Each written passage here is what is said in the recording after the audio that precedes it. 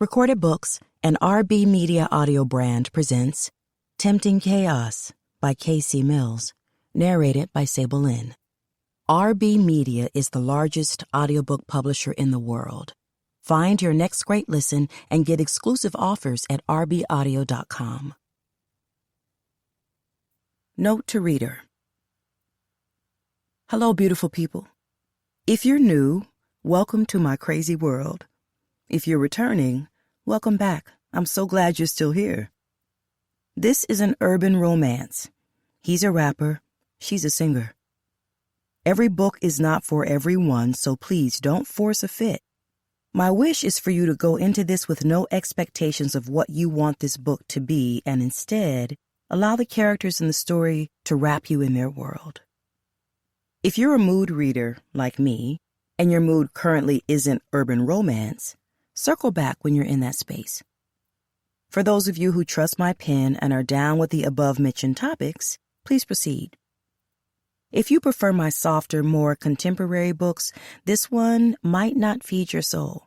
However, Asao is a lover at heart and a loyal protector of the woman who deserves his love. He does not disappoint, but I'm biased. Trigger warnings. Mature content, language, sexual content. Mention of sexual assault, being drugged, not shown on page. Sincerely, K.C. Mills. Crafting romance with an edge. Prologue. I'm high as fuck. Asao dropped his head back on the sofa, focusing on the beat that thumped around him, trying to stay grounded. It was late, and he should have been gone hours ago, but women filled the studio and with that brought kush and alcohol. That meant Dom was distracted and no work was getting done. They were in for a late night. Namaya was going to be on his ass because he'd told her he would beat the sun home. Based on how his head was currently swimming and the lyrics pushing through his mind, that shit wasn't happening. I told you not to smoke that shit. Niles chuckled at his boy and Asao grinned lazily. I ain't no bitch. Fuck I look like passing on that fire. You look like a man whose girl is gonna have his shit in trash bags by the door when he pulls up. Mai is going to fuck you up. She knows better. He smiled at the thought. She for sure would have his shit bagged up by the door. She had done it before. His girl didn't play and was getting tired of his absence in her life. For years, she'd put up with Asao's shit. He was born of the streets and just trying to make it. She was his hood princess who wanted more for him than he wanted for himself. Namaya loved Asao, but she was changing. For the past 2 years, the money he laced her pockets with had paid for community college instead of designer bags. When she talked about the future, it included marriage and kids. She wanted things that he couldn't give if he didn't change his ways. Her growth was beautiful. Asao loved to see his baby hopeful. He would give her the world. Shit, that was what he was grinding for, but he needed more time. Dreams were expensive, and running the streets was funding both of their aspirations. He often found himself between a rock and a hard place because punching another man's clock wasn't going to keep a roof over their heads and food in their stomachs. It damn sure wasn't going to pay for college tuition and studio time. Namaya was patient because she understood the position Asao was in, but she was fearful because hustling had an expiration date. Namaya would die without her man, but knew Asao would die if she took away his ability to be one. He was a provider and a protector, doing things the only way he knew how. Asao needed time, and she needed him. The fuck was he supposed to do with that? Asao sat up and dropped his face into the palms of his hands. He massaged his eyes and glanced around the studio. The smoke was thick as hell from what they had been blazing. Trees had been burning since they fell through just after midnight once they were done spreading bricks and guns throughout the city. For the past 2 years, they had been selling in bulk, trying to stack money quickly to fund their next venture. Asao was the investment. Niles and Dom were willing to funnel their money into their boy because he would be their exit plan. 10 years in the streets, still breathing, with no pending charges was an anomaly where they came from, and none of them wanted to push their luck. The bodies they dropped and the dope they pushed would only get them so far. It was time to repent, and their sanctuary would be the studio. Let me run this shit so I can take my ass home, Asao mumbled with every intention of getting in the booth, but thick thighs and a sea of brown skin moved between his legs, stopping his movement. Or you can let me get you right first. Brown eyes lowered to his dick, igniting Asao's irritation. He frowned and angled his head to the side, delivering one word: move. Shauna licked her lips and smiled through the embarrassment because all eyes were on her. Everyone knew who owned Asao's heart, but that didn't stop others from trying to get a piece of him. He was fine, paid, and gave good dick to those he deemed worthy. The problem was, in recent years there had only been one woman reaping the benefits. There are plenty of motherfuckers in here who will fuck you. I'm not one of them. Move, he stated in a way that had her shuffling back to give the space demanded. When she was out of the way, Asao stood and yanked his sweats up. With one last glare, his long legs carried him toward the booth with a stride that had all eyes on him. If you just want some dick, I got enough to share.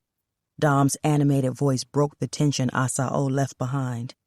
Shauna grilled him hard before stomping back to the corner where she dropped into one of the folding chairs and focused on her phone instead of what was going on in the studio. Hey, run that shit so he can take his ass home, Niles smirked, shaking his head. In the past 2 years, he had seen his boy go from a man who ran through pussy daily to a man who was only loyal to the woman who owned his heart. Asao wasn't faithful when she'd first gotten his attention, but their status changed with little effort. He fell hard and fast. When she made demands, he became loyal to only one. They respected how he moved, even if they had no plans of following in his footsteps. Dom turned to the board and queued up the track he wanted his boy to rhyme over. Asao's voice followed, and the words came effortlessly. Hood's finest, rep climbing, motherfuckers clocking, bitches watching. He's that nigga, finger on the trigger, weight slinging, money gaining. He got that heat. She's at his feet, on her knees, soft, subtle pleas. Pussy on a platter, that shit don't matter. She been around the block, pussy wet and hot. Can't trust her, she's a nut buster. Dick down her throat, skilled, never chokes. She'll suck you dry, peep the look in her eyes. She wants my heart, it's not mine to handle. My lady deserves that world, not a studio scandal. I ain't the one. You can't be my two. Got a queen in my role, make her dreams come true. She don't want money, she just wants my time. Believes in me, gonna always be mine. A nut ain't worth losing my world. Sex ain't better than love. I'm riding with my girl. When Asao looked at Shauna, her face blazed and everyone in the studio went crazy. Damn, he didn't have to do her like that, someone said through a laugh, opening the door for everyone to talk their shit. Girl, leave now. You can't recover from that. Trina smirked from her position on Niles' lap. He chuckled, knowing his boy was on one. Asao already didn't give a damn about how reckless his mouth was, but the weed in his system only made matters worse. Shauna's eyes moved around the room before she was up and heading toward the door to leave.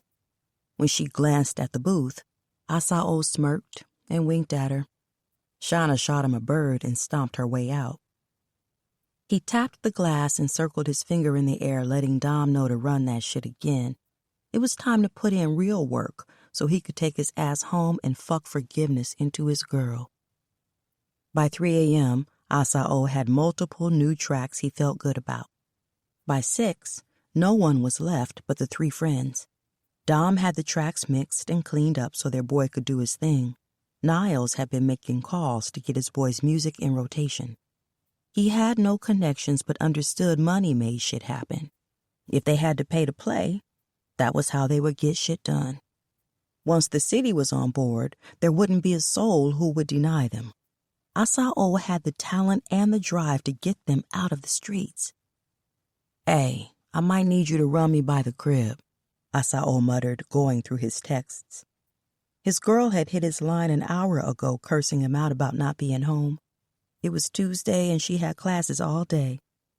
Since Asao's whip was out of commission with the busted engine, he had been pushing the one he'd purchased for his baby. He didn't need much, so while she was riding in luxury, he was in bullshit.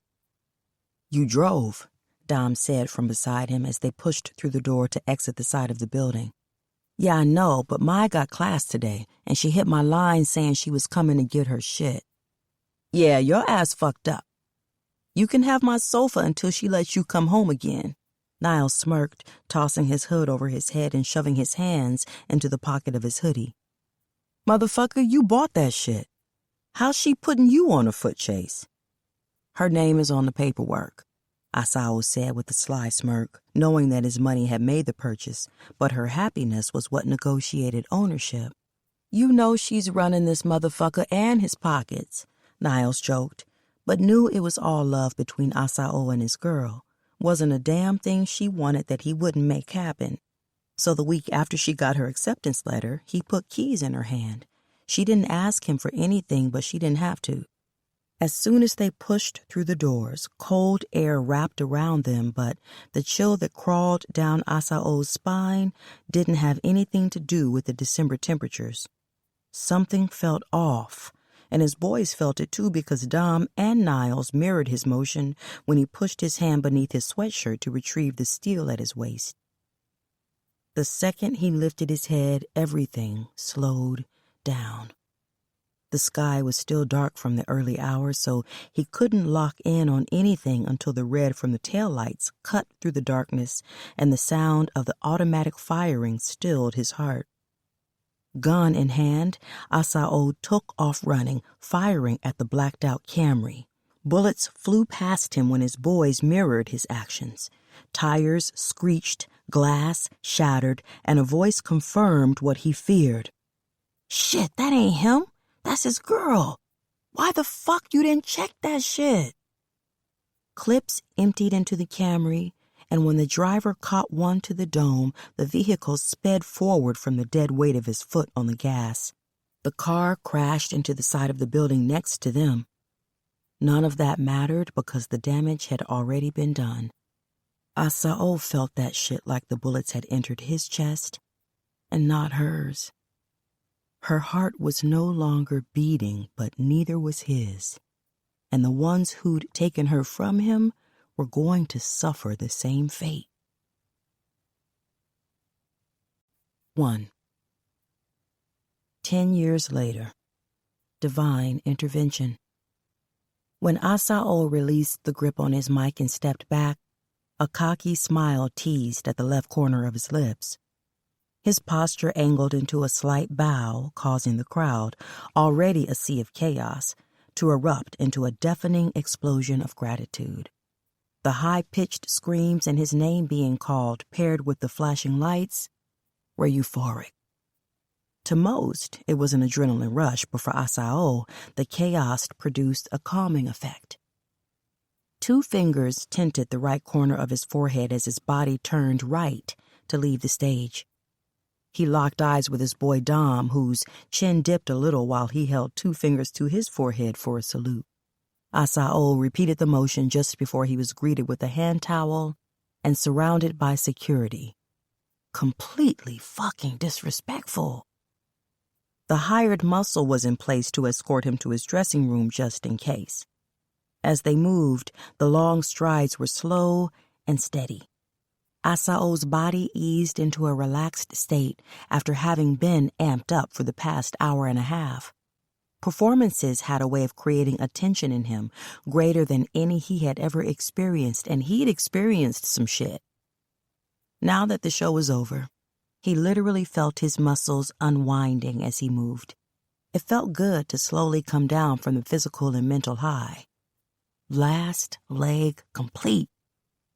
Touring meant large lump sums to offset the trickle flow that built from streams. As an indie artist, Asao's numbers were good, better than most, but the performances kept him eating, his bills paid, and his family taken care of. He didn't necessarily hate performing, but could certainly do without it. Performing meant giving fans a part of him he wasn't thrilled about sharing. With the exception of a handful, he didn't let people in. Asao was a recluse and not one to hand over the one thing he cherished the most: the art, the music, the process. That was his shit. When he was in the studio, engulfed in the creative vibe, he felt free. His true self was exposed during those candid moments of freedom, and performing, in his opinion, was a false sense of that serenity. Not many were allowed to experience that side of him because it was sacred, almost intimate, dangerously close to the ultimate high drugs provided. The studio was his safe haven, comparable to a mother's womb or a woman's unconditional love. Once he reached his door, the group of men surrounding him stepped to the side. Well, all but one. The hired muscle reached for the door, but Asao shook his head to stop him. "I'm good," was all he offered. It was their job to make sure his dressing room was clear and free of any threats. However, he wasn't concerned. There wasn't a damn person on this earth who could get to him, even if they infiltrated an opportunity to be in his personal space. Not only was there no fear in him, his team, which included his boys Dom and Niles, were killers. Actual killers. The streets had raised the three of them, turned their souls dark, and placed coal where hearts should be. It had been years since any of them had gotten their hands dirty, but he was sure traces of their sins still lingered on their fingers, possibly visible under the most expensive blue lights. That was how much sin was etched on their souls. He was a different man now, a changed man, but his past was still a part of him. His sins and he were soul-tied. "We'll be waiting to walk you out." The leader of his detail's voice was even, not expressing his mood one way or another. The subtle attempt at asserting his authority caused Asao's left brow to hike slightly and his temple to pulse. He didn't do well with people not respecting his wishes. These fake-ass cops were aware he didn't want them there, but equally aware they had been put in place by their employer to do a job. Either way, they had reached as far as he would allow them. With a look, he communicated unspoken thoughts which had the four of them stepping to the side just as he heard Dom's voice. "How many times I gotta tell y'all he doesn't need a damn escort? I know this shit is paid for by the arena, but I told you we don't need it." His annoyance was just as loud as Asao's, regardless of how level his voice sounded as he stepped past him into his dressing room. Asao chuckled, walking in behind Dom, not concerned about what security was going to say. "That shit was dope. We sliding up in something tonight, Sal, no matter what. Don't give me no bullshit about you chilling." Dom greeted him with a cocky grin, sending a hand in his direction. Asao met Dom's closed fist with his own before he fell into the leather chair in the corner, drying the remaining sweat from his face with the towel. Asao's body was on empty, but his mind was always wired, so his thoughts were on what was next. "I am chilling. Y'all can do whatever. I have a few lyrics I want to run across those beats you sent me last night." "Fam, that shit can wait. This was the last performance for the next 6 months. You have plenty of time to work on new music. Tonight, we need a few bottles of something expensive and to find women who appreciate our good looks and good dick." While Dom's hand moved to his crotch, the door opened once more. "Hey, what club we hitting up tonight?" As if he was already connected to the conversation happening, Niles stepped into the room, slamming the door so hard Asao glanced to ensure it was still securely on the hinges, while Niles handed over Asao's phone. This was their routine, so it flowed with ease. And why the hell them rent-a-cops still out there? I know you told them we don't need that shit. Arena rules. They have to do their job so they don't get sued. You already know how that goes. Asao spoke up after he unlocked his phone. It was what he checked first if he had to separate from the world for any reason. His fingers went to work swiping messages and notifications before he lifted his eyes to Dom and Niles. Dom was grinning, while Niles appeared to be ready to pull up. His face remained in a permanent scowl, so neither of them were concerned. He didn't smile for shit, but Asao was so used to it that it felt normal. Fuck their rules, Sal. Them rent-a-cops couldn't protect a toilet from my piss. Dom's expression exposed a hint of amusement. This fool says the dumbest shit, but it always makes sense. Tell Sal we're hanging out tonight, Niles. He's talking about running lyrics. The deciding vote laid with him most days. If Dom and Asao couldn't agree, which was damn near all the time, Niles had the responsibility of making the call. Tonight, it wouldn't work. He was tired as hell and his mind was already made up. You know how he is. He's on the high right now. The fans kissed his ass enough to make him want to be ready for the next hit. Pussy doesn't compete where music is concerned. Why are you even trying to sway him? Man. Dom felt defeated but wasn't surprised, which caused a smirk to appear on Asao's face. This week, I promise I got you. Right now, I need to get this out of my head or I won't be able to focus on anything. I told you not to send those tracks until next week. You know him better than I do. Niles lifted one shoulder, offering a half shrug before his eyes dropped to the phone in his hand. He hit ignore on an incoming call, then focused on Asao. The money hit the account. Everybody got their cut. I'm about to spend some of mine with this anxious motherfucker. You need anything before we split? Niles was his business manager, had been since the day Asao dropped his first real track that brought in any type of money. He and Asao hustled side by side in the streets for years prior to this music thing. Niles counted up and flipped product for profit along with him and Dom, which taught them how to make shit move and prosper. Their history was sketchy, but Niles was good with money. Asao trusted not only his bank accounts with him, but his life as well. That was rare, considering where they came from. Loyalty was like a fucking unicorn in their world, but Niles, that was his boy. Asao rocked with him heavy and would never question him. His word was bond. Nah, I'm gonna grab food and head home. I need to get this shit out of my head. All right, we'll talk tomorrow. I have to go over a few things with you. Things? They were all on their feet heading toward the door, stopping to keep their conversation confidential. A few moves I think would be a good look for you. Niles' explanation was good enough, since Asao knew how he worked. Without a major label backing his career, if they didn't hustle, they didn't eat. That was Niles' department. The same way Asao was eager to get some new music in motion, Niles was eager to find ways to profit from it. If Asao's pockets grew, Dom and Niles' pockets were laced equally. That was how they worked. It will be a late night, were his final words.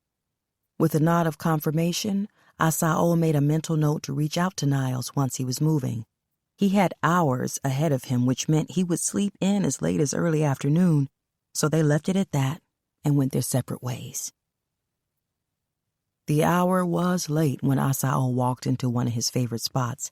There wasn't anything fancy or appealing associated with Carver's, but he frequented here a lot, mostly because it was a block from his building. The food was good, and no one seemed to care that he had a little status behind him. The owners, Charlie and May, had become a comfortable part of his life, which meant he'd sat at their dinner table a few times. On the days either of them worked, no matter how much he attempted to cover his bill, his food was always on the house. He returned the favor with free promotion whenever he could, and a few private performances from time to time that had the tiny space busting at the seams.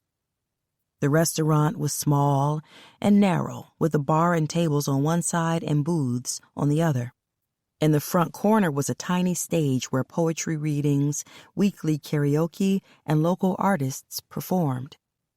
Asao had long since outgrown that part of his come-up, but for Charlie and May, he hit the stage from time to time. Because of what little notoriety he had in the city, Carver's maintained a steady flow of traffic with hopefuls and those who were loyal to his journey, which kept their business open long past its expiration date. Stepping inside, a few heads turned from the chime of the door, but none moved an inch. Considering the late hour, there were only a few people in the place, and their agendas were more important than latching onto his. His original goal had been to place an order to go, but since it was quiet and there was only a little over an hour to closing, he found a table in the corner instead, making sure the spot allowed a visual of the entire building. Asao would eat while he cleaned up a few of the lyrics he'd typed into his phone, then lay rough versions once he made it back to his apartment. His spare room was a makeshift studio where he spent countless hours crafting music the world would never hear. "Welcome to Carver's. I'll take your drink order if you're ready." The soft voice was new. He was well-versed in every employee who worked here because of his familiarity with the place, and this voice didn't belong to any of them. When he lifted his eyes to the face that spoke to him, he couldn't see much. She wore a baseball cap pulled down so low on her head that all he could see was a chin and a pair of plump lips. The bushy auburn ringlets that pushed out the back of her hat and swept her shoulders created even more of a shadow around her face. "Bottled water, and I'm ready to order." She waited but didn't speak, so he rattled off what he wanted. The usual. Turkey sub, lettuce, no tomato, mustard, no mayo, extra fries. With a quick nod, she walked away and he went back to his phone. By the time his food arrived, he had one wireless earbud in running through the beats Dom had sent him, crafting lyrics. Prospectively, the third set of lyrics, since he'd received the beats from Dom. That was one of Asao's flaws. Each time he heard a beat, he imagined different words flowing. He would do this for hours, sometimes days, until the right combination hit. It had to feel right. His skill set was unheard of. Often he was referred to as an anomaly, which meant he could flow over anything and make it great. But for him, it transcended far deeper than just making something great. He had to personally be connected to it. The combination of the beat and the lyrics had to be felt as an extension of him. Tucking his lip between his teeth while his head motioned slightly to the rhythm sounding in his ear, Asao knew he was there. It was time to record. Shortly after, he was on his feet, back stiff from having spent the last hour in a poorly built wooden chair. The cash he removed from his pocket landed on the table before he was on his way out of the door, while a small body was on its way through. She collided with him in a way that was chaos and sanity at the same time. It was unexplained, but caused him to look down into her face. She had to be at least a foot shorter than his 6-foot height, which placed her just under average height for a woman. "Sorry," rumbled from her pouty lips before her eyes left Asao's and darted past him. They were both stalled in the doorway from their collision, and from what he could tell, she wanted him to move so she could enter. "You're good, pretty." Pretty? He called women that all the time, and it generally had not a damn thing to do with their looks, just habit on his part, because Ma, Shorty, or any other moniker used to reference the opposite sex didn't play well on his tongue. But saying it in that moment felt different. It applied. She's so fucking pretty. Her face didn't change, no flash of a smile in her eyes, no signs of warming in her cheeks. Not even admiration for a man acknowledging her. Asao chuckled and stepped out of the way while she maneuvered around him, pushing the door wider to fit her slim body through. Asao's eyes caught sight of the music clef inked on her hand. It lined the back of her thumb and traveled down to her wrist, disappearing beneath. In seconds, It had captured his attention like all things musical, but just as quickly as he admired it, the thought pushed through as a reminder that he had work to do. The short walk to his building was time spent running through the cadence of the lyrics dancing around in his head. He also paid close attention to his surroundings, even as he entered his building, took the elevator to the 5th floor, and stepped off to take the short hallway to his unit. When he noticed her hand mid-air, his jaw flexed. She felt his presence and turned with a slow, seductive smile just before he offered one word to kill whatever she was thinking. No. Her full wine-colored lips pushed forward into a pout while her hand brushed across the front of his jeans, lightly at first, but with a little more aggression when she located her target. As her small hand caressed, he caught her wrist. I have work to do. His eyes never left hers, nor did they express anything other than what he was feeling internally, annoyance, even as his dick inflated in his jeans. You're always working. You've been in and out of the city for the past 3 months. Don't I deserve one night? Asao inhaled and pushed it out slowly. Her smile was an expression of the ability to chip away at his resolve. He hadn't been with anyone in a minute. His thoughts flashed through the memory of 3 weeks ago after his show in Miami, a wild night in a hotel suite where Dom and Niles had surprised him with several very eager women. Very eager. They did their rounds, but he hand-selected one to share his bed. She sufficed, but wasn't anything special. Please. Those damn lips again. This time they pushed out a little further while her hazel eyes lowered and the pressure of her fingers moving across his jeans increased. You can't stay all night. I have to lay some tracks. Satisfied, she smiled. When his fingers released the hold on her wrist, Tori was against his chest, pressing soft kisses to the corner of his jaw. She knew better than to actually touch his lips, but, like always, she pushed the limit to get as close as she could. Maybe it made her feel more relevant in his life. Who knows? It only gave him reason to stand firm on her staying in her current position. I missed you, Sao. Inside his place, she kicked off her shoes and wiggled out of her coat. Next to go were her jeans, gaining him a full view of the red lace panties covering her ass. It wasn't the biggest, but it was still nice and got the job done when he had her on all fours. Do you have anything to drink? I know you haven't been in town long, she sang as she padded into his kitchen.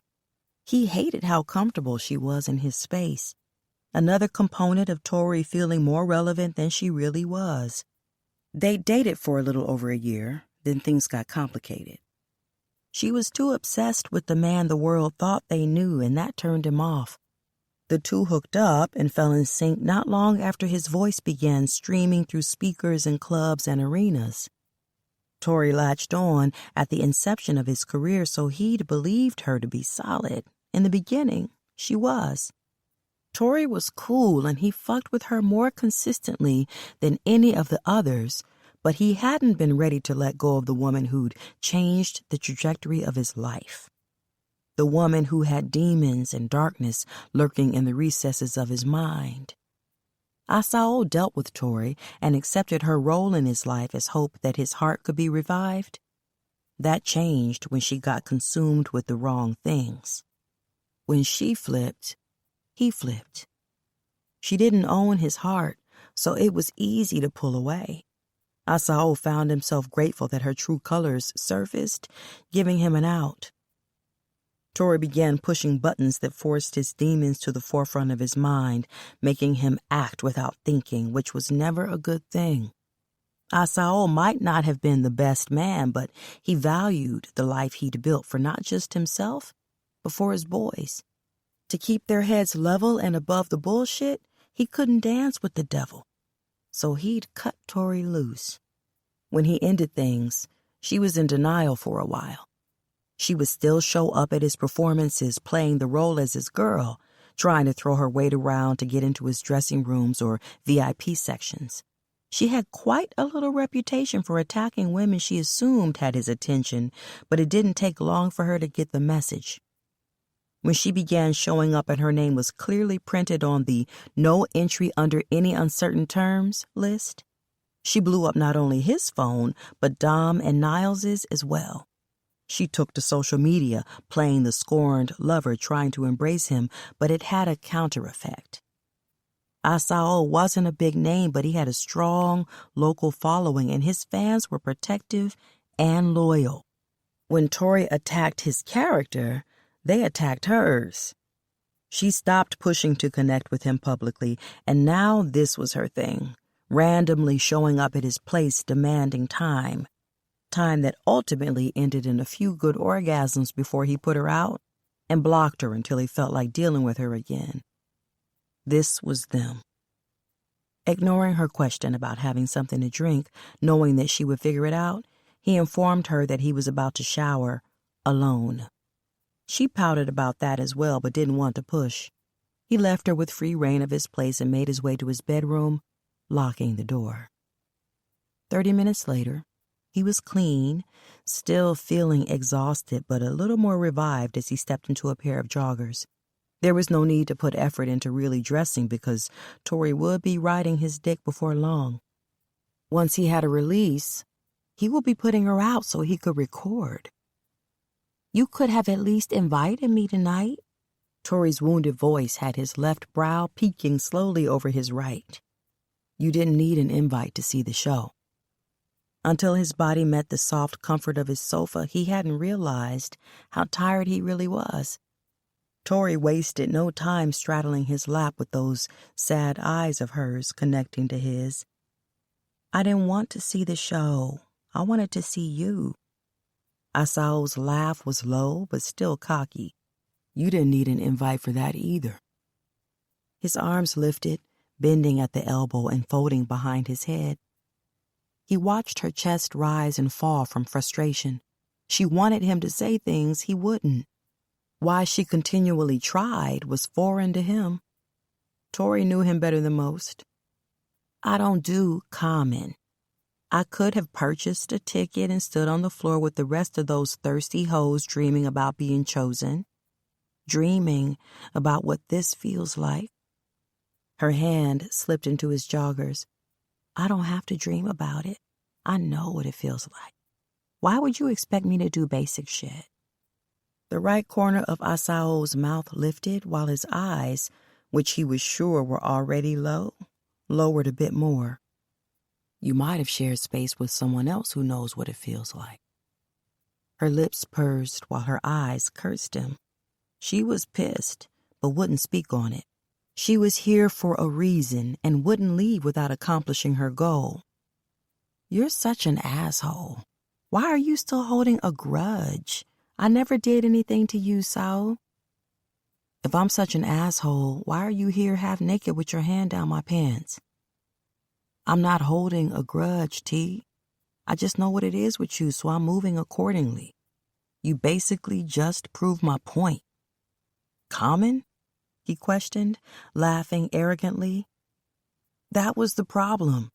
She wanted to embrace the notoriety of Sao and all the perks that came along with it. That was evident from the first flash of fame he'd stepped into.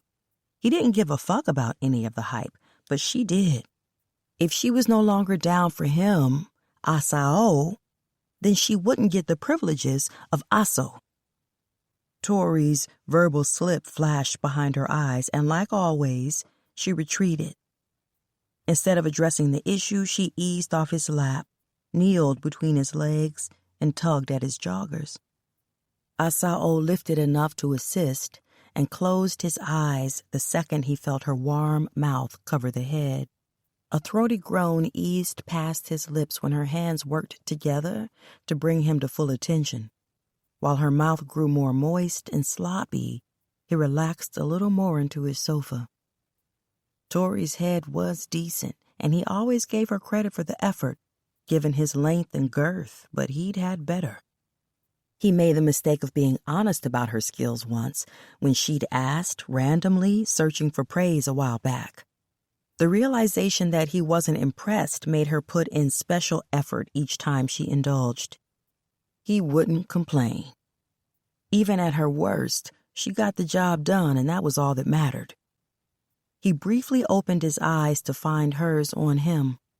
The lust and determination moving across her brown and gold irises made his close. No matter how badly she wanted more, this was all they would ever be. There was no point in allowing even a sliver of hope. An hour later, he was in his pantry in search of bottles of water while Tori sulked through his living room collecting her things. Once she wriggled her way into her jeans, she planted her hands on her curvy hips to face him. With one sweeping motion, he admired her build. Tori was tall for a woman. Her forehead aligned with his chin.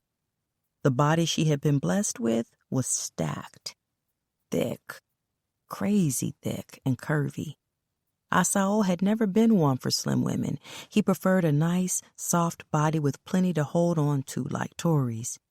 Everything about her was sensual and kept him hard as steel when she was around, but a constant erection wasn't enough for him to let her back in. "Can I stay and watch? I won't bother you." His head was shaking before the words left his lips. "Nah, this is new shit and I need to focus." "But, Tori, no. You got what you came for. Don't push." His warning was verbal at first, followed by a look she knew all too well. "Stop while you're ahead." Instead of debating, she found her shirt, pulled it over her head, and tossed out another hopeful plea. "Can I see you again? Maybe this weekend? The tour ended last night, right?" She knew the answer. If Asao hadn't been the one moving from city to city every few days for the past 3 months, she would have known the answer better than him. Tori couldn't physically have him anymore, so she stalked his every move, every interview, photo shoot, club appearance. She knew about it and was the first to show love on social media. It was just fucking obsessive in his opinion, but she was grown, so he couldn't tell her how to live her life. She needed to move on, but Asao knew deep down she wouldn't as long as he kept allowing her an in, such as the one offered tonight. He struggled with the decision, but was selfish in a sense. She was convenient and willing. He had never been the type who was on the prowl for a release, yet Tori always brought him one exactly when he needed it, to be honest. So he let her. "Nah, I have shit to do." "But, Tori, go home. I'll hit you up." Asao's words cut deep because she knew it was a lie. In the past years since they had been separated, not once had he requested her time. She offered it, and he accepted. He never wanted the connection to be thrown in his face or for her to accuse him of using her or confusing things. Her moves were her decisions. "Fine. I guess I'll see you around. My mom asked about you." Here we go with that shit. Your mom doesn't fuck with me like that, T. Never has. Bringing up her mother showed her desperation. A conversation with Asao, even one that would end as an argument, meant more time here with him. It's not that deep. How she felt was never about you, more about what you were into. The pensive look she offered had him chuckling under his breath. Her mom hated him and let it be known every time she was offered a chance. Low-life street thug, never gonna be shit. He was sure she still felt the same now as she had back then. However, his recent come-up might have provided her with a little more tolerance for his common thug ass. He laughed under his breath, refusing to engage. He wanted Tori out of his space. "Tell her I said what up then." When he reached the door and held it open, she rolled her eyes, slipped her feet into her heels, and grabbed her coat. With a bruised ego and feelings of defeat, she breezed past him, not saying another word. He was used to the process and the attitude. Instead of being remotely moved by it, he shut and locked his door, heading right for his studio with a focused mind. 2. Sitting in her car, Samari pulled up her bank app to check her balance. It made no sense to be in this place, but here she was. 2 platinum singles, and she had to check her banking app before going grocery shopping. Well, technically, she didn't have to. Her money hadn't run that low yet, but she was on that path. It was embarrassing. No, humiliating. People recognized her. They assumed she was doing well. They assumed fame had blessed her with the spoils typically coupled with celebrity status. At one point, that was true. But in a little over 6 months, the money that filled her bank account had been slowly disappearing. She lowered her head to the steering wheel of her BMW and closed her eyes. This was insane. Samari would have to get a job soon or she wouldn't be able to afford her bills. At least her apartment was paid for. One of the only smart moves she'd made after receiving the advance from Cobra Records. But it required money to pay the utilities and fill her refrigerator. Money she was running out of faster than she assumed. The tiny royalty checks she received weren't much. She had no idea the advance would be expected to be paid back in the event that her sales didn't cover the money handed over. Apparently, her sales weren't as great as she'd assumed they would be.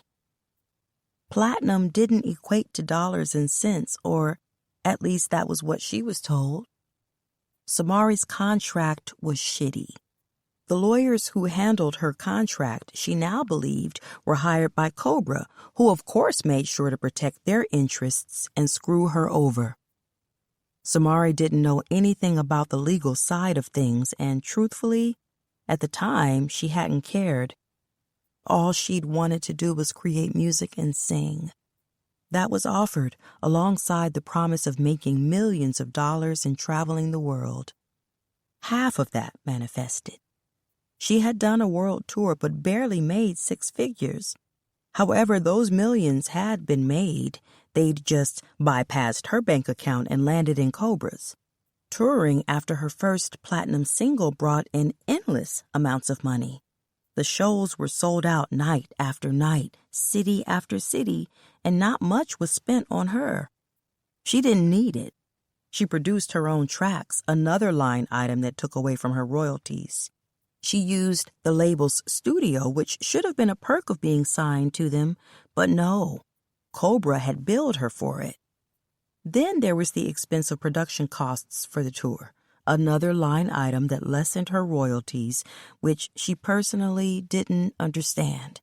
There were no over-the-top displays of lights, torches, dancers, or anything remotely creative about her shows. She didn't want any of that either, just her on stage. Samari was also a loner the entire tour. Her only family was her mother, and she couldn't travel with her because she had a life and bills that required a consistent check. Her mother couldn't disappear from a job for months or even weeks at a time, but she also wouldn't because Samari's childish dream wasn't something she supported. Regardless of that dream being a reality because of the contract that promised an amazing future. No one was close to her besides her one true and real friend, Cherie, whose husband and pregnancy prevented her from being by Samari's side. She didn't need a bunch of people around. That wasn't her thing. Unlike most, with Samari there was no entourage to speak of, but that didn't stop Cobra from putting a team in place. A very expensive team who was supposed to handle wardrobe, hair, makeup, and all other client requirements. Another line item that accounted for why her royalty checks were so small. The funny thing was, she dressed herself, maintained her own hair, and refused makeup. However, she clearly paid for that team to catch first-class flights with her from city to city and provide services to someone, services she personally never received. Yet another thing Samari had no clue about. She just wanted to sing. Being on stage was such a rush. To connect with the fans and have them singing her songs with her, word for word, was euphoric. The excitement on their faces when Samari made eye contact and acknowledged them was pure bliss. It was a high, one she'd missed so much that the void physically hurt, a high she wouldn't be experiencing anytime soon.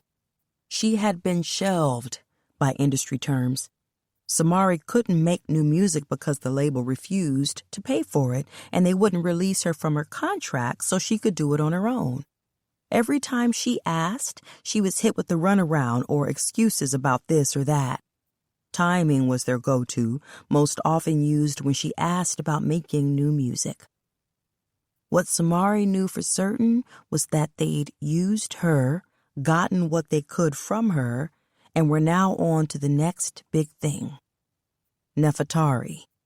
She was an eager and willing 18-year-old who exuded sex, had very little talent, but would do whatever the label asked of her. She wanted to be famous no matter the cost, whereas Samari had standards and simply wanted to make good music. Music that would be around for years to come and not just the hot new song of the minute.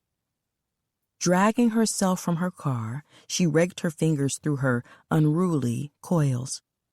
Her look was half shaved, half brushing her shoulder. The shaved side had recently grown a little longer than she liked. For months, she had been considering growing her hair out again. She hadn't had a full head of hair in years. It was either both sides shaved or at least one. The look fit her face, and she had grown accustomed to seeing herself that way. The problem with having a signature look was that people recognized her. Samari hated it because they always wanted to know why she was shopping alone and didn't have someone handle it for her, when her next single would be out, or if the rumor connecting her to this person or that person was true. She tried her best to be polite, but it proved to be exhausting, simply fucking annoying, and it hurt. Her life wasn't what they thought it was, or even what she assumed it would be, and the reality was devastating. It took her a little under 30 minutes to gather what she needed. To save herself the scrutiny of dealing with others, she'd learned the art of speed shopping. By the time she made it to the register, she felt certain she would survive the experience without having to explain her life to anyone until... "I hate to keep staring, but you look familiar." The cashier flashed Samari a curious stare as she moved the items across the scanner. Samari smiled politely and nodded. "Man, I wish I could put my finger on where I know you from." Samari bet she knew and simply wanted her to acknowledge her identity first. Again, the cashier searched Samari's face just after scanning the last item, almond milk. Samari kept her eyes on it as the cashier placed it on the other side, then snapped open a paper bag. After the cashier rattled off her total, $342.67, Samari unzipped her bum bag to remove her wallet. The cashier's eyes followed the motion, and that was when it clicked. Her smile grew wide as she scanned Samari's neck and shoulder, piecing things together. Samari's face was one thing, possible recognition, even her signature hairstyle, but the tattoos, they couldn't be overlooked. The cleft on her hand and wrist, and the matching one on her neck that extended to her shoulder blade.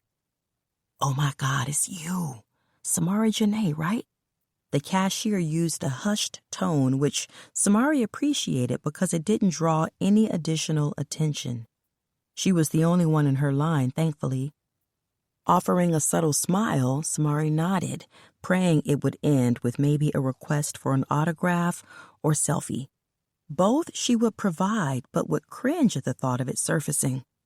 Since her quick thrust into fame, she had done her best to steer clear of social media, hoping to avoid false stories or blog appearances. But as of late, she'd kept a really low profile. Most days she could avoid it by frequenting areas where people were familiar and used to seeing her. Not just that, paparazzi had no interest in what she had going on. However, the blogs did. They loved a good failure story, and in their eyes, she was a failure. "Shit, you are her. You're so pretty." beautiful, not just pretty. I'm sure you hate this, but can we take a picture? Samari's eyes swept the front where they were standing. It can be quick. I love your music. I can't believe you're here in my line. Why are you? Don't you have people for this? Wait, no, dumb question. I bet you do it just to be normal, but shit, you're not normal. You're Samari. I can't wait to get new music. Anything coming soon? Again, the cashier used a hushed tone for the 5 million questions she sputtered. Questions she didn't allow Samari time to answer. Sure, we can do a picture, and I'm working on a few things. I hope to have something out soon. Samari's smile was genuine even if her words weren't, and her heart ached because of the lie. No, she wouldn't have anything out soon. The label wouldn't allow it.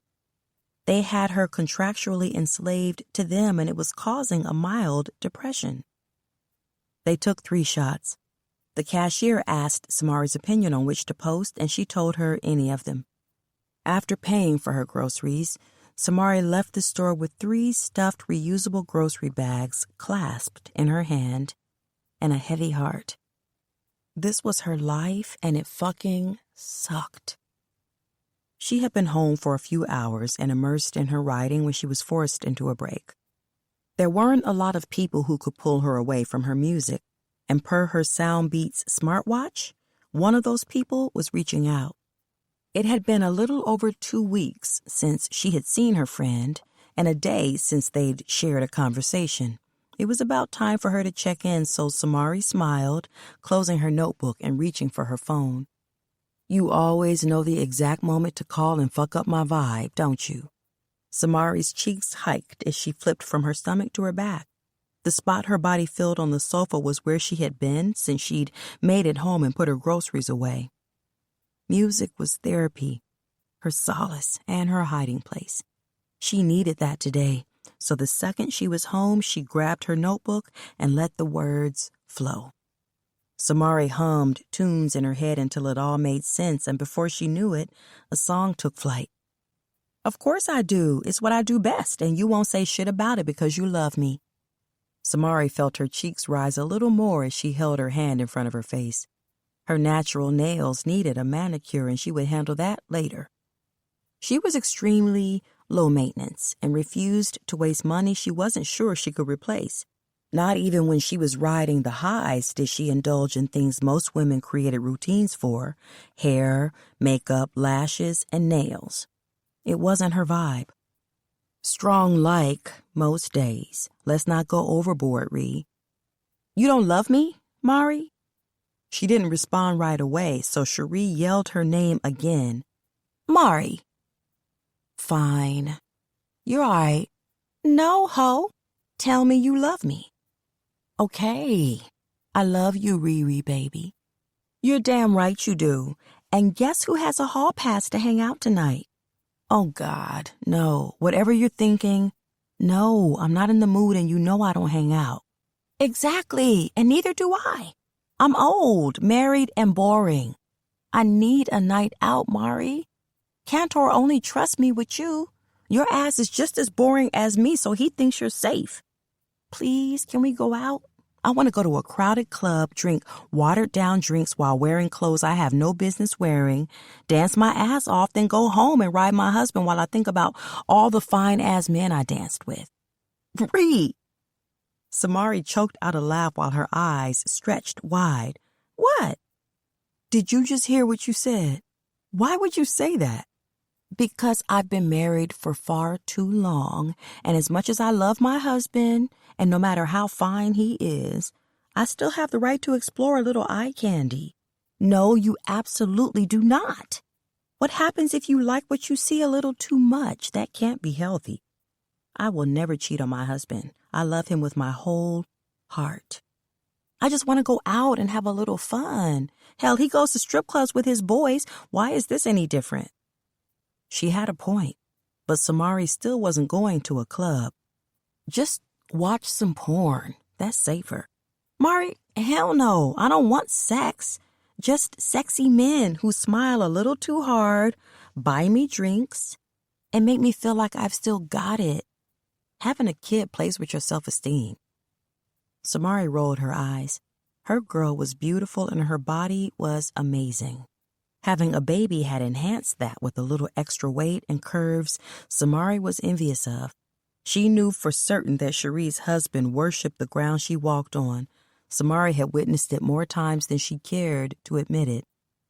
They were adorably in love, and he made sure to tell Cherie all the time how beautiful she was. Your self-esteem is fine. No. Samari, please. I need it. You're my best friend, my only friend, and I need this. I miss you. I miss us. You went and got famous on me. I got married and had a baby, and now we're just out of touch.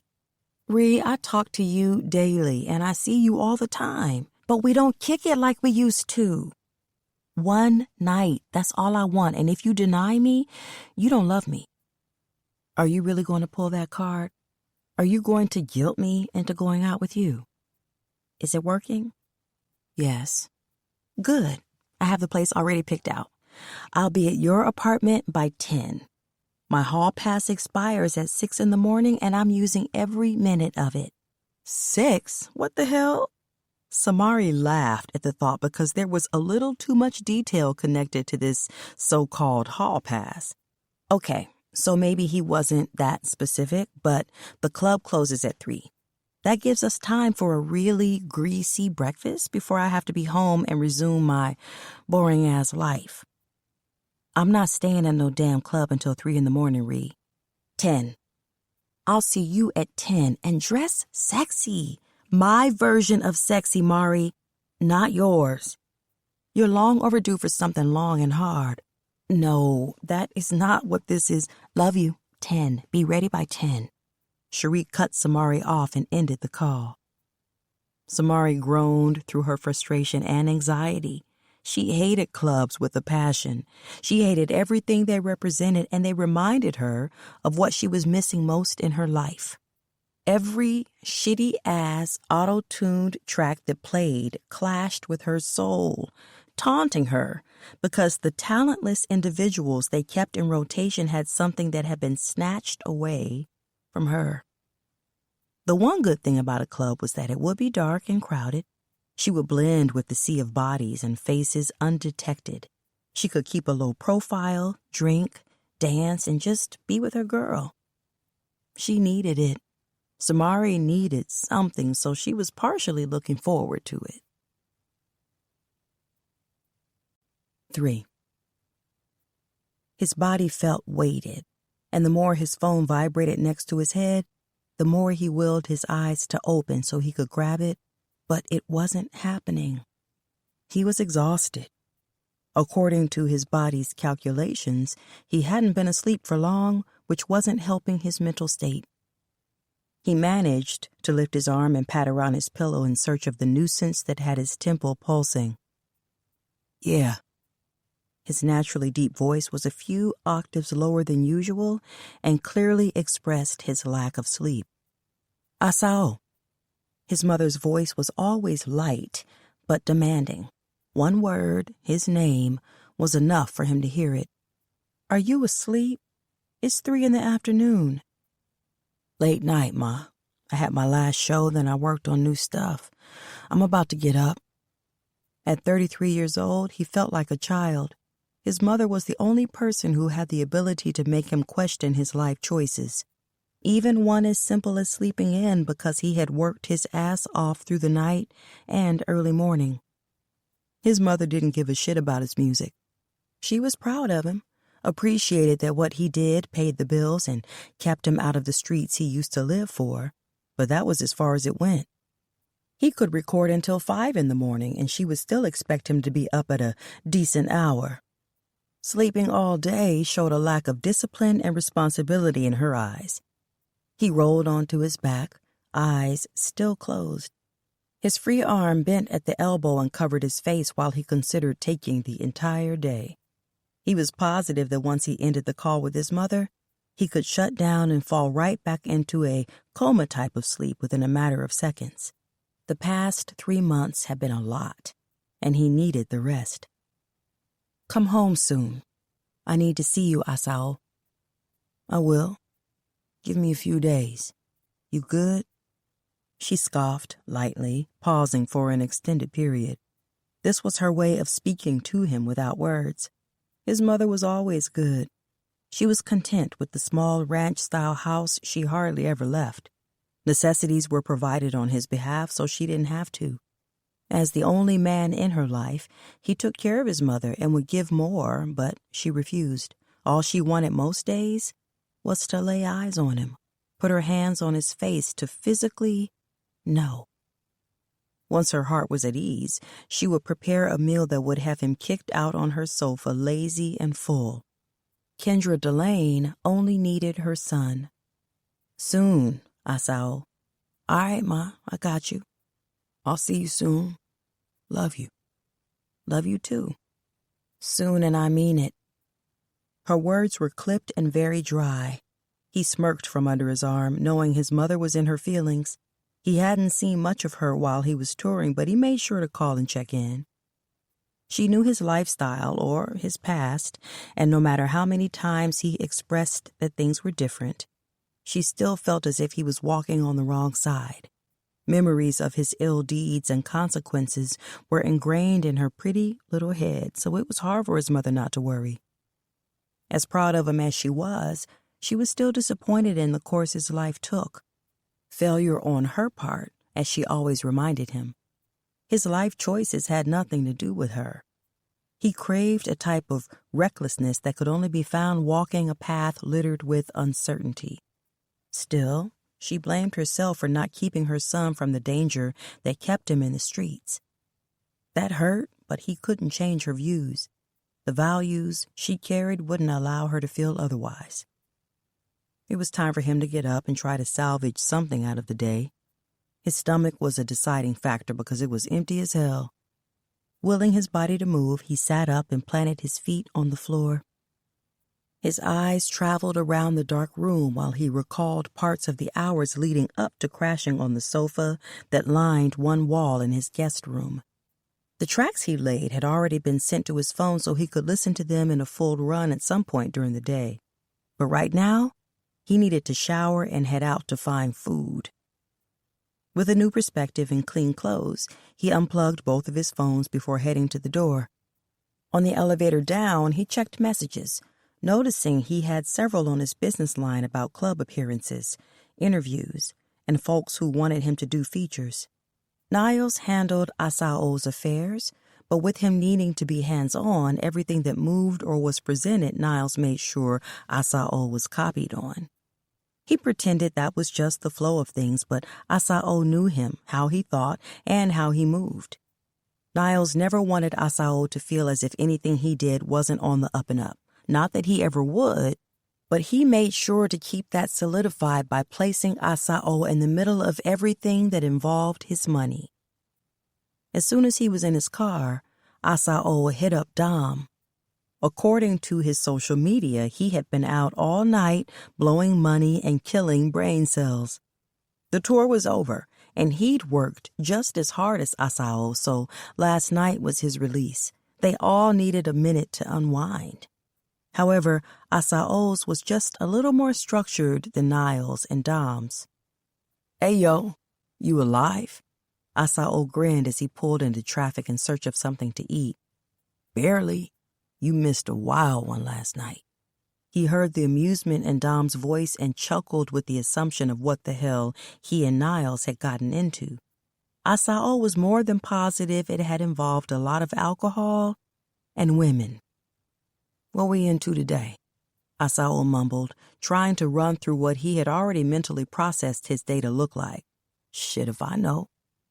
Right now I'm about to clean house, wash my ass, then find some food," Dom said, sounding annoyed. "Clean house?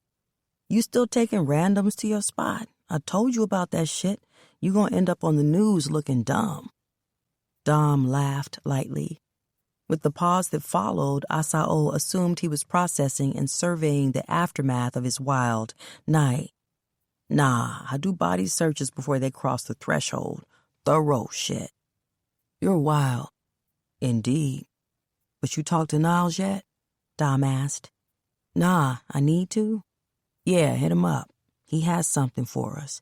He ran it by me last night, but you know I was blazed, so it's up to your scholarly ass to decide if it's money or not. He quickly read between the lines. Dom was down for whatever his boy made the call on. He was easy when it came to how they moved. As much of a necessity as Dom was to Asao's career because of the tracks he created to make the brand relevant in the industry, Asao was the name, the face, and the reason people showed up. Any decisions about their careers started and ended with him. All right, I'll get with him. Where's he at? Asao planned on pulling up to see what Niles had on his mind. Home, I guess, if that motherfucker made it. We were both beyond our limit. Dom paused and yelled at someone in the background, "Hey, get your girl. I need y'all up out of here. I got shit to do." He grated before addressing Asao again. "She just put her nasty bare ass on my sofa like we wasn't fucking all night.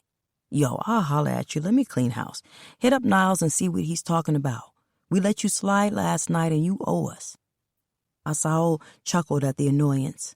Dom was the nastiest germaphobe he'd ever met. That shit was a contradiction. His place always looked like a tornado hit it, but the way he explained it, his mess was his mess. He couldn't tolerate anyone else's chaos or their germs, which explained him seeing red behind a naked woman's bare ass on his sofa. He was just fucking strange, but that was his people.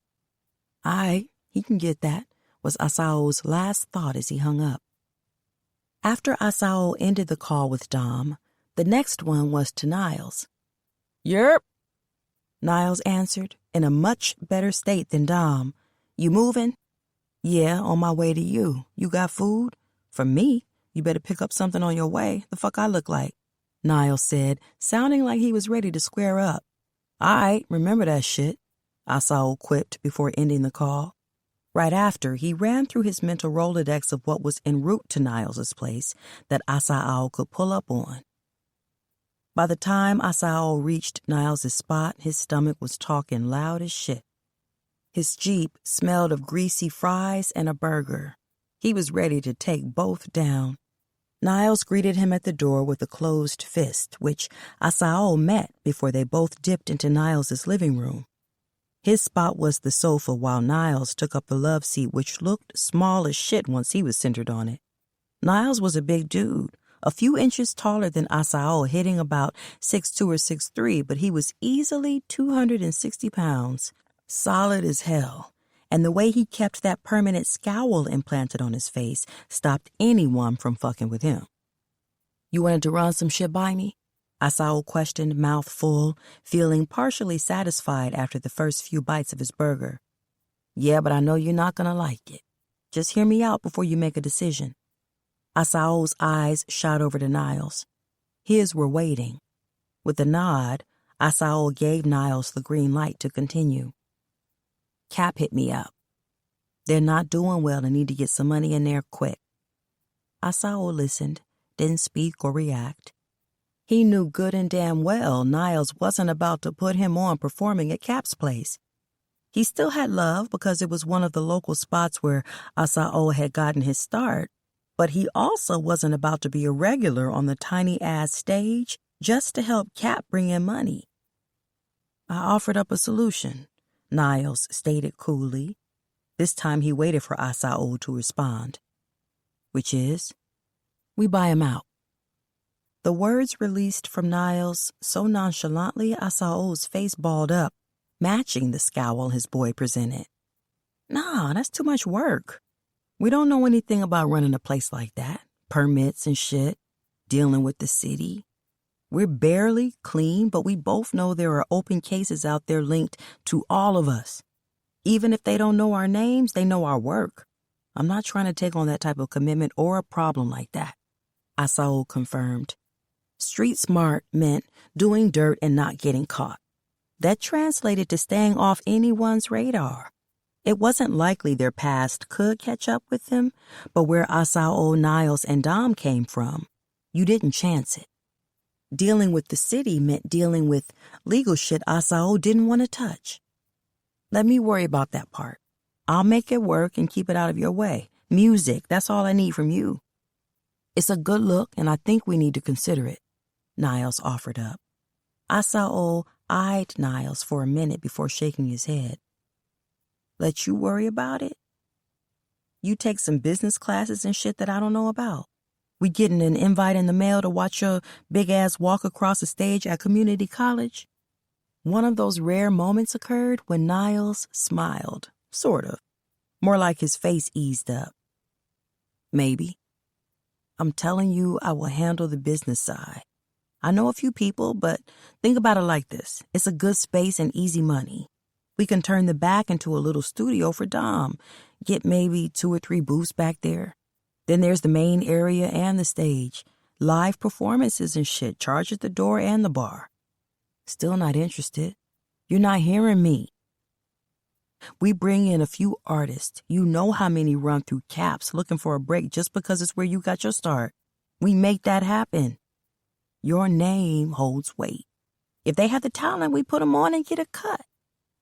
Amusing. Real fucking amusing. That sounds like a label. Or at the very least, artist management. Nothing I want any part of, Asao said. Niles shrugged and said, It is, but it isn't. How many times you catch somebody trying to get put on and run down all the shit they're doing wrong?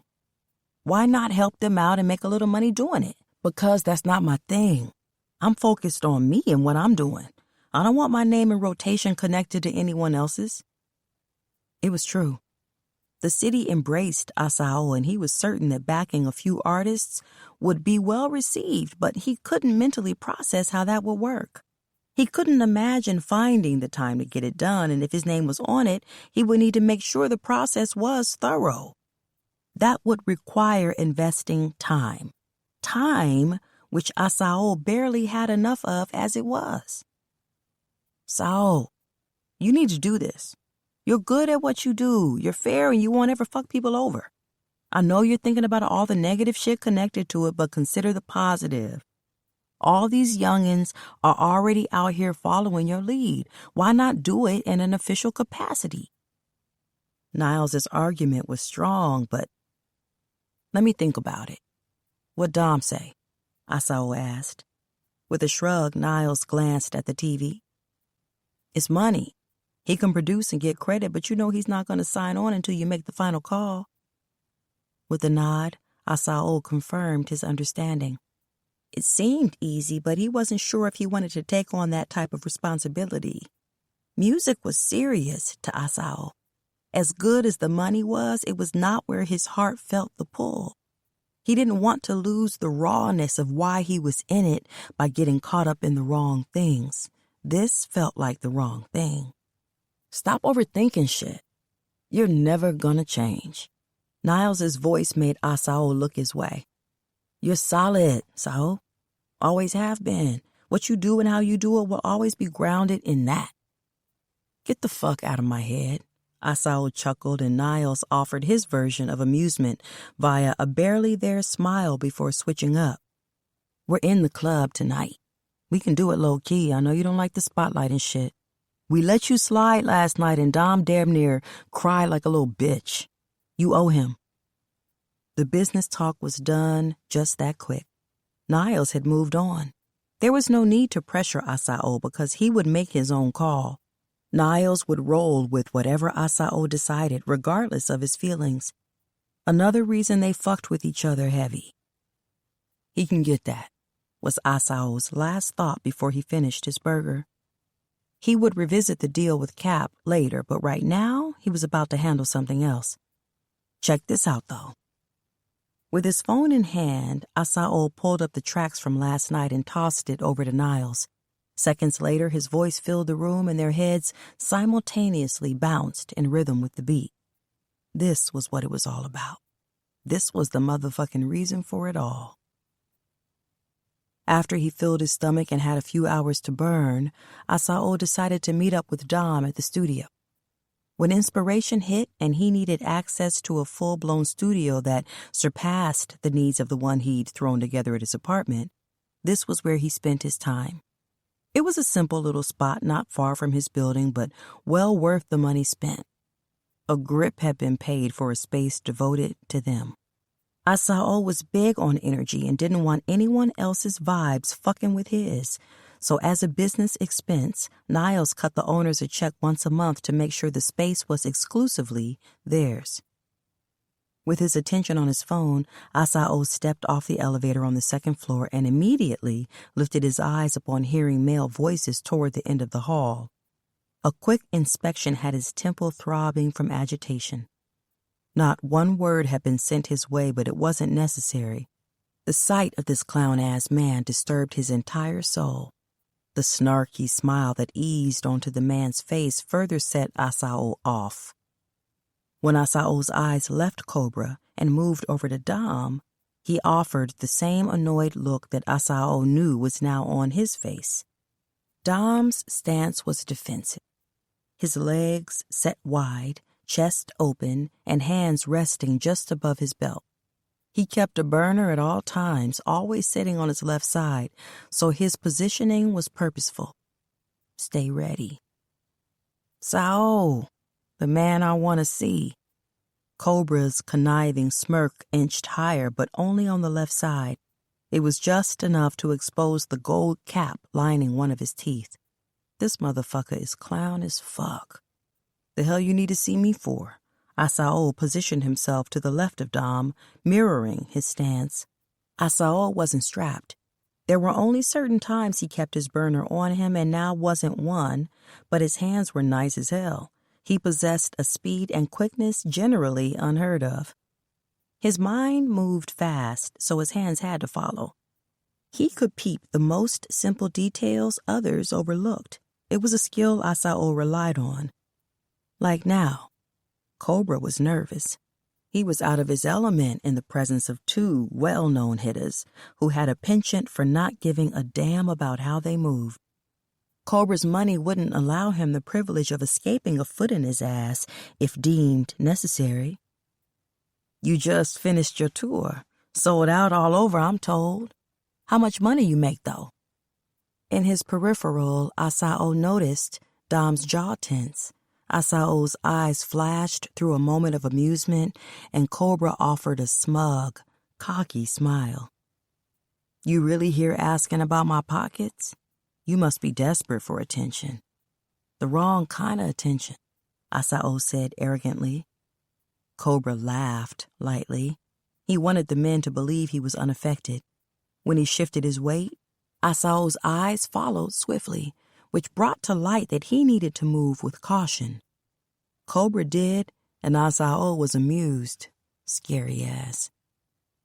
I'm important and paid. I'm never lacking attention. I'm here on business. I noticed your boy and decided to see if you guys had gotten over your egos enough to get some real money, not that nickel and dime paper you've been chasing. There was the smug-ass smile again. This time it held a little more confidence. Cobra had the ability to bring in money that had never been in question. The issue was how he did it. Cobra's label had a reputation for screwing over their artists. 360 deals were his specialty. Big advances that were just early payouts for sales the artists would never see, which meant debt. More importantly, debt Cobra held the note on. He and his team were slick talkers with plenty of money to throw around. That allowed him to sign some of the biggest names out there, make a few million off them, then move on to the next talented individual who wanted a quick rise and notoriety. They'd considered Cobra's label when Asao first got serious about leaving the streets and doing this music thing full time. One meeting was all it took to change their minds. Niles might not have known a damn thing about contracts or how the industry worked, but he didn't get a good feeling about the deal. They left with an unsigned contract in hand and were given 48 hours to return it or the deal was off the table. That was on a Friday evening, which wasn't a coincidence. Cobra and his team were slick. Years of manipulation had taught him well, but years of hustling had done the same for them. Needless to say, they didn't sign. For the next year, Asao, Dom, and Niles put in work, show after show, late night in studios, paying DJs to be heard at clubs, and created a little buzz. 3 years later, that little buzz had earned them 7 figures multiple times. They had to split it 3 ways, but it was still a huge accomplishment. The money wasn't much in comparison to what others were bringing in, but it was theirs, and not a damn soul could place claim to $1 they'd earned. Asao now had 10 years in the game, and 7 figures came easily. Nickel and dime.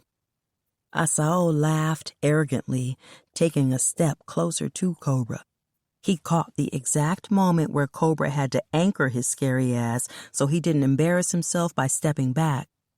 Those nickels and dimes add up when you don't have motherfuckers like you with their hands in your pockets, raping your talent and stacking their bank accounts. Asao's eyes stayed on Cobra's, which flashed with anger. He'd wanted Asao on his label more than a junkie wanted their next hit.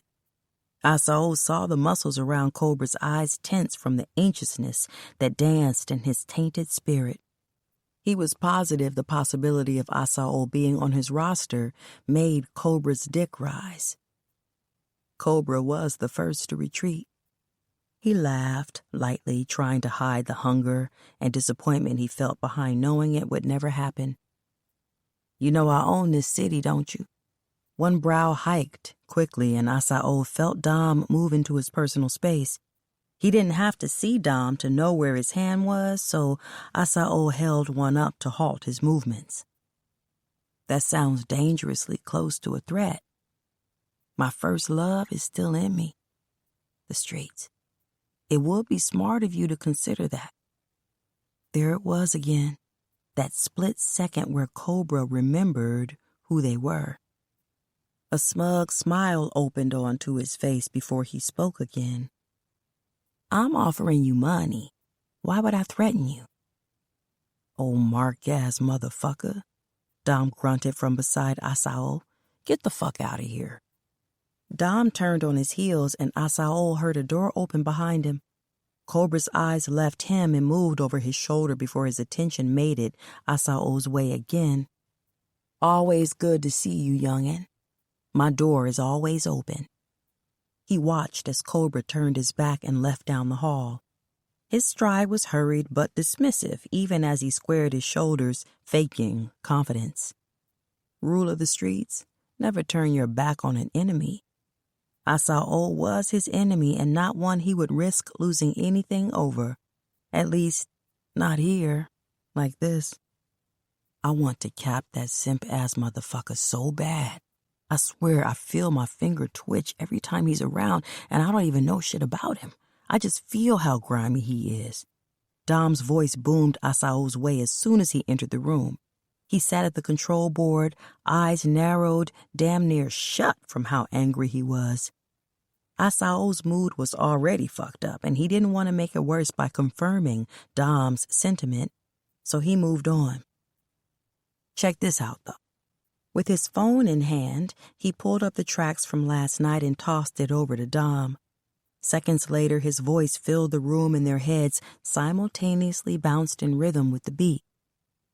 "What do you think about the thing with Cap?" Asao asked while the track played. Dom gave it a minute before he actually offered his full attention. That told Asao a lot. "It would be a good look to actually have our own spot and not have to pay for shit like this. I could set it up the way I want. That's a lot of money, though. We have it, so we could do it, but it's a lot with no guarantee of a return. I'll bet on you every motherfucking time, but someone else, that shit is a gamble." With a nod, Asao lifted a hand and smoothed his waves. "He didn't run the numbers yet. We can figure out the money, but time?" He paused, considering it. "That's more what I'm concerned with. It isn't in me to mess up somebody else's chance to make it. That's a lot of commitment. We barely figured it out on our own." They met somewhere in the middle of the same thought for a moment of reflection. He saw Dom's mind working like his, running through the chances they'd taken, not knowing if it would pay off. There had been no method or blueprint for how they'd ended up here. They just did it. Hard work, grinding, long hours. It all worked out one way or another because failure wasn't an option. But if it were about other people and they were looking to him, for guidance, shit, he wasn't sure he would have the answers. That was a huge weight to carry. If Asao made the wrong move with someone else's future, it would be on his heart heavy. He knew how badly he wanted it after he made the decision to accept the creative pull that the universe had on him. He would never want to fuck that up for anyone. Ever.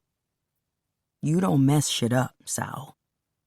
That's not in your nature. That's why you move like you move. Your mind is always 10 steps ahead, considering not just yourself, but everyone connected to you. You're the reason we're out here getting money. Niles is hustling for us.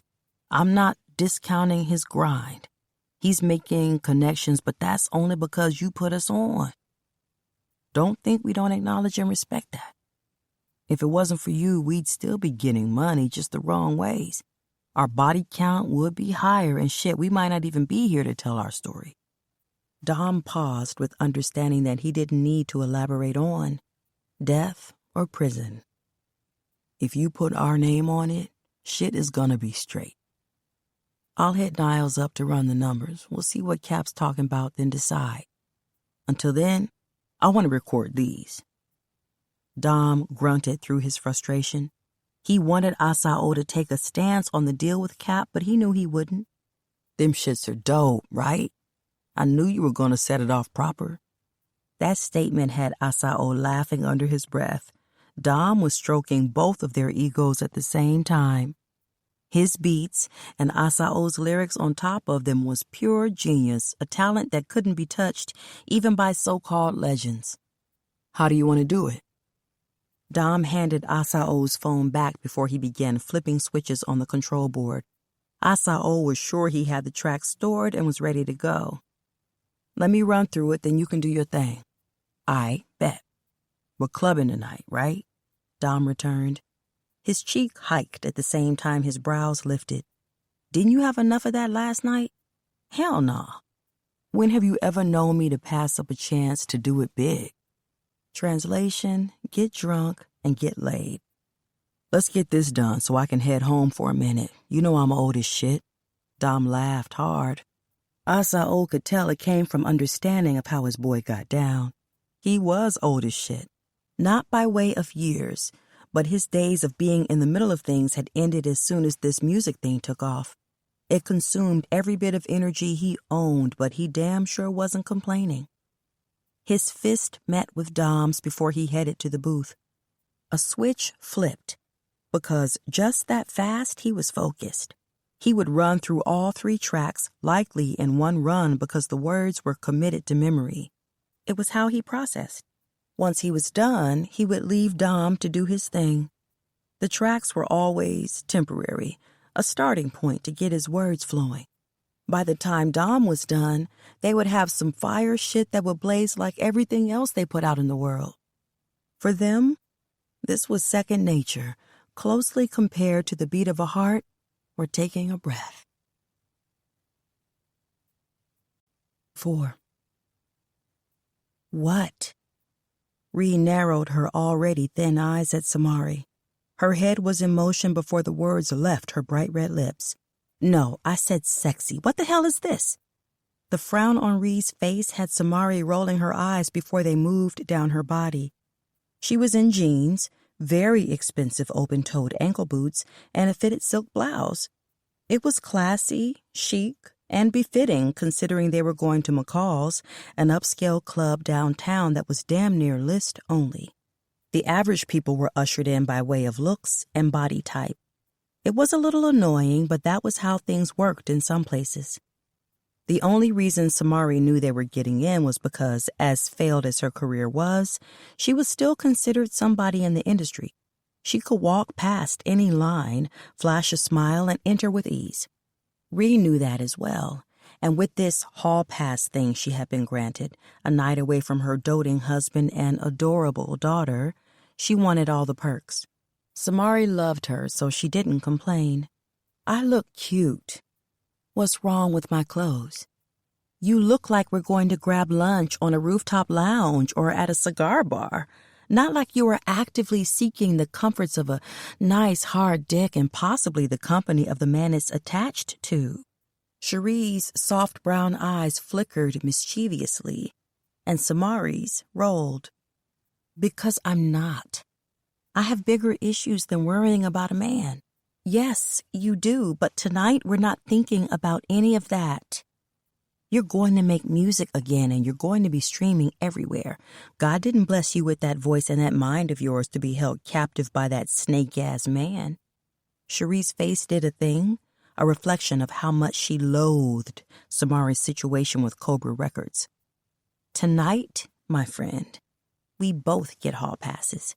Yours is a break from your depressing-ass life. Now, let me find you something to wear." Ree pushed past her, knocking into Samari's shoulder in the process. Her stride was bold and confident.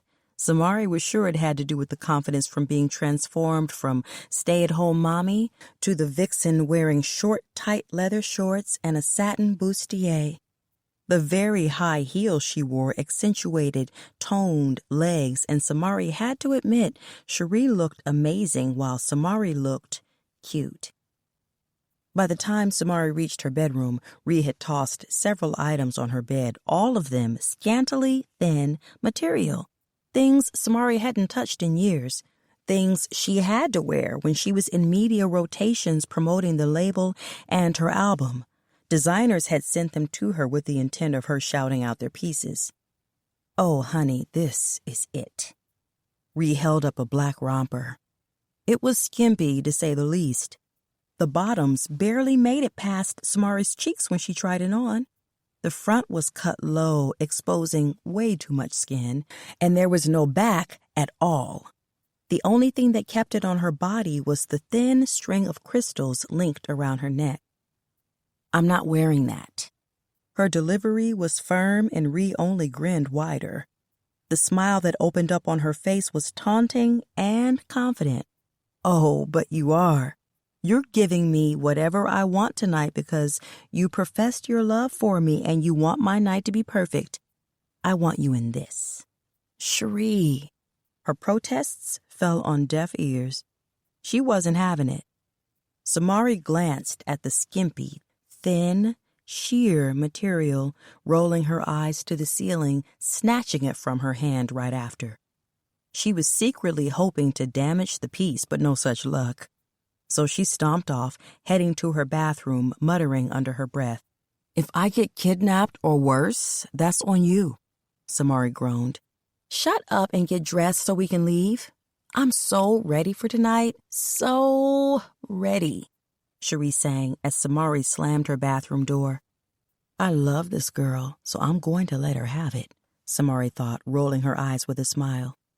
The plan was to give Cherie her one night, then go back to her boring-ass life. "You're drunk." Samari reached for Ree's glass, but her reflexes were still quicker than Samari's. Her fingers wrapped around the glass before Samari could get to it. "Yes, I am. Extremely, but it feels amazing."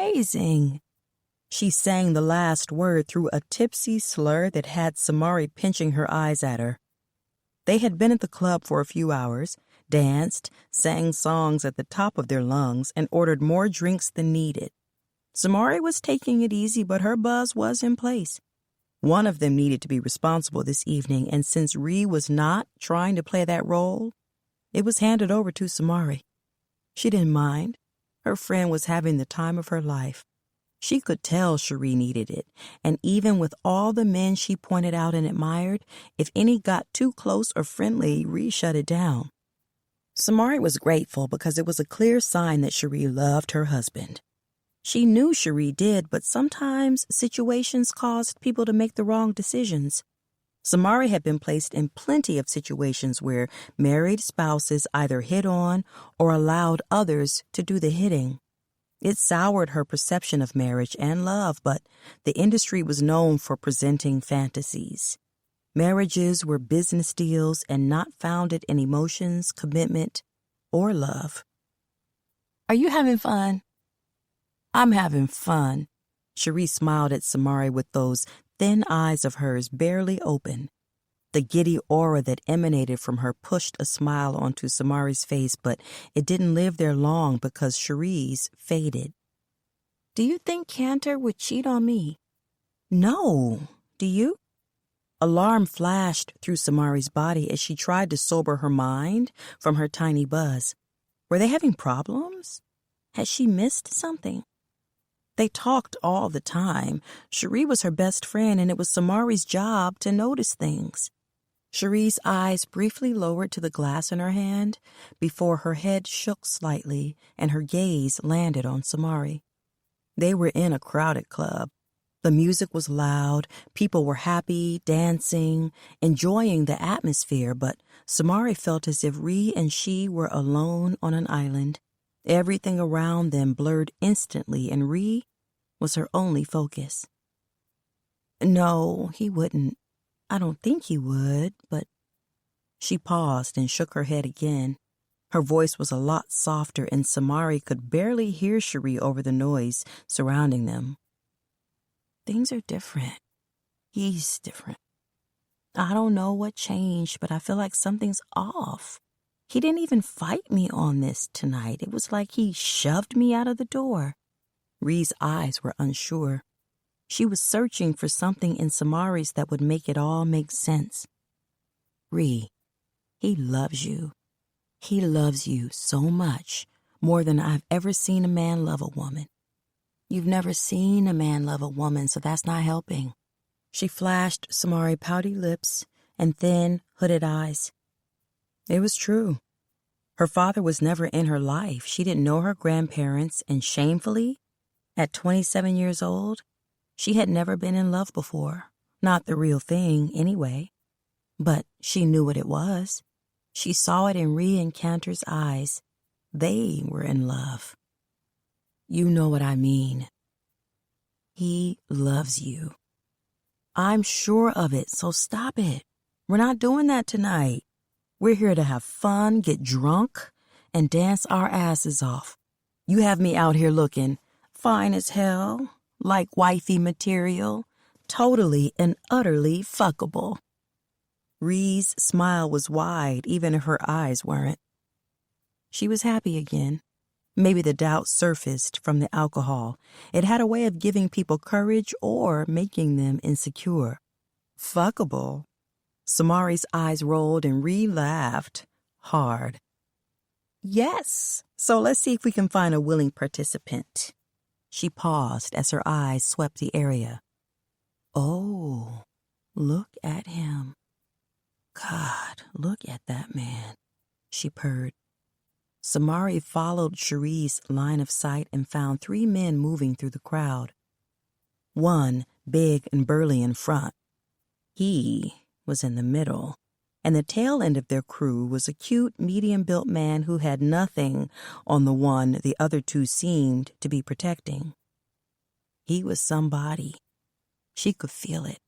The way he moved was beautiful, confident, authoritative. His shoulders were broad and wide. His head was angled slightly higher than the other 2 men, making it seem as if he were above them. He seemed cocky, like he had the right to be admired, but then again, he did. The man was gorgeous. His smooth brown skin seemed to glow under the club's low fluorescent lights. His hair was cut low and circled with waves attached to a low-cut beard that covered the lower half of his face. Just that quickly, Samari was curious about the rest of him, but didn't have much time to do research because they disappeared into the sea of people who had parted ways to allow them space to move, closing up right after they passed through. "Wow," Samari heard from the side. Her eyes left the area where they had been glued to find Ree grinning up at her. "What?" "That damn man was fine as shit, and you noticed. We have to find him." "No, the hell we don't. Mari, you damn near drooled when he walked by. I've never seen that from you. We have to find him." "No, the hell we don't." Samari's eyes darted around the space. She saw people checking them out. They had been all night. A few had spoken, but most allowed them space and offered knowing looks and nods. They recognized her but didn't approach. That was a mortal sin in places like this. Everybody wanted to be somebody, so dick riding a so-called celebrity was a big no-no. It was another reason Samari agreed to come out with Cherie. In clubs, no one bothered her. Her quick run of fame didn't put her at the top of the list, but people knew her. She never liked the attention, but she loathed it now because it came with questions like, "What happened to you? When are you going to release something new?" That made her chest tight. Mari, that was the point of coming out. It absolutely was not. We're out so you can drink too much and enjoy a night away from your boring life. Remember? Ree's lips pouted again, and Samari rolled her eyes, not caring. She wasn't about to be that woman. Searching through a club for a man who likely had droves of women tucked away and willing to satisfy his every need. Yeah, a man like that definitely had women. A lot of them. "You're a buzzkill. I need another drink." Ree tossed her hand in the air and flagged the bartender. The bartender held her hand up and offered a smile to let them know she needed a minute. While Ree kept her eyes glued to the bartender, Samari's swept the club again. She was looking for him. It didn't take long to locate him. He was on the upper level, looking down at the crowd below. He seemed royal up there. His eyes swept the crowd, and as she watched him, something felt familiar. She wasn't sure what it was until she felt a pull. They connected. His gaze fell on her, and she recognized that familiarity. He was the guy she'd run into at Carver's last night. The one she'd only had a small encounter with, but his energy felt like a hit of something potent straight through her veins, traveling a path to intrigue she'd locked away years ago. Men didn't move her, no matter how fine, but this one did. She dropped her eyes briefly, and when they rolled up to him again, his were still on her. A cocky smile appeared before he turned his back to the railing as if dismissing her. 5. "Hey, who that?" Asao heard Dom behind him, but didn't respond right away. His eyes were fixed on that pretty-ass face, and he didn't want to look away. The way she stared let him know she'd recognized him. He wasn't sure if it was from their run-in at Carver's or what. Nobody. He brushed it off and scanned the area. It wasn't VIP. He didn't want attention, but it was still packed with people who wanted to be in his space.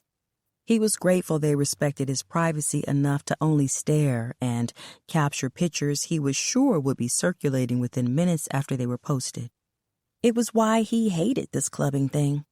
At least Niles made sure the DJ didn't do a shout-out to bring additional attention his way. For now, he was able to just be. She's fine as shit. She looks familiar, too. Her face might be somebody. Dom was shoulder to shoulder with him, but facing the railing while Asao's back rested against it. He knew Dom was checking her out. Hell, he wanted to. She was fine as hell and barely dressed. The shorts thing she wore was short. Her long, toned, chocolate legs extended from it, and all he could think about was pushing between them. There was a lot of skin exposed. What little fabric covered her body didn't leave much to the imagination, but he wasn't upset about that. She was nice to look at. She was goddamn fine. I might have to see what's up with her. Dom's voice elevated slightly with a bit of confidence. Asao wasn't surprised. Neither of them had issues pulling women, not even Niles' angry ass. For some reason, women gravitated toward him. Niles always said he wasn't bullying for pussy, but whatever the case, he had his fair share. "Hey, Sao, somebody wants to rap with you for a minute." Niles made his way over with the kid, or who Asao assumed was a kid, following closely.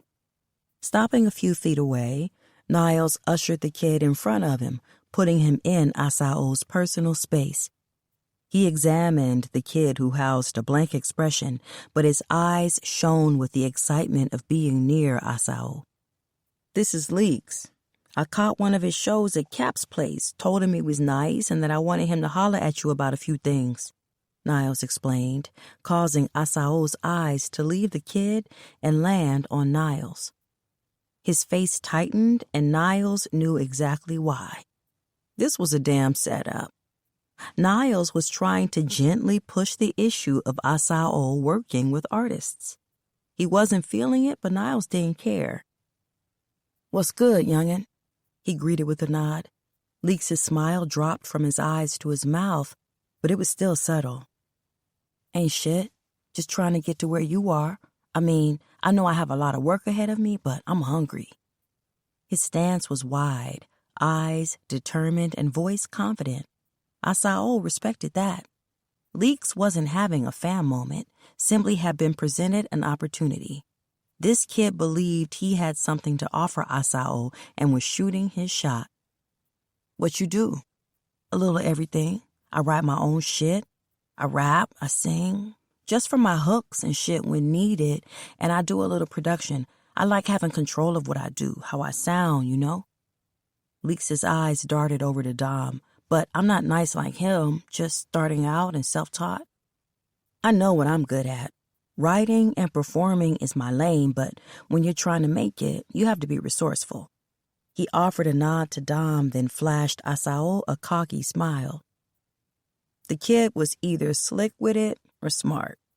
He was saying all the right things and acknowledging their journey with an admiration that hit home. Asao chuckled under his breath before allowing his chin to dip slightly. "How old are you?" Leeks was dressed down. Jeans, hoodie, J's, no jewelry or anything flashy. Low-key, but that could have been from lack of funds. 22, be 23 in a month.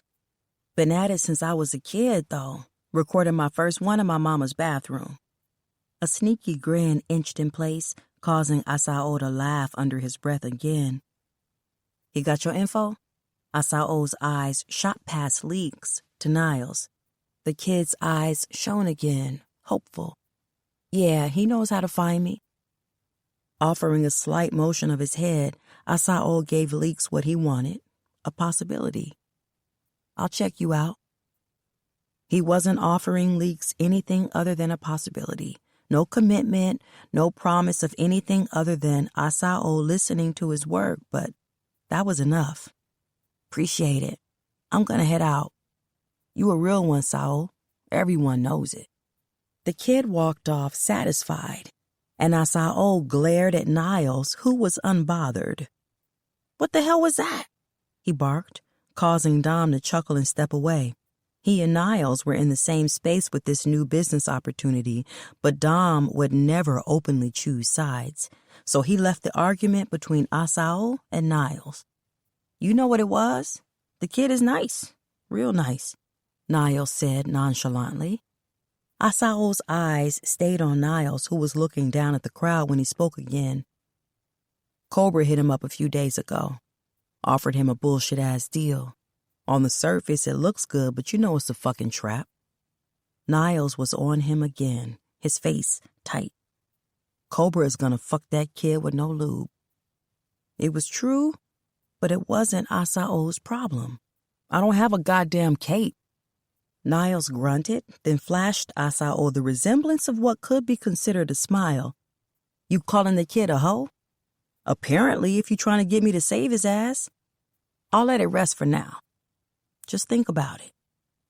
Asao started moving again. "Hey, don't do that shit again. Give me warning and let me decide," he yelled behind him, elevating his voice to reach Niles over the music. Niles' hand went in the air along with his chin as clarity that he wouldn't ambush Asao again as he locked in his destination, a pretty little thing who had been following his movements. When he was close enough, Niles leaned down and whispered something into her ear that put all 32 of her teeth on display. Asao wasn't sure if they had communication before that interaction, but whatever the case, Niles had his hand on her back and guided her through the crowd to the bar. Dom was nearby with his body pressed against a little baddie who he now had pinned between him and the space where she stood next to the wall. Asao decided to use the opportunity to check out something of his own. Moving through the crowd, he chopped it up with a few industry people. None of them were artists, but folks who moved behind the scenes. Every so often, he swept the club trying to make sure she was still in the same spot at the bar. Her face was relaxed, and she smiled a lot as she chatted with the woman at her side. He could tell her girl was a little past her limit from the way she clumsily moved on the stool where the two were posted up. He got caught up a few times on his way with mindless conversations, mostly people wanting to be seen with him or asking for favors he wouldn't agree to or deliver on. When he finally shook free and reached the bar, she was gone. A wave of irritation hit him out of nowhere, which had Asao laughing at his own damn self. Why the hell am I so pressed about this woman? There was no logical answer, not one that would justify the effort he put in. Like now, he was heading to the main dance floor. Women loved to get drunk then do too much. It brought the wrong kind of attention, which set them off because men loved crossing lines and disrespecting them. How could it be avoided when she was dressed like a damn vixen, body tight, eyes low from the alcohol and moving like... Shit, he whispered under his breath. There she was, one arm folded across her stomach while the other waved in a lazy motion above her head. The way she seductively hugged her waist and moved her hips had his pants growing tight. Her girl was moving sensually next to her, but in a more clumsy manner. She was drunk off her ass, but it was cute, not sloppy. Maybe because the homegirl was equally sexy, but nothing like her. As soon as the thought cleared his mind, her low eyes were on him. Those full lips parted slightly, and he watched her move. It was a little more defined, like she wanted to prove a point. Shit, she did. He didn't dance. It wasn't his thing. He wasn't even sure if he could, but the thought of touching her had him considering it. Then hands circled his waist from behind, and he felt the warmth of a body. His face tightened when he looked over his shoulder to find Tori. The fuck? He quickly peeled her arms from him, holding firmly to the right and pulling her into view. You know better, he grated, teeth clenched and eyes tight. What? The fake-ass innocent act didn't help her case. She knew the deal. This wasn't it. Get the fuck away from me before I embarrass you. He kept his voice even, but the way her breath hitched was a clear sign that his eyes expressed his true sentiment. Is this what we are now? I can't even speak to you in public, Sao. She was whiny, almost childlike, but her feelings were also hurt. He peered at her through angry eyes, which caused Tori to drop hers. You didn't speak? I've never stopped you from being cordial. You walked up and threw your body against mine as if we're cool on that level. Not the same, and you know it, so chill with the pity party. We're not cool on that level. You just had your dick in me, Sao. I'd say that's pretty damn cool. Her voice was louder than he appreciated, but the bass from the song playing drowned her out. Not even those inches away could likely make out what they were discussing, unless watching their faces to read lips. Go home, T, or at least get the fuck away from me before this ends badly. Sao? Her pleading eyes met his. She wanted to make a scene. That possibly meant someone capturing the moment and giving Tori exactly what she wanted. Attention. A connection to him. He refused to hand it over no matter how pissed he was. How did you even know I was here? I didn't post shit. I didn't. I just came out and cut the shit. He knew Tori better than she knew herself, and she was lying. Her eyes moved around too much as her leg bounced. Laughing lightly while shaking his head, Asao lifted a finger, moving it close to her face. You stay on that stalker shit.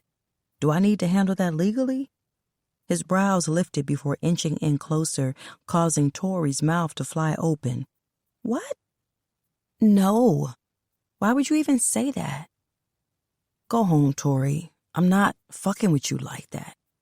Don't force me to switch up on you. Don't be so caught up in who you see now that you forget who I was. Without needing a response, he walked away. Asao swept the area one last time, but the woman he had been in pursuit of was gone. It didn't matter at this point because his mood was shot. He headed back up top to have a few drinks before it was time to pull out. He promised Dom and Niles he would kick it with them, and he was a man of his word. Regardless of his run-in with Tori, the night was eventful. No one really fucked with him, and he got the chance to catch a little buzz and kick it with his people. They were currently on the last leg of the night, which was food that would likely have all of them praying for forgiveness in the morning. Hey, I'm about to take a piss. Order me a number 3, Dom tossed out, brushing past Asao and Niles as they stepped inside Fat Fish. It was a nice little spot they hit up often because they were open late and the food was decent. Shit, let me get a number 8, but extra fries. Niles didn't bother waiting for Asao's response. Instead, he turned toward the back and wasn't far behind Dom, leaving Asao responsible for feeding the 3 of them. He was cool with it because they were his people and had returned the favor 1,000,000 times over. Not that either of them were keeping score because that wasn't how family worked. Regardless, they all knew they were covered. When he reached the counter to place their orders, those damn legs, thin material, and exposed skin got his attention. He wasn't sure if he was tipsy or just glad as fuck to see her again, but he took full advantage in a bold way. His body pressed against hers and his palms met with the counter. Her posture straightened and stiffened. He was pretty sure her breath hitched as well, but his reflexes weren't quite on point enough with the alcohol in his system.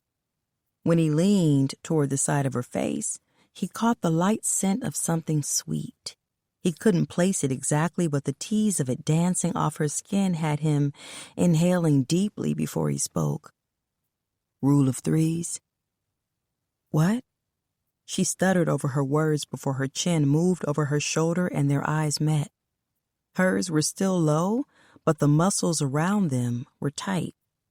He was a stranger who had not only entered her personal space, but was also preventing her from rejecting the closeness by pinning her between his body and the counter. Rule of 3s. This is my 3rd time seeing you. I believe in coincidences, but right now I have to believe it's the universe's way of telling me I need to take advantage of the opportunity. Twice. The club and now here. She pushed off him and he allowed her space, barely enough to make a difference, but she was able to turn and face him. Damn, this woman was so fucking pretty. His left brow inched up while her eyes scanned his face, then looked past him. He assumed she was looking for her girl. He was sure she was on babysitting duty, or maybe she'd met someone at the club. If she had, he didn't care.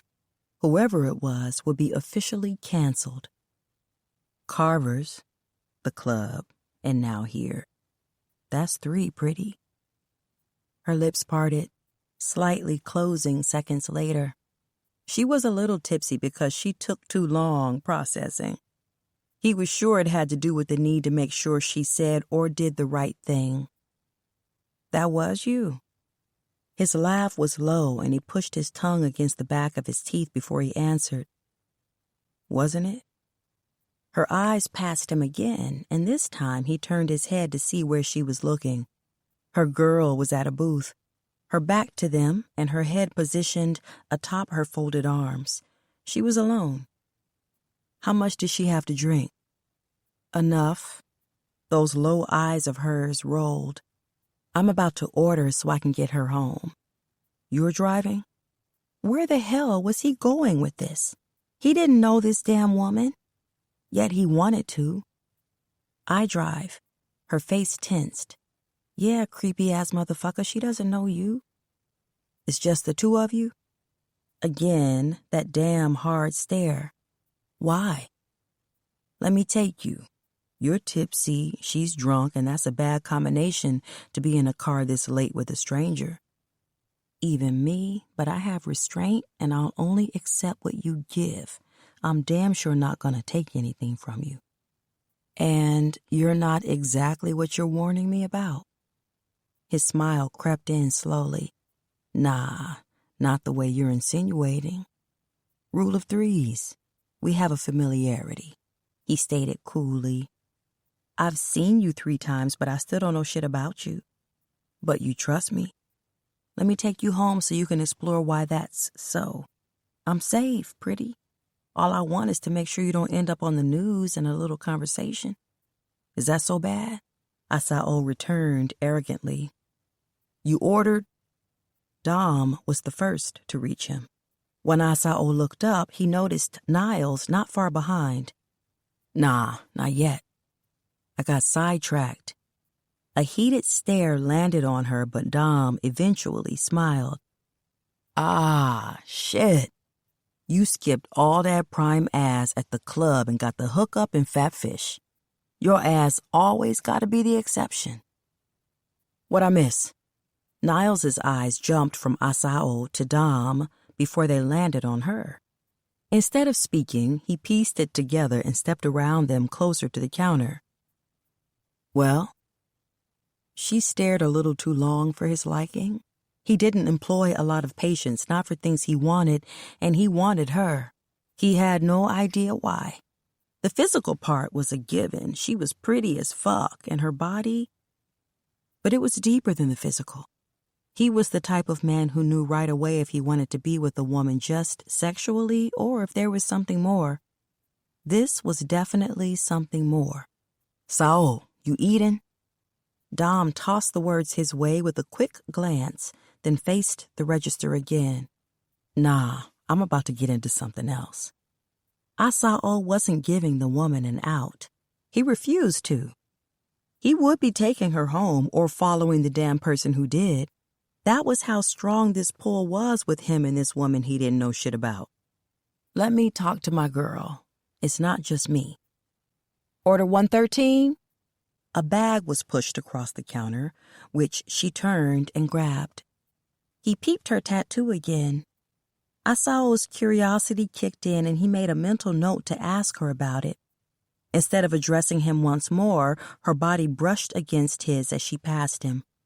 He watched until she reached her girl, and Niles stepped up beside him. You on the prowl? Niles questioned. She's more than that, Asao mumbled, more to himself than in response to his boy's statement. Niles chuckled as they watched her lean down and stroke her friend's hair. After she whispered something to her girl, the woman lazily lifted her head and turned to look their way. The drunk smile that surfaced gave him her answer. She approved. You just sniffed her pussy and you're making that claim already? Asao could feel his eyes on him, but he didn't turn to face Niles. Make sure he doesn't do anything stupid. He motioned toward where Dom was now standing, among a group of women who obviously recognized him from the way they were grinning lustfully and hanging on his every word. Either that or he'd made a point of telling them who he was. He would never single Asao out, which he appreciated, but that was likely why the women's attention hadn't moved to him. You're sexy. Much better up close. When Niles and Asao reached the women, that was the first thing out of her friend's mouth. Mari said you offered us a ride. Mari. Old girl grinned hard, trying to keep her hooded eyes open. We saw you tonight. And him. There was one more, too. She motioned toward Niles, whose face tensed a little more, like he wasn't already wearing the expression of someone nobody wanted to fuck with. I told Mari she should be offering you a ride. A lazy giggle poured through her lips, and Mari sucked in an annoyed breath. Ree, would you shut the hell up? You know what? This is a bad idea. Niles laughed again, cutting her off, then offering Asao a nod before extending a fist toward him. Be easy. You got your hands full with these two. Mari's face went rigid as she watched him walk away. Right after, she was speaking to Asao. She's drunk and speaking crazy. I think I'm gonna go with my original plan, but No. He offered and you accepted. Look how sexy he is. The friend paused and tried to whisper while her eyes moved from the top of his head to the floor where he stood. He's so damn sexy, Mari. Just like that, the decision was made and she moved on, addressing him. Let's go. Take me home so I can screw my husband and you can screw Cherie! Mari shrieked before her eyes shot over to him and her face fell. He was too amused to care and simply shrugged it off, offering her what little solace he could. She's good. It's not shit I haven't heard before. Come on. See? Her girl dragged out. This was about to get interesting, but if it meant keeping her in his personal space, he was down. Never in his life had he checked for a woman so quickly that he was willing to do just about anything to keep her around. It was necessary for him to figure out who she was and why he had this pull to express insight about who he was. He didn't know what the hell this thing happening could be, but he had to take in more of it. Of her. Maybe it was just the liquor, but right now, he was feeling a little needy behind a stranger. 6. Her head was swimming. Part of it was the alcohol, but the most intoxicating side effect was due to him. He kept watching her but not really saying much. It was oddly weird and comforting at the same time. She sensed that she was being studied in some abstract way. She wasn't sure if that was his thing or if it was directly correlated to being alone with her. The interaction had taken place since she'd eased back into the passenger seat of his Jeep after delivering Cherie to her husband, a husband who appeared to relax the minute he pulled his wife into his arms. The two of them were adorable. Cherie pulled away from him, then hugged Samari one last time before kicking her shoes off and creeping into her home, mumbling something about kissing her baby. That left Cantor to tell Samari goodnight, but not before she delivered her concerns. Once she spoke her piece, questioned him about cheating, and shared his wife's meltdown at the club, his face fell.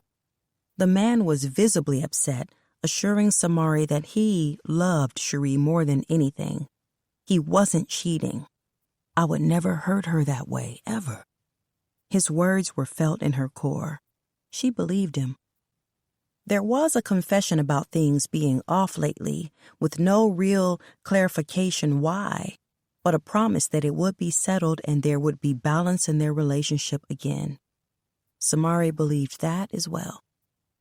Cantor had pulled her into an embrace befitting his wife's one and only trusted friend, kissed her cheek, and thanked her for being so good to the woman he loved.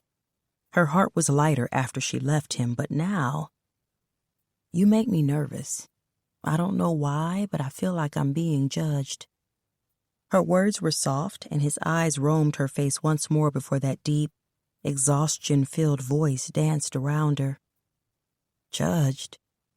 A sexy smile pulled at the left side of his face. Nah, I'm not judging. Just trying to figure you out. How? You're not talking? Just staring at me. It feels weird. Intense. I would rather you talk. His voice was even lower than before. She liked how it made her feel things. About? Those hooded eyes of his dropped briefly.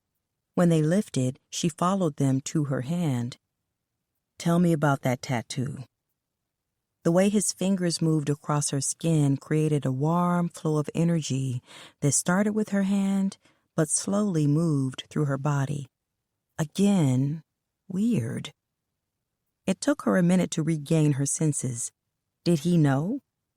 Her mind flashed back to the memory of her first and last video. It was sensual, damn near erotic. Samari alone in a bed covered with only a white satin sheet. The camera focused on different parts of her body seductively. Her tattoos were a huge part of the mystique. People recognized them more than they did her face. Absent-mindedly, her hand moved to her neck. The way the motion pulled his eyes with it felt erotic. All she did was move. Seconds later, his large hand tugged at her wrist so he could examine her neck before his gaze traveled down her shoulder. Is this his first time noticing? Maybe it is. He doesn't know me. It took a minute before she could look at him, and when she did, she wasn't sure how to read his expression. It was curious, but he seemed to be deep in thought. What do you do? Huh? Her nose crinkled and his loaded gaze held her captive. Sing, play, write? Ink like that is inspired by something. You didn't just show up and pick something out of a book. Her teeth sank into her lip while she considered just how much she would expose. While she processed the thought, her head moved from left to right, which she followed with, all of it. You're an artist? She could see his mind working. Used to be? This was a touchy subject for her. She felt a plethora of emotions when people who didn't know found out. Sad, cheated, devalued. But telling this man made her feel raw, exposed, worthy, like he could somehow understand and help her through it. Why used to be? Inhaling, she let it go slowly. Her face fell and she directed her attention from him. I made a big mistake, one that cost me everything. I didn't know what I was doing when I got my first deal. I signed with a label more interested in using me than nurturing my career. I released a few singles, they went platinum, then I got shelved. Sing for me. The demand was strong. He wasn't asking, and the look in his eyes meant he wasn't going to accept anything other than his demand. Her pulse quickened, and she felt her breathing pick up in intensity. She was nervous. Forget nervous, she was terrified, which didn't make sense. She had performed in front of hundreds of thousands of people, but something about singing for this very complex, beautiful, and sexy man had her palms sweaty and her stomach in knots. I don't think I can do that. She laughed nervously and looked down at her hand. Her eyes traced the notes inked there, and when she felt his finger graze the side of her face, she was sure she would lose it. Why not? Her eyes rolled up to find him staring intently, brows dipped in like he was frustrated. Maybe he was. Maybe he was used to getting his way and she wasn't following suit. With a face, eyes, and lips like his, she was sure he got whatever he wanted. You make me nervous. I don't think it will come out right. He held that intense stare for a moment longer before that handsome face of his eased into a sexy grin. I'm harmless. I want to hear your voice. You have to be able to sing with this kind of commitment. His fingers brushed across her neck and shoulder, and her eyes closed.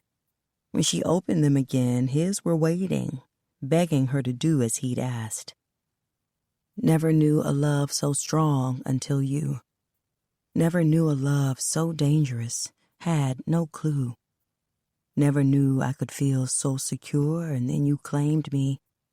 Never wanted anything more until you changed me. If only you could see that your heart belongs to me. Kiss me once, and it's guaranteed a life of sin. 'Cause when your lips are on mine is when I let the devil in. Before she could find the courage to open her eyes and see what he was thinking, his mouth was on her chin, her cheek, and lastly, her lips. It was soft and gentle and perfect until it grew intense and hungry and even more perfect. When he finally pulled back, her chest heaved, her eyes were low, and her lips were slightly parted. He simply stared like... Shit, she had no idea, but it felt good. When he smiled again, her heart pounded in her chest so erratically that she was sure he could see it. Hell, he could probably feel it. You just gonna fuck up my whole world like that? What? He chuckled and leaned back in his seat, head resting against it while his eyes closed. She watched his hand move to his lap and his fingers wrap around the now visible, thick swell. You heard me. Did you write that? Is it yours? Yes. She couldn't help the smile that surfaced. He liked it. Was it Cobra? Huh? She lifted her eyes, feeling like she was invading his space. His were still closed when he spoke again. Cobra. Is that who you were signed to? Her face went rigid at the same time. Yes. How did you fuck him to get your deal?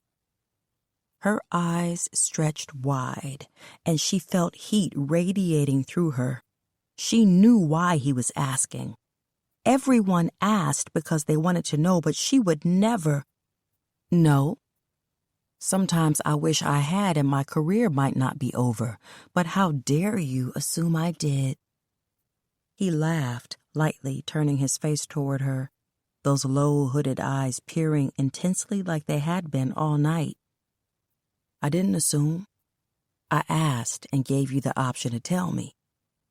That's what he does. It's what he's known for. You're beautiful, and so is your voice. There was no doubt in my mind that he'd tried, but what I didn't know was if you'd let him, so I asked. Do you believe me? He laughed in a cocky manner. Yeah, I do, and your career is not over.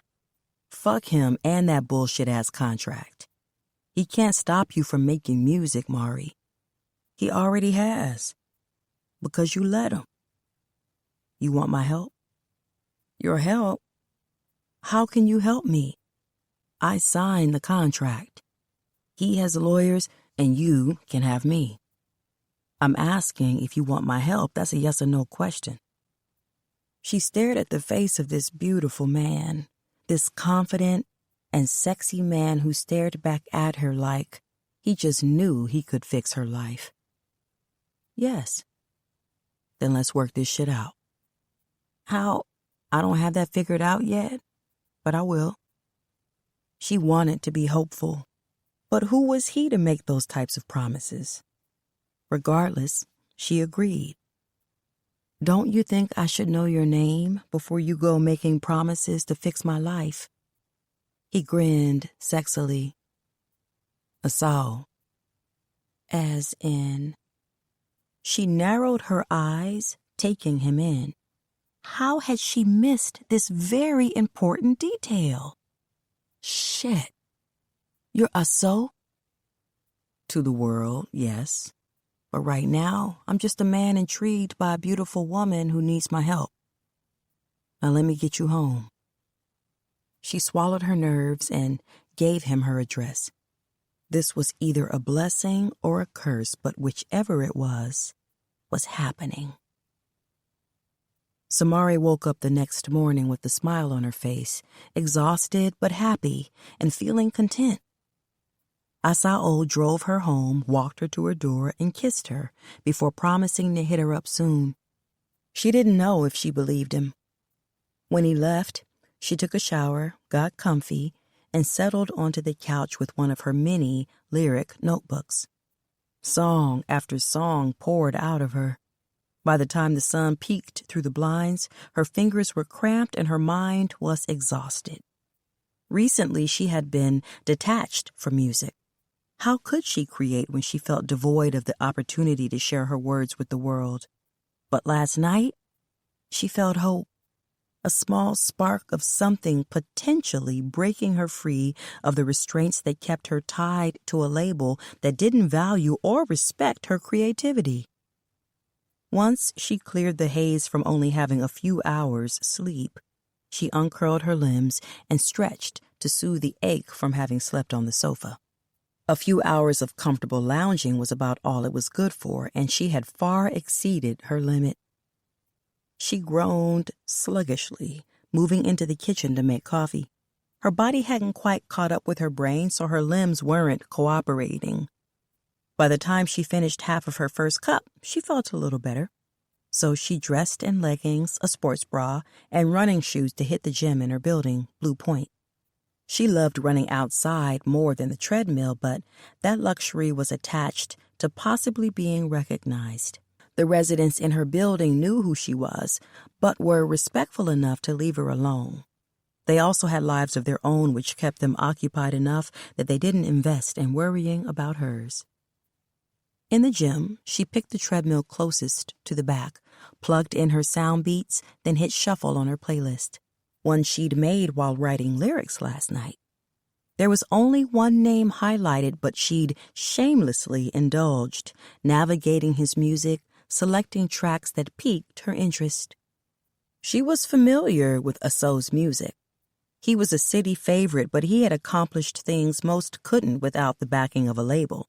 He also didn't do a lot of appearances, which was why she hadn't recognized him. Sure, he'd gone on tours and popped up at a club or two, but unlike most successful artists, his circle was small, and he dodged the spotlight. It was rumored that he had a less than pristine past, and Asso and his team didn't want unwarranted attention, whereas most glorified their checkered pasts. It seemed like he was more content leaving it behind and embracing who he had become. After she set her time and pace, she began with a slow jog to warm up while the low, sexy rasp of a voice she had been intimately connected to last night flowed. She smiled when the heavy bass dropped, and he introduced the cadence, which did no justice to how beautiful his voice was when it had vibrated through her chest and danced across her skin from a few feet away. His music was so layered. There was an edge to him softened by the sexiness women were drawn to. She imagined how their voices would blend, her sultry mix and his deep, edgy tenor. Then she shook the thought. He never said he wanted to make music with her, only that he would help so she could have her career back. That didn't, however, erase the visuals she had of the two of them cozy in the studio, making something amazing, or sharing the stage while fans went crazy at how good they were together. Together. She rolled her eyes. She'd created a career and life with a man she knew nothing about. Pure insanity. And since when did she care about attaching herself to anyone in the industry? That was a promise she had made to herself, one she'd held to for years, but somehow thoughts of Asao had her considering the possibility whether she knew him or not. She knew his kiss, his touch, his voice, his eyes. She knew the way she felt when he looked at her, and her thoughts were cut short when a call was announced, cutting through his lyrics. If she didn't love this girl with her whole heart, she would have ignored it. I figured you would still be down for the count. I want to be, but this little munchkin refuses to be ignored. Samari heard the cooing and chatter of her rambunctious goddaughter in the background, and a smile blossomed. Aw, my pretty little fatty. She got you up early? At 6, but she went back to sleep after I gave her breakfast, so I managed to get a few hours rest. Now she's up, and I'm going to pay for that nap because she won't be taking one later. Samari laughed, picturing Cherie frowning at her beautiful baby girl, annoyed, but still smiling. That's your fault for forcing her back to sleep after she'd just woken up. You should have just thugged it out and napped when she napped. Now her schedule is all messed up. After my night, being up at 6 was not the move, so I'll deal with the consequences. I might still be able to get her down for a nap later. But here it comes. Speaking of my night, mine ended with a very intense orgasm from my husband. He said you talked to him. She cringed, hoping Cherie wasn't upset that she'd overstepped. I did, but I'm not mad. He was irritated that I let it bother me instead of just talking to him. He's stressed about work and other things. We've been trying to buy a house. We need a new car. And with me not working, Cherie exhaled a sigh. Things are tight.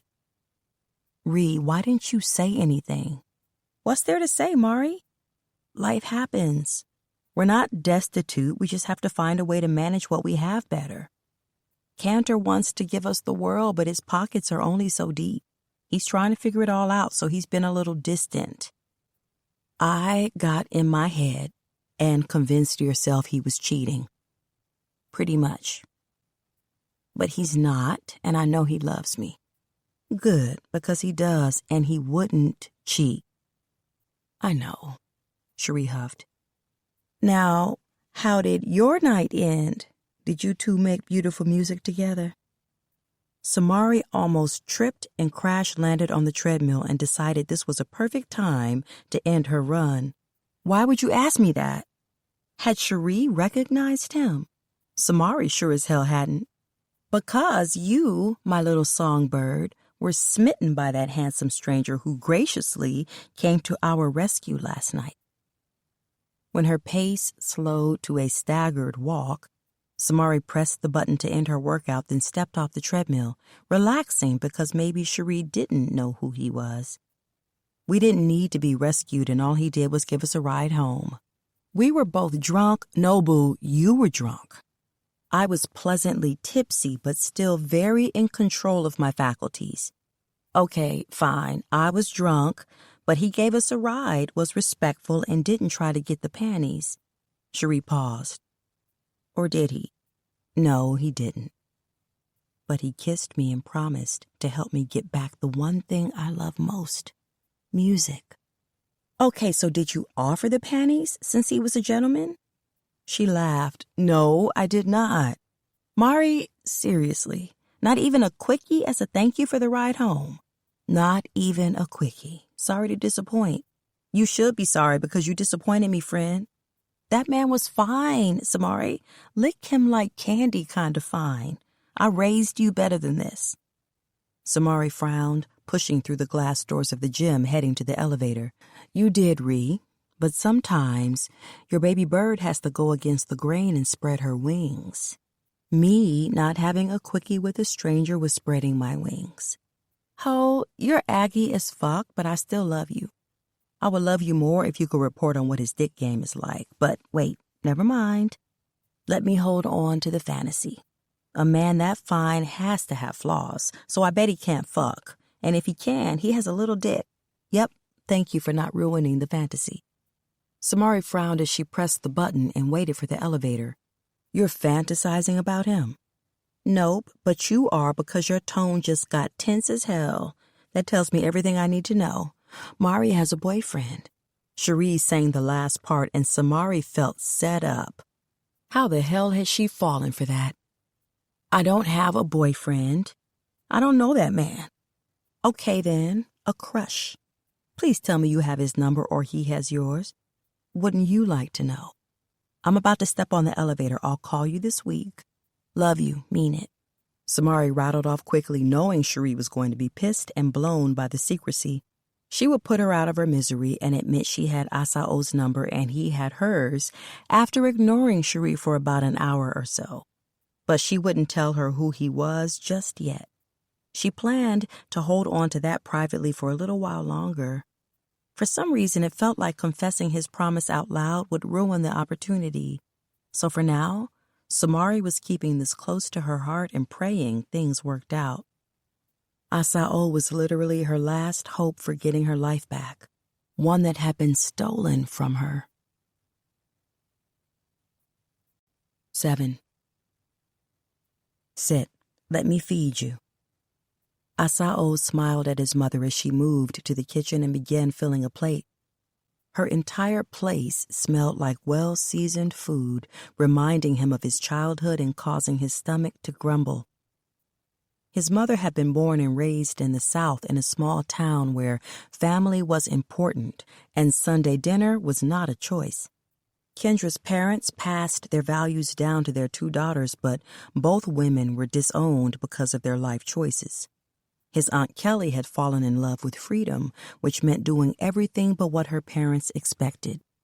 And his mother had fallen in love with a man she shouldn't have. Ledrin Delane was a proud black man who loved beautiful women, which meant he carried a reputation. Only one, however, had stolen his heart. When Ledrin met Kendra, he refused to let her slip from his fingers. She shared the sentiment, so while she granted her parents the concession of going to college and keeping her promise that she would get a degree, it was with a baby and a husband her parents refused to accept. Regardless, Ledrin loved her wholly and completely, even now, while serving time for a murder that occurred while protecting Kendra. Ledrin Delane was a man who took care of those he loved, even at the cost of his freedom. Asao respected his father for the choices he'd made, but he wished things were different. Ledrin had no regrets about the life he'd taken because it meant his wife was alive and well and able to raise their son in his absence. He would forever stand on his decision, same as he would forever love the woman who'd stolen his heart. Only now he had to love her from a concrete cell. He refused to let her see him in prison, so their only communication was the weekly letters he sent, while accepting none in return. When he was old enough, Asao stepped up in his father's place to make sure Kendra was taken care of. Ledrin was 23 years into a 25-year sentence for killing a man who would have killed Asao's mother. Eat. Kendra placed a plate in front of him, then patted his cheek before she took a seat across from him.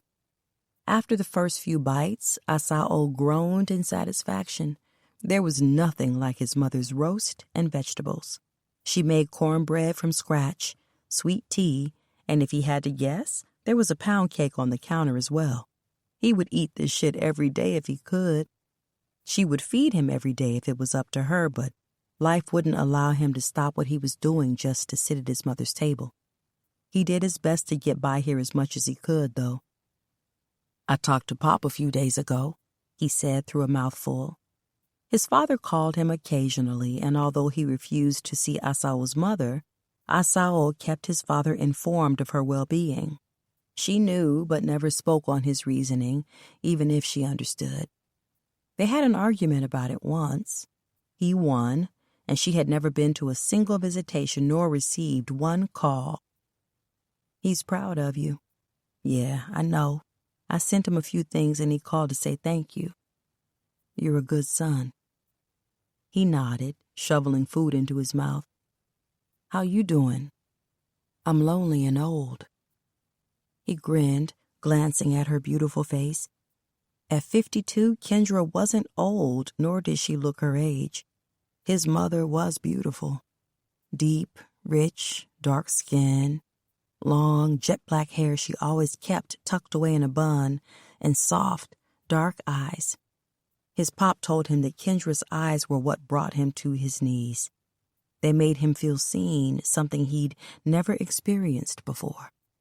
Asao hadn't known what the fuck that meant until last night. Samari. She had that type of eyes, but hers held pain. His mother was always happy. Even when her parents told her if she married his father, she was never going to be welcome home again, she took that shit on the chin. She loved him that much. Not once did she ever express regrets. She lived for and loved the man who made her whole. She had told Asao once that her parents lived for rules, tradition, and culture. Kendra lived for heart and happiness. She wasn't ashamed of the choices she'd made. She'd stayed true to who she was and raised him to embrace both sides of his existence, but also made sure he understood that he had to live for himself. "You're not old. You look good, Ma. Barely older than me." She scoffed. I'm old. You used to keep me young. You don't anymore. I never see you, Asao. He grinned again. You see me all the time. Just not as much as you used to because I'm grown. You're grown? She arched a brow. Then have some babies who will keep me young. She narrowed her eyes on him and he almost choked on his food. This was the first time she'd ever outright demanded grandkids. Where the hell did that come from? She lifted her finger. You just said you're grown, so get a wife and give me some grandkids. I'm not that damn old. I have time.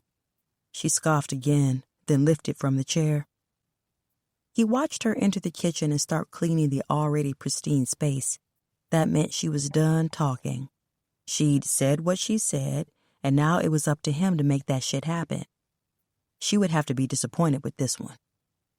He wasn't trying to have a wife or kids anytime soon. This was the sum total of their visit. His mother didn't need to talk and catch up on his life. She didn't really understand his world for the most part. She only needed to sit him at her table, feed him, then she was at peace. After he finished his food, he stretched out on the sofa and turned on the TV. He mindlessly flipped through channels and drifted off to sleep. She woke him a few hours later, popping him hard on the shoulder, fussing about sleeping the day away. But he took it, kissed her cheek, and promised to come by soon. He also noticed that as much as she complained, she'd let him sleep, which was her way of keeping him around for a little longer. An hour after he left his mother's place, Asao was back home trying to figure out how many more distractions he could use to prevent him from reaching out to Samari. He hadn't decided how to help her yet. Contracts were a beast. He might not have the power to fight without leverage when it came to Cobra. He needed to have a bargaining tool, and he didn't know what that was yet. Needing a sounding board, Asao hit Niles up to see where he was. When Niles let Asao know he was at the studio with Dom, working with an artist Asao had never heard of, he decided to swing by and run a few things by them. In order to get them on board with what he needed, he had to give them something they wanted. He'd known Samari less than 24 hours and was already adjusting shit in his life to accommodate her. He chuckled arrogantly, thinking about how his pops would say she was going to ruin Asao the same way his mother had ruined Lidrin. Only his father's fairy tale had ended with a 30-year bid. Asao damn sure didn't want that for himself. What's good? Dom was the first to greet him when he entered the studio. He was behind the soundboard while Niles' big ass sat in the corner frowning at his phone. Ain't shit. What's his problem? Don't know and don't care. He's been looking crazy as fuck since he got here, mad at the fucking world. Dom's eyes shot over to Niles, who grunted and lifted a finger in the air without removing his eyes from the device. He pounded away at the screen right after. Asao smirked, watching. Since when do you let a woman get you in your feelings, Niles? He asked. Niles grunted again but didn't respond. He doesn't have feelings, Dom joked, and Niles shot him a glare worse than his normal angry scowl. Asao and Dom both looked at each other, speaking at the same time. Definitely a woman. Fuck y'all, Niles mumbled. Asao chuckled and pointed to the booth. Who's that? Nobody yet, but if we do this thing Niles has been talking about, he could be. He's nice, just young, like 15, I think. Hang on. Dom pressed a button, then spoke to the kid. He was tall, had to be over 6 feet, and skinny as hell. He wore glasses and had a short fro that was picked out. No twists or style, just a fro. Dressed in jeans and a hoodie, both dark, there wasn't anything special about the kid just looking at him. Hey, Joe, run the last couple verses you just worked on. The kid lifted his face, then pushed the tip of his finger into the frame of his glasses and moved them up before nodding with a scowl. He didn't appear angry, just focused, determined. Dom started the track, and Asao was about to open his mouth to complain about how dope it was. The track should have been Asao's, not some random person's, but he quickly shut the fuck up when the kid began to flow. His cadence was fast but clear. The lyrics were smooth and flowed together but punctuated so anyone listening understood him. He also had a point to his words. They weren't just random shit or things that rhymed. The kid was telling a story about judging a book by its cover. His story. Damn, Asao muttered, watching the kid in the booth. Didn't see that coming, did you? Hell no, he chuckled, and Dom grinned. When he asked me for a track, said he didn't have much money but would pay overtime if I let him, I brushed his ass off. I stepped off, he grabbed my arm, stuck his chest out, and started rhyming. Blew my fucking mind to hear all that from him. Dom tossed his chin at the booth. And you gave him the track for free, didn't you? Dom shrugged. I'm a businessman. The kid is in my pocket. If we do this thing with Cap, then we'll need artists. Niles and Dom were always about business. Hey, you're good, Joe. Let me know when you're ready to finish. The kid lifted his chin and went back to scribbling on a notepad. Asao assumed he was writing lyrics. You see why we need to do this? Dom asked. What I see is you giving Joe a fire-ass track I would have executed, Asao stated. Dom has more tracks than he got hoes, and this motherfucker has a lot of hoes, Sao. You know he's gonna always take care of home.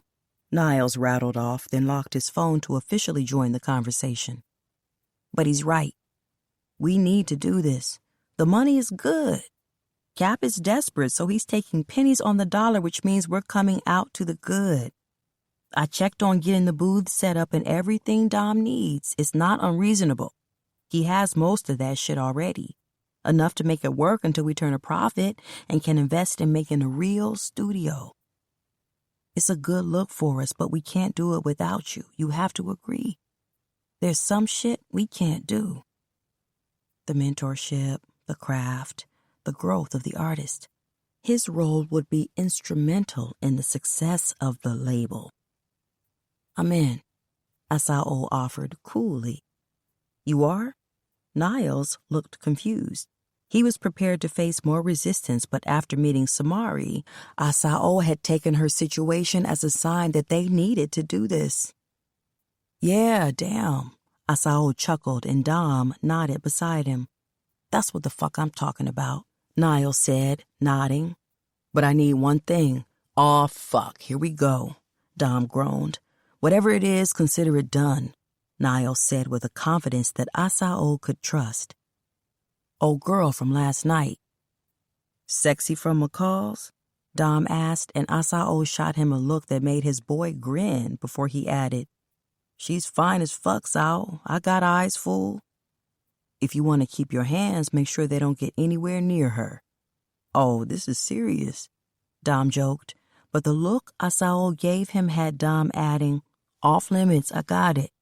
But what does she have to do with us taking over Cap's place? She's signed to Cobra. I want to dead that shit and get her over here with us. Which means pissing him off, Niles mumbled. He has pull, Sao. He can't control how we eat, not with your music, but he can get in the way of this by complicating how we move. Your music career is one thing. This is an entirely different lane. You said yourself we don't want the attention. Fucking with him is like shining a spotlight on your shit. You worried? Asao glared at Niles. Niles' face stoned over. About him, fuck no. He made a motion with his hand like a gun. But that doesn't mean in a legal arena he doesn't have more pull than we do. I considered that, but this is my one thing. If I sign on, you two back me with whatever it takes to get her here with us. There was no give in Asao's confirmation. Why the fuck are you giving ultimatums like we don't fuck with you heavy, Sao? You move, we move. That's how it's always been and how it's always gonna be unless some shit has changed. Dom was offended, which had Asao clarifying his position. Nothing has changed, family. I just need you to know this is a priority. She's a priority. You, more than anyone, can't take the hit if shit gets fucked up. Your money is not just from my pockets. You have other things to consider. He doesn't give a fuck about that. You move, we move. Ain't that right, Dom? Niles looked right at him, and Dom agreed, not out of fear, simply from loyalty. If this is what you want, it's what we want. So we doing this? Dom asked, swinging his eyes between Asao and Niles. Why the fuck not? Asao confirmed. Dom grinned, leaning back in his chair, brushing a hand over his head. I'm on it. I already hit up the lawyer who drew up the artist contracts for us. Raj hooked me up with her and he can get one together for the sale. We keep it quiet until it's done. Niles smiled, already processing. Bet, Asao said, and Dom nodded his approval. What about Cobra? How do you plan on getting him to let her go? I'm going to make him think it's about her and not her music. Then I'm going to promise him something he'll never get. What's that? Me? Nah, that's not a good move. He's too fucking eager and not smart. I plan on offering spots for his artists at our place. That connects him, or at least he will think so. After I get what I want, we shut him out. Seemed easy enough. They just had to navigate how to convince Cobra he would come out to the good. She any good? Better than good. See for yourself. Asao pulled his phone out and the video of Samari was already in rotation. It was her live at a small venue. Intimate setting, singing a cappella while she played the piano. Niles took the phone and frowned at the screen, turning up the volume. I knew she looked familiar, Dom said from beside him. He wasn't looking at the phone, just heard her voice. That's Samari Janae. She had a few good hits, did a tour and everything, then just disappeared. What happened? Cobra happened. He shelved her and won't let her go. Asao's tone was laced with irritation. This motherfucker needs someone to go in his jaw, Niles growled. He's about to get it, but first I need her release. She's talented as hell, Sao. How do you plan on making it about her and not the music? Asao shrugged nonchalantly. I'll make him think we're fucking and she's done with music. Dom chuckled. Not a far stretch from the truth. The fucking part, that is. I knew when you left with them you were on some bullshit. What's up with their girl? Married with the kid and Samari's best friend. So she's off limits too. Damn. Why do all the fine women travel in packs? Dom smirked and brushed a hand over his head. That's what you like. Everybody in the group fuckable because you like fucking groups. Niles shot him a knowing look, and Dom grinned. I do. The more the merrier. All right. So we're buying Cap out and taking Cobra's artists? Dom nodded. I need to smoke something because shit is about to get crazy. It was, but that wouldn't deter Asao from getting things done. His soul had been linked with Samari's after last night, and he had to have her.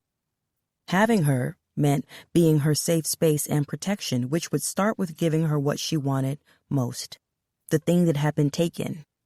Her voice. I assume she still wants to do music? Niles asked, standing. Yeah, she does, and she will after we get her from under Cobra, Asao offered coolly. Niles nodded. He could see Asao's mind working, but it was Dom who spoke.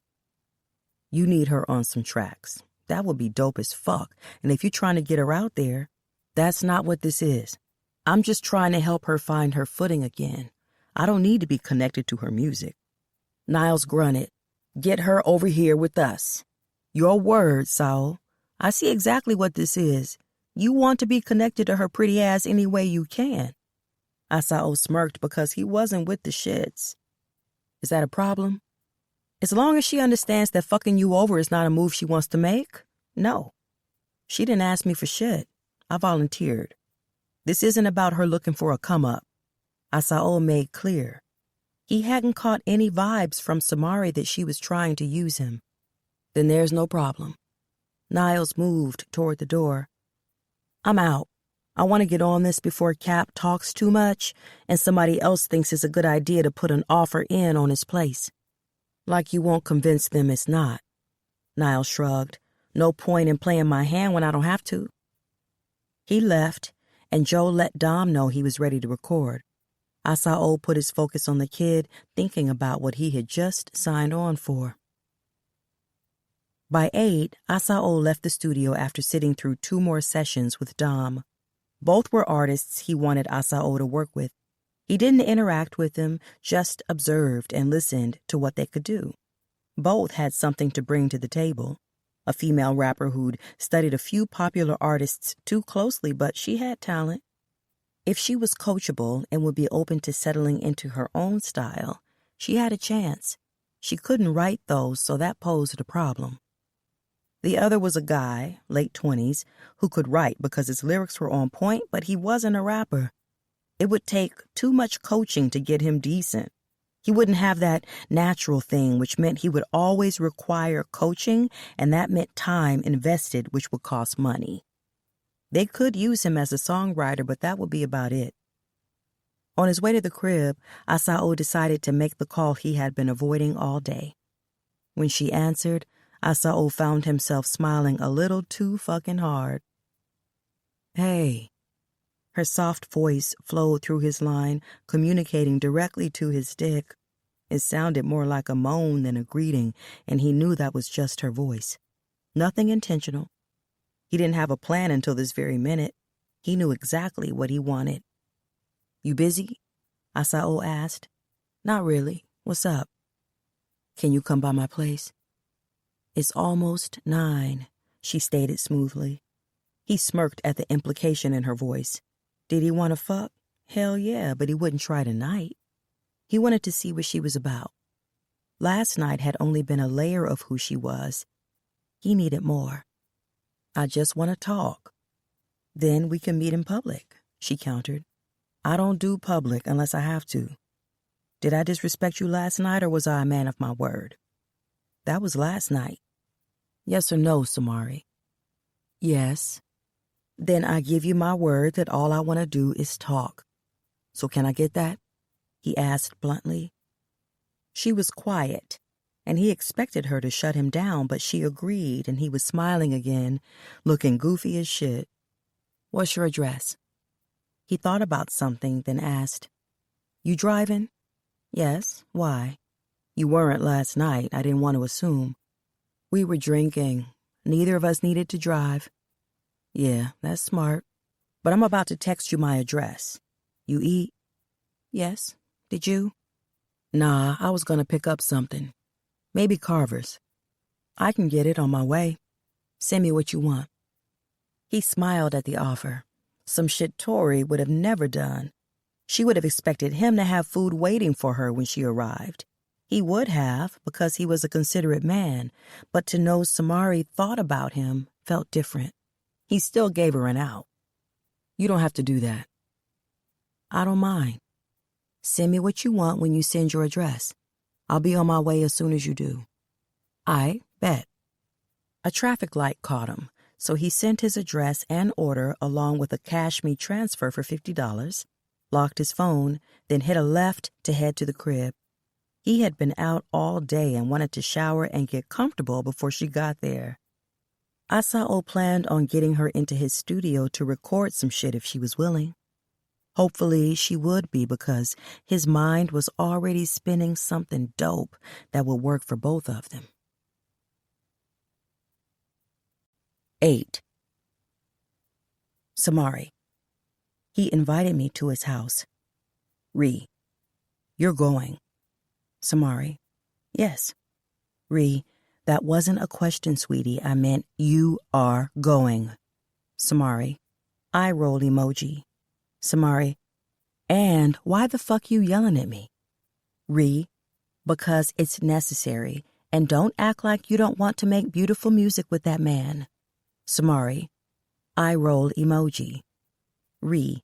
Stop rolling your damn eyes. You know you want him to have you sing in soprano. Samari. I'm an alto.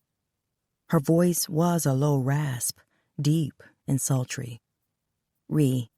Ho, I know what your voice sounds like, which is why I said singing in soprano. He'll hit that thing just right and have them octaves high-pitched. Samari, eye roll emoji. Ree, roll your eyes again and I'm pulling up. Samari, laughing emoji. Okay, I'm done, but I'm not trying to have sex with him. Ree, girl. Samari, can I get to know him first before you pimp my coochie out? Ree, eye roll emoji. Samari, stop. Ree, okay, fine. Get to know him before I put your coochie up for auction, but let's be clear. It is going up for auction. It's been too long, and I'm not trying to have a 10-year-old while you have a 10-month-old. Samari sputtered a laugh, rolling her eyes in real life. Samari, so my womb is up for auction too, I see. Ree, shrugging emoji, I'm working with limited options here. Ree, and if nothing else, maybe he can help with your fuck-ass label. She hadn't told Ree about the offer he'd made about helping with Cobra, and she wouldn't until she felt Asao really could. Samari, maybe, but I'm leaving now. I'll text you later. Kiss my baby for me. Ree, okay, I just checked to make sure your location is still shared. It is, and you better text me first thing in the morning unless he's still fucking with your vocals. Samari, middle finger emoji, middle finger emoji. She locked her phone and raked her fingers through her hair, checking her appearance in the mirror one last time. Samari was dressed casually in jeans, Cameron Taylor sneakers, and a matching tee, not trying too hard but still cute while being sexy. Asao lived only 20 minutes from her, but by the time she picked up the order she'd placed at Carver's and made it to his house, it was almost 10. He greeted her at the door dressed in sweats and no shirt, smelling like a perfect blend of bergamot and orange, which leapt from his body and smacked her in the face, almost making her reconsider being at his place. Don't sleep with him, Samari.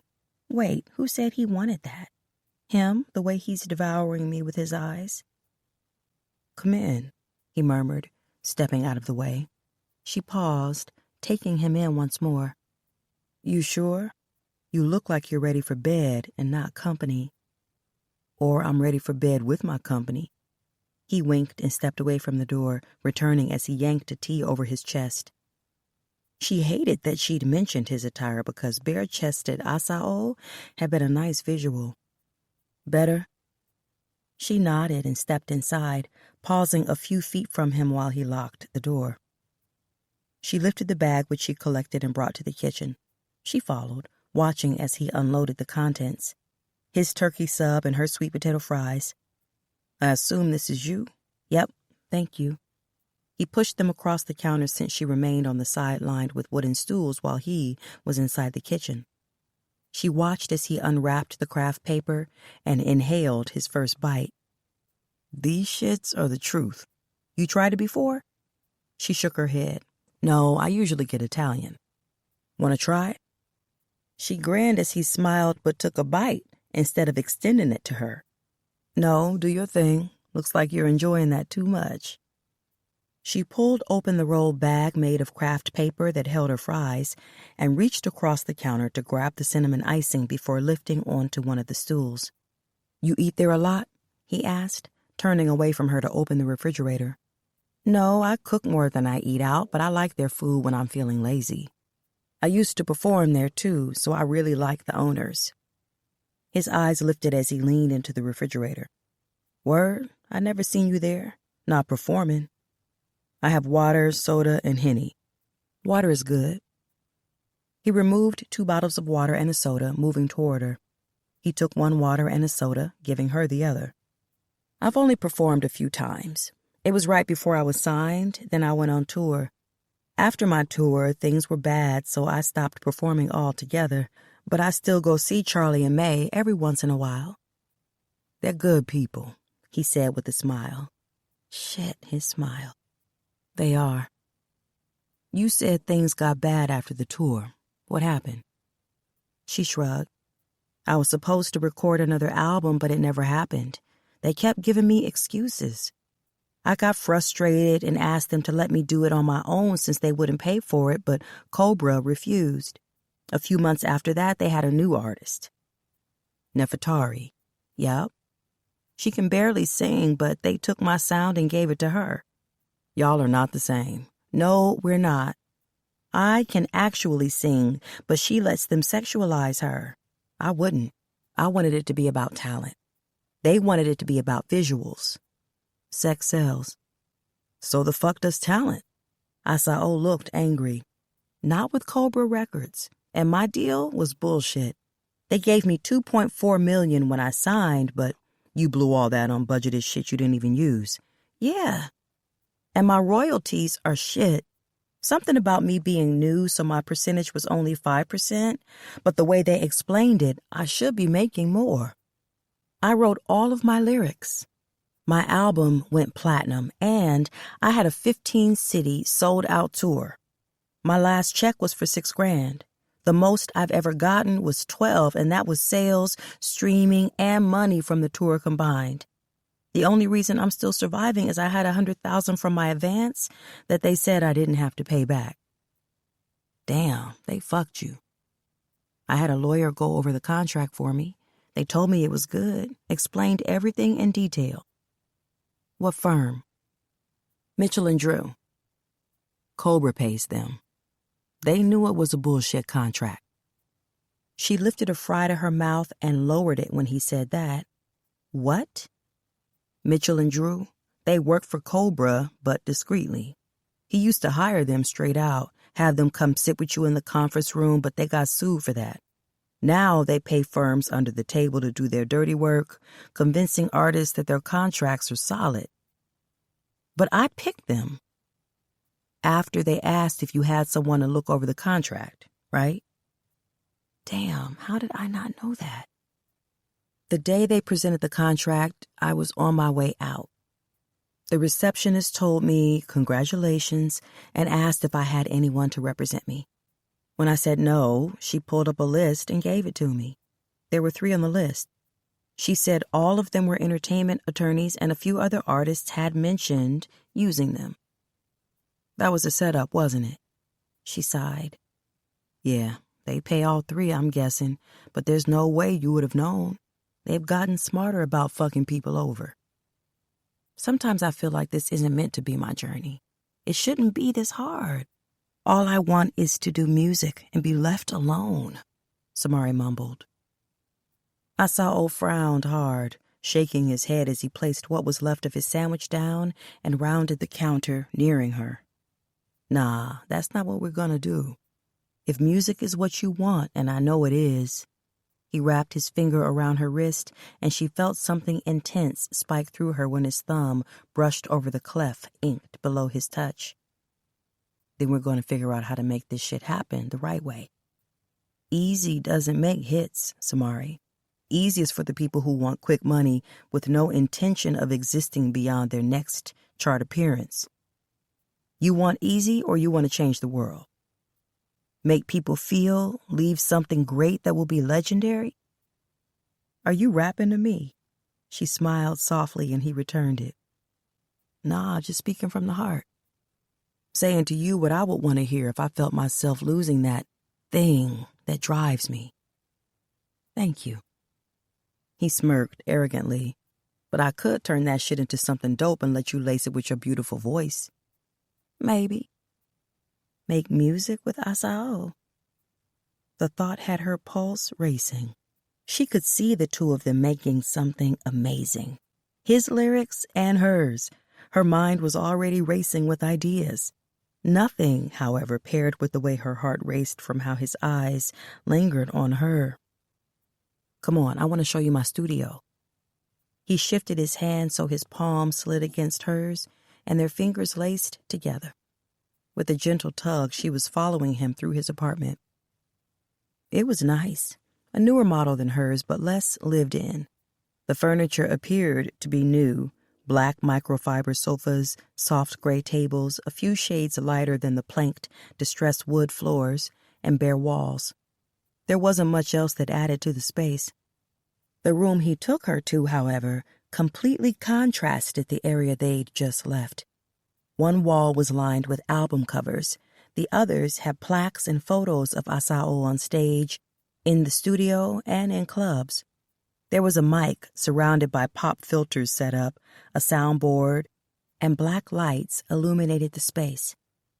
Thick, cozy, dark rugs covered the wood floors, and there was a sofa in the corner that looked soft and cozy, similar to an oversized beanbag. I take it this is where you spend most of your time? He glanced at her over his shoulder and nodded. Yeah, most days I eat, sleep, and work, which means I'm in here. That's why the rest of your place doesn't look lived in, but here? Her eyes swung around the room. It was cozy but slightly cluttered, with shoes, a few articles of clothing, and big pillows on the floor. You trying to say my shit is dirty, Samari? Asao teased. No, just lived in. Out there you have stuff because it's necessary. In here, you've made it your home. I won't deny that. Sit down. I'm gonna play some shit for you and I want to run something by you. She settled onto the sofa, then pointed toward her feet. You mind? Nah, get comfortable. I plan on holding you hostage for a while. He winked, and heat crawled up her neck, but she pushed the feelings of attraction aside and kicked off her sneakers, bringing her feet up and crossing her legs at the ankles. She watched Asao move across the room to the small space that held his equipment. After hitting a few switches, low bass with a 90s R&B feel to it crawled through the air, followed by his voice. Everybody talking about life forever after. I pushed that shit aside and pushed my world a little faster. Chasing dreams, chasing paper, chasing fame, paper chaser. Seems like I'm moving, but the world is standing still. My heart don't have time for the emotional turmoil or thrills. Never been a liar, so I keep it on the low. Never want to feel the pain that lives in the hearts of most. So fuck love, get money. It's better to be free. Fuck love, get money. I'm just out here doing me. The track continued to play. There wasn't anything but shifts and beats. Then his eyes were on her. What? She frowned. Tell me what you think. She grinned. I think you're telling the world that you don't want to be in love, and that's too cliche for a rapper, and it's also sad. Being in love is a beautiful thing. You in love, Samari? She tensed at the thought. Her ex came to mind, and she felt a rush of anger. No. But you have been, he confirmed. Yes. What happened? Asao was curious about how somebody had fumbled her fucking heart. He loved the idea of me more than he truly loved me. It was one-sided. No matter how much time passed, she still felt the vice grip of pain that lingered in her chest from losing not only her career, but a piece of herself. She always assumed she would be smart enough to survive the seediness of the industry, but sometimes shit happened, and she had to accept that no matter how safe she tried to be, the dirtiness can still touch her. It wasn't that deep, Mari. We were just doing some industry shit, making a name for ourselves. I know you didn't think it was more than that. The words hurt more than they should have and also caused Samari to question everything about the time they'd spent together. He had betrayed her in the worst way. What she thought was real, he thought was for likes and comments on social media. He broke your heart. He broke my spirit. He made me realize that all I have is me. No one knew about that night. She barely remembered it, even after she found the proof on her phone a few days later. Nah, that's not true. What did I tell you the other night? Asao's eyes were intense and she felt her stomach drop, then tightened. She simply stared at this beautiful man, not speaking, because what he told her were just words. There was no way she would allow herself to believe in fairy tales again. That wasn't what this was. Samari, what did I tell you last night? That I had you. All right then. His expression relaxed. Sing something for me. She smiled, shaking her head. No. Why not? Because I don't feel like it. Yes, you do. I see it all through your damn body. You want to run your verse about why you feel like fuck love do me. I want to see how it feels with my verse. There was something missing from this track. I think you can make it right. He turned and ran it back, watching her as she listened to his verse. Play it one more time. He did, and she closed her eyes, listening to his voice and lyrics. When his track ended, she ad-libbed a few riffs and ran her verse when the next sequence of bass started. Niggas got it twisted. Love the way they got us misted. All I need is honesty. Don't care much about the money chase. Wish he understood. I'm a hustler, so I'm good. Want a man to stand by me, hold me down, love me deep. He's always moving fast, never seeing what he passed. If he can't see me, then I say fuck you. Live life to the fullest. Life rotates without you. So fuck love. Get money. It's better to be free. When she opened her eyes, he was staring at her, expression hard. She frowned back, and he smiled, shaking his head. Asao leaned back, studying her for a minute before he said what was on his mind. I knew you had what I needed to make this shit complete. You're on this track. What? No, I can't. With a slow nod, he appeared unbothered. You can and you will. So if you're saying no because you think that contract means something, fuck that shit. I'ma handle it. How? She questioned, hating how hopeful even a small possibility of getting her life back made her feel. Don't worry about all that. You want out? She nodded. She did so fucking bad. She just wanted her life back. What are you willing to sacrifice to have control again? She didn't have to think about it. The word rushed out. Everything. Good, because that's probably gonna be what it takes, he asserted. What do you mean? I have to map this shit out. Can you give me a few days? She sputtered a laugh. If it means I have control of my music again, I'll give you whatever you want. Something flared in his eyes and he lifted from his chair, crossed the room, and leaned over her. The tips of his fingers brushed down the side of her face, then over her lips. Her body trembled from his touch, but his words had her shifting. Be careful about making random-ass promises. I'm the type of man who will come to collect. She swallowed thickly, and her eyes lifted to his. He smirked and stepped back. Let's run this shit. I think we have something dope. Her body hummed with the possibility of recording. It had been so long. A little over 3 years, and she'd missed what it felt like to fall into a rhythm and let go. Well, he lifted a brow and she nodded. Okay, but you can't release it. Cobra will sue me. His expression turned dark. Let me worry about all that. Close the door and come on. He tossed his head to the left and she unlocked her legs, closed the door, and joined him near the mic. You need time to think about your verses? He asked. No, I can vibe off what you say. Bet, because I plan on just running some shit to see how it feels. Let's go. He handed her headphones and pointed toward the mic. After he lifted a second pair of headphones and plugged them in, he ran the track back. This time, instead of his voice on the track, it flowed through the microphone when he leaned in close, keeping his eyes on her while he ran his verse. She felt him, and she liked the way he had a hold on her. By midnight, Asao and Samari were done recording, and she felt electrified. Something in her spirit was hopeful, which allowed her to feel at peace.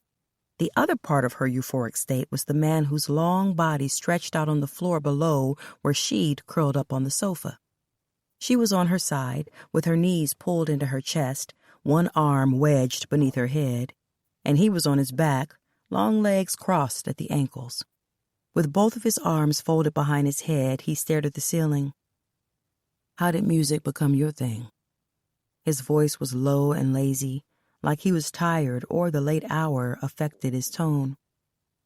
My mom, I guess. He turned his head, offering her a clear visual of his handsome face. His hooded eyes were serious and focused on her. She an artist? She shook her head. No, my mom's a teacher and I don't know my dad. Just normal, everyday people, though. When I was a kid, I was always making up songs. Sometimes the lyrics didn't make sense. I would just sing random stuff. Like, we would be at the grocery store and I'd make up a song about apples. I was young as hell back then, like maybe 5 or 6. The older I got, the lyrics began to come together. They weren't songs, but my mom bought me a notebook and told me to write them down. I've been doing that ever since. I know she's proud as hell then. Samari's expression dropped as she shook her head. I wish, but that's a story for another day. Asao wanted the story now. He wanted every piece of her, but sensed Samari wasn't ready to share all her secrets, so he moved on. So the lyrics became a passion to sing? She laughed, shaking her head again. No, my words were personal. Nothing I ever considered sharing until my best friend told me I needed to try. She always said how good I was, but she's my best friend. So you didn't believe her? She shook her head, frowning. No, I knew I could sing, but everybody can sing. Nah, that's bullshit. And if they can, they don't have your voice. That shit is something special. The highs, the lows, the way you control your tone and deliver. It's not just a voice. Shit is sex, happiness, and love. You make me sound like a fantasy or something tantric. Because you are. You don't think so? I do. I don't know. Too damn modest, but I fuck with that. It will keep you grounded. His eyes hit her again. How did you get caught up with Cobra if singing wasn't what you wanted? Lyrics and love? The festival hosted by Cobra was well known but bullshit.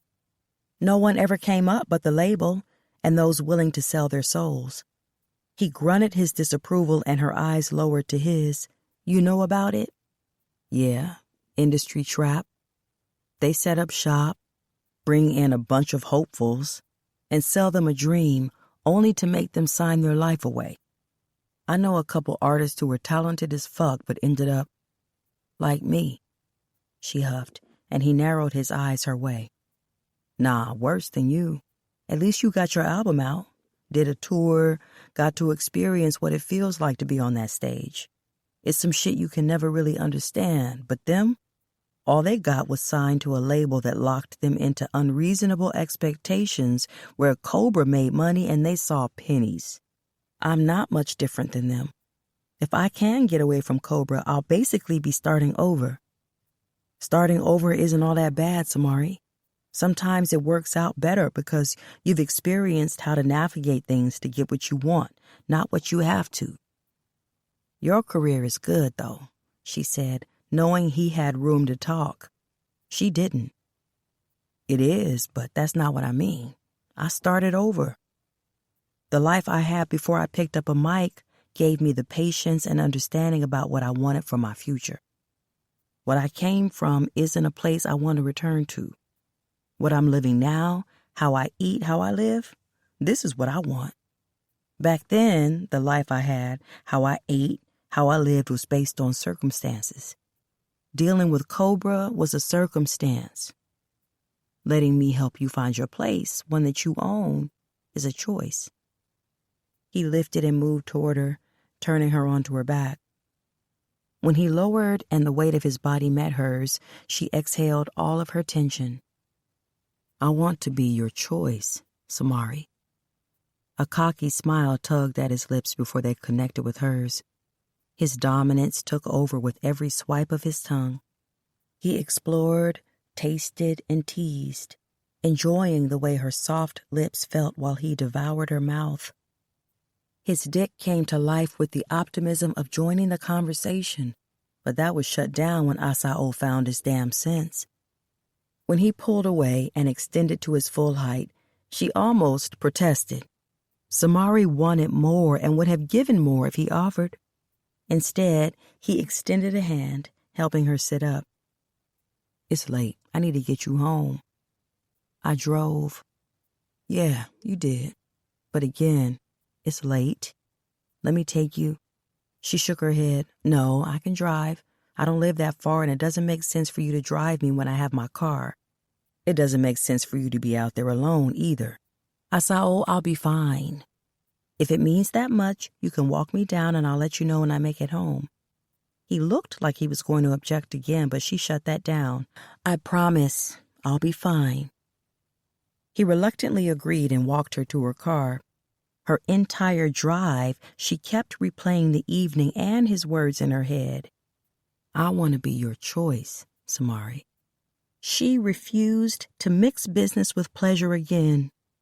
Her past had proven that was a mistake, but she was hopeful Asao would be the one to help her get back some of what she'd lost, and that would be good enough, even if she already knew she wanted more.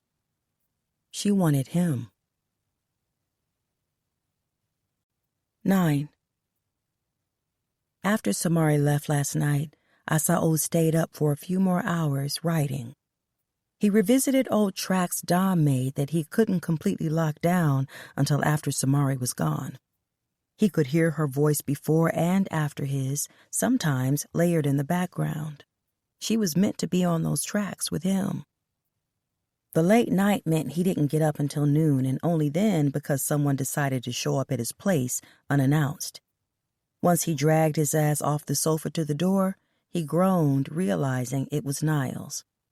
As soon as he was inside, Niles's first stop was Asao's kitchen, where he removed orange juice, which he opened and turned up, bypassing the glass. Bruh, can you at least pretend to respect my shit? Niles grunted and finished what was left, tossing the empty container. Asao left him there to take a piss and get cleaned up in the bathroom. Once the taste of winter mint coated his tongue, he found Niles's big body with half his sofa caved in. Asao grabbed one of the kitchen chairs, turned it backward, and got seated, staring at Niles.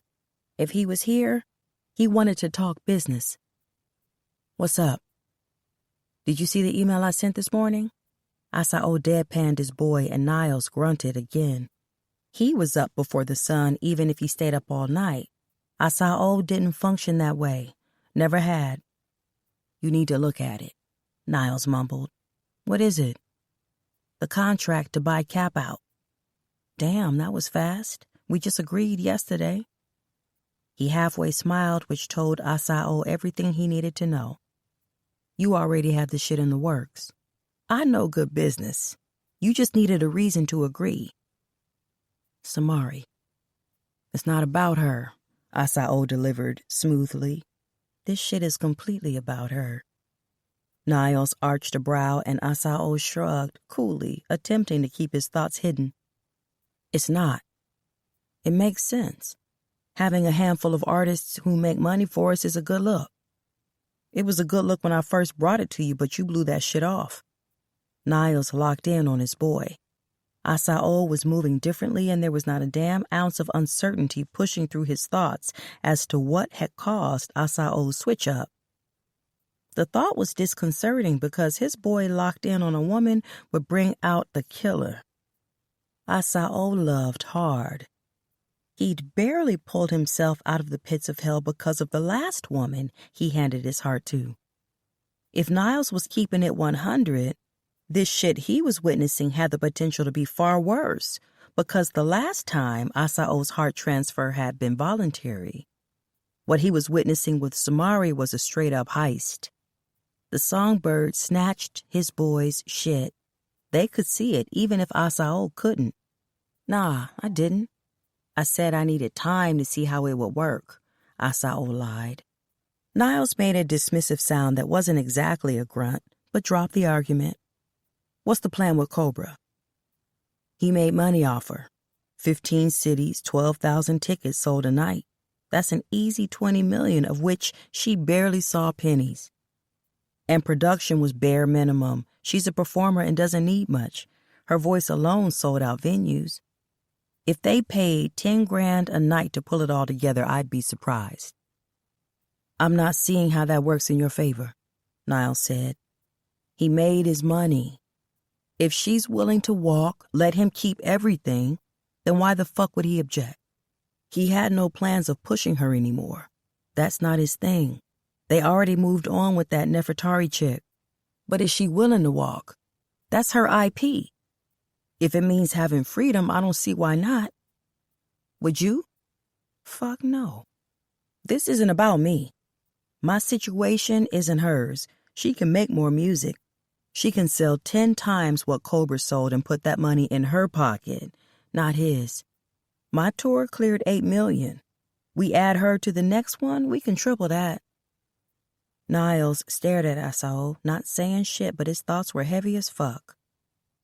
We recorded last night. Some simple shit that turned into something I know is gonna sell.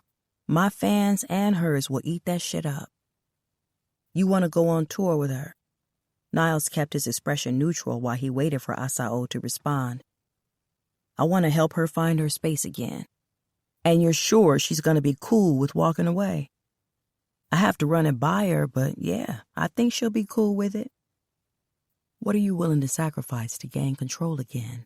Everything. She hadn't hesitated. She'd meant that shit. She would give it all up to get it all back. When we pulling up on Cobra? Niles didn't question Asao further.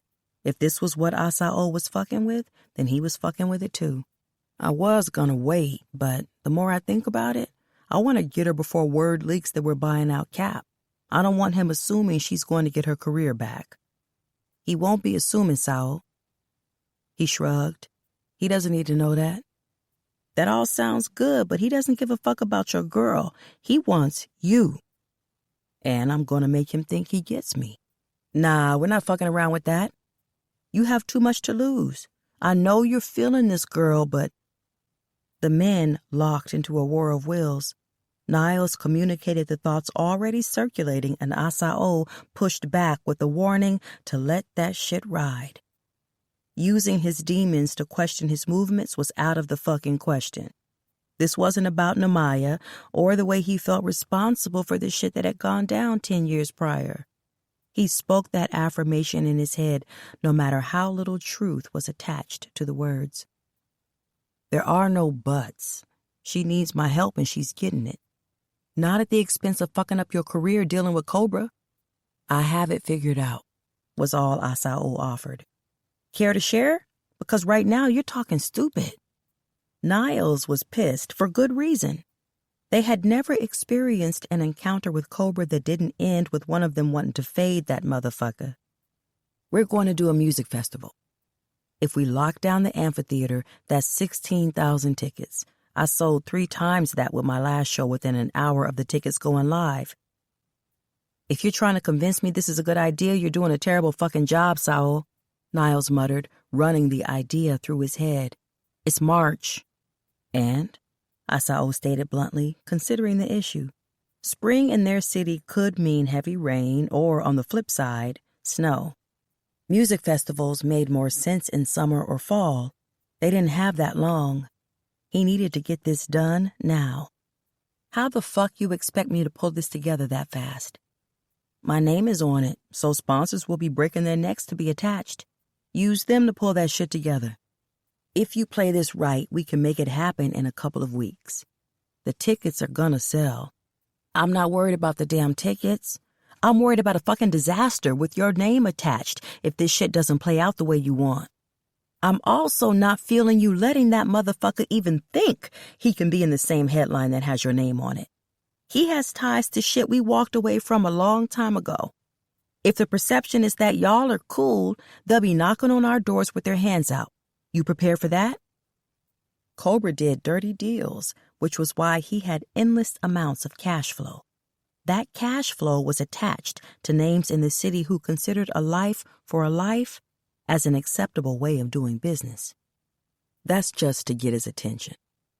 If I go to him, he'll see straight through that shit. But if we promote that I'm headlining a festival locally, he'll reach out to try to get his people on stage. Cobra is arrogant, but he's also not stupid. Even with all the artists he has, he can't bring out the numbers I can. I'm still not seeing the fucking point, Saul. I'll agree to bring on his artists, but he's going to have to let Samari out of her contract. What happened to just making him believe you're fucking her? I like that plan a lot better than this shit. Niles yanked a hand down his face, feeling annoyed. Asao was his brother tenfold. Anything that fucked with his boy fucked with him. Being screwed over by Cobra wasn't the move, and that was always a possibility with the route Asao was trying to take while navigating this. He knows me. If I express that I don't want my girl to be connected to him, Cobra won't see it as anything other than my ego. He knows how I move, how I get down. That's more believable. Since Samari has been quiet, no moves to free herself from his label, no interactions or pushes to make music, then he will believe she's done. That motherfucker likes to believe he breaks people. Let him think he did that with her and he's happy.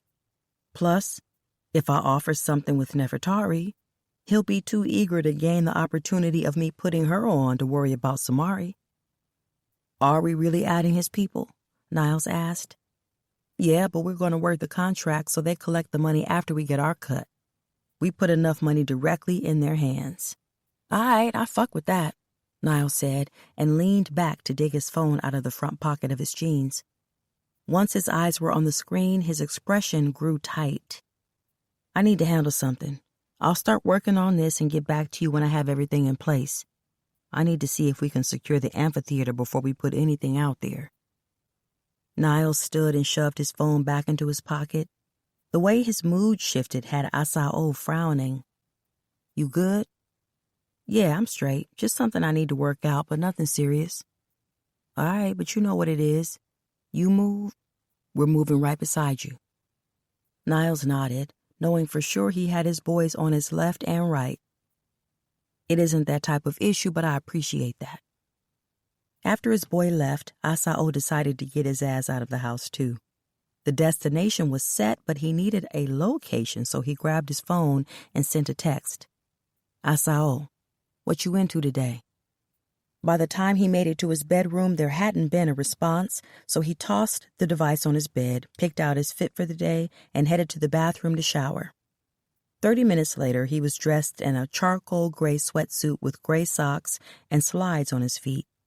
He brushed his waves into place and doused his body with the blend of black pepper, ginger, cedarwood, and anise he'd paid a grip to have personally curated to blend with his natural pheromones. When blends launched their line, he was first to promote. Asao loved homegrown shit because essentially that was what he was. Homegrown. The world appreciated Asao's talent, but the citizens of Crescent Falls claimed him. Their streets had nurtured him, and their hearts forgave him for the sins of his past, knowing his soul was tainted, but his heart was pure. After securing his wallet and keys, Asao walked to the bed and lifted his phone. With no response from Samari. His mood was fucked up, so he made a stop in the living room to roll something he planned on blazing in the car. One of the many things Niles understood was acquiring businesses with a high return and low investment. When a company called Wrapped, who offered natural rolling papers, reached out about Asao doing a line with them, the decision was simple. They burn trees on the regular. Why not put his boy's name on a brand that would be effortless to promote? They smoked in real time. So in every video and photo captured, the product had visibility. Asao didn't have to change a damn thing to promote the brand. With the blend from Kush Crazy skillfully filling the tightly rolled papers he'd assembled, Asao was ready to head out. If he didn't hear from Samari in the next 10 minutes, his first stop would be to fill his stomach. He'd prefer to do that with her, but the alternative would be for the task to keep him busy until he could get her in his space. He left his apartment, and by the time he was settled into the driver's seat of his Jeep, a text came through from Samari which had a lazy smile on his face. Samari, I'm chillin'. What's up? Instead of texting his response, he started his vehicle while swiping through his contacts to locate her name for a call. When her voice flowed through the line, he backed out of the spot and navigated down the ramp toward the lower deck to exit the parking garage. Hey. The softness of her voice settled in his chest. You eat? Yeah, I had breakfast a few hours ago. How long you been up? He asked, considering he had just been with her a few hours prior. Since a little after 6. I couldn't sleep. You good? His brows pinched as he pulled out of the parking garage into traffic. Yeah, just inspired, and I hate feeling like this because I don't want to be disappointed.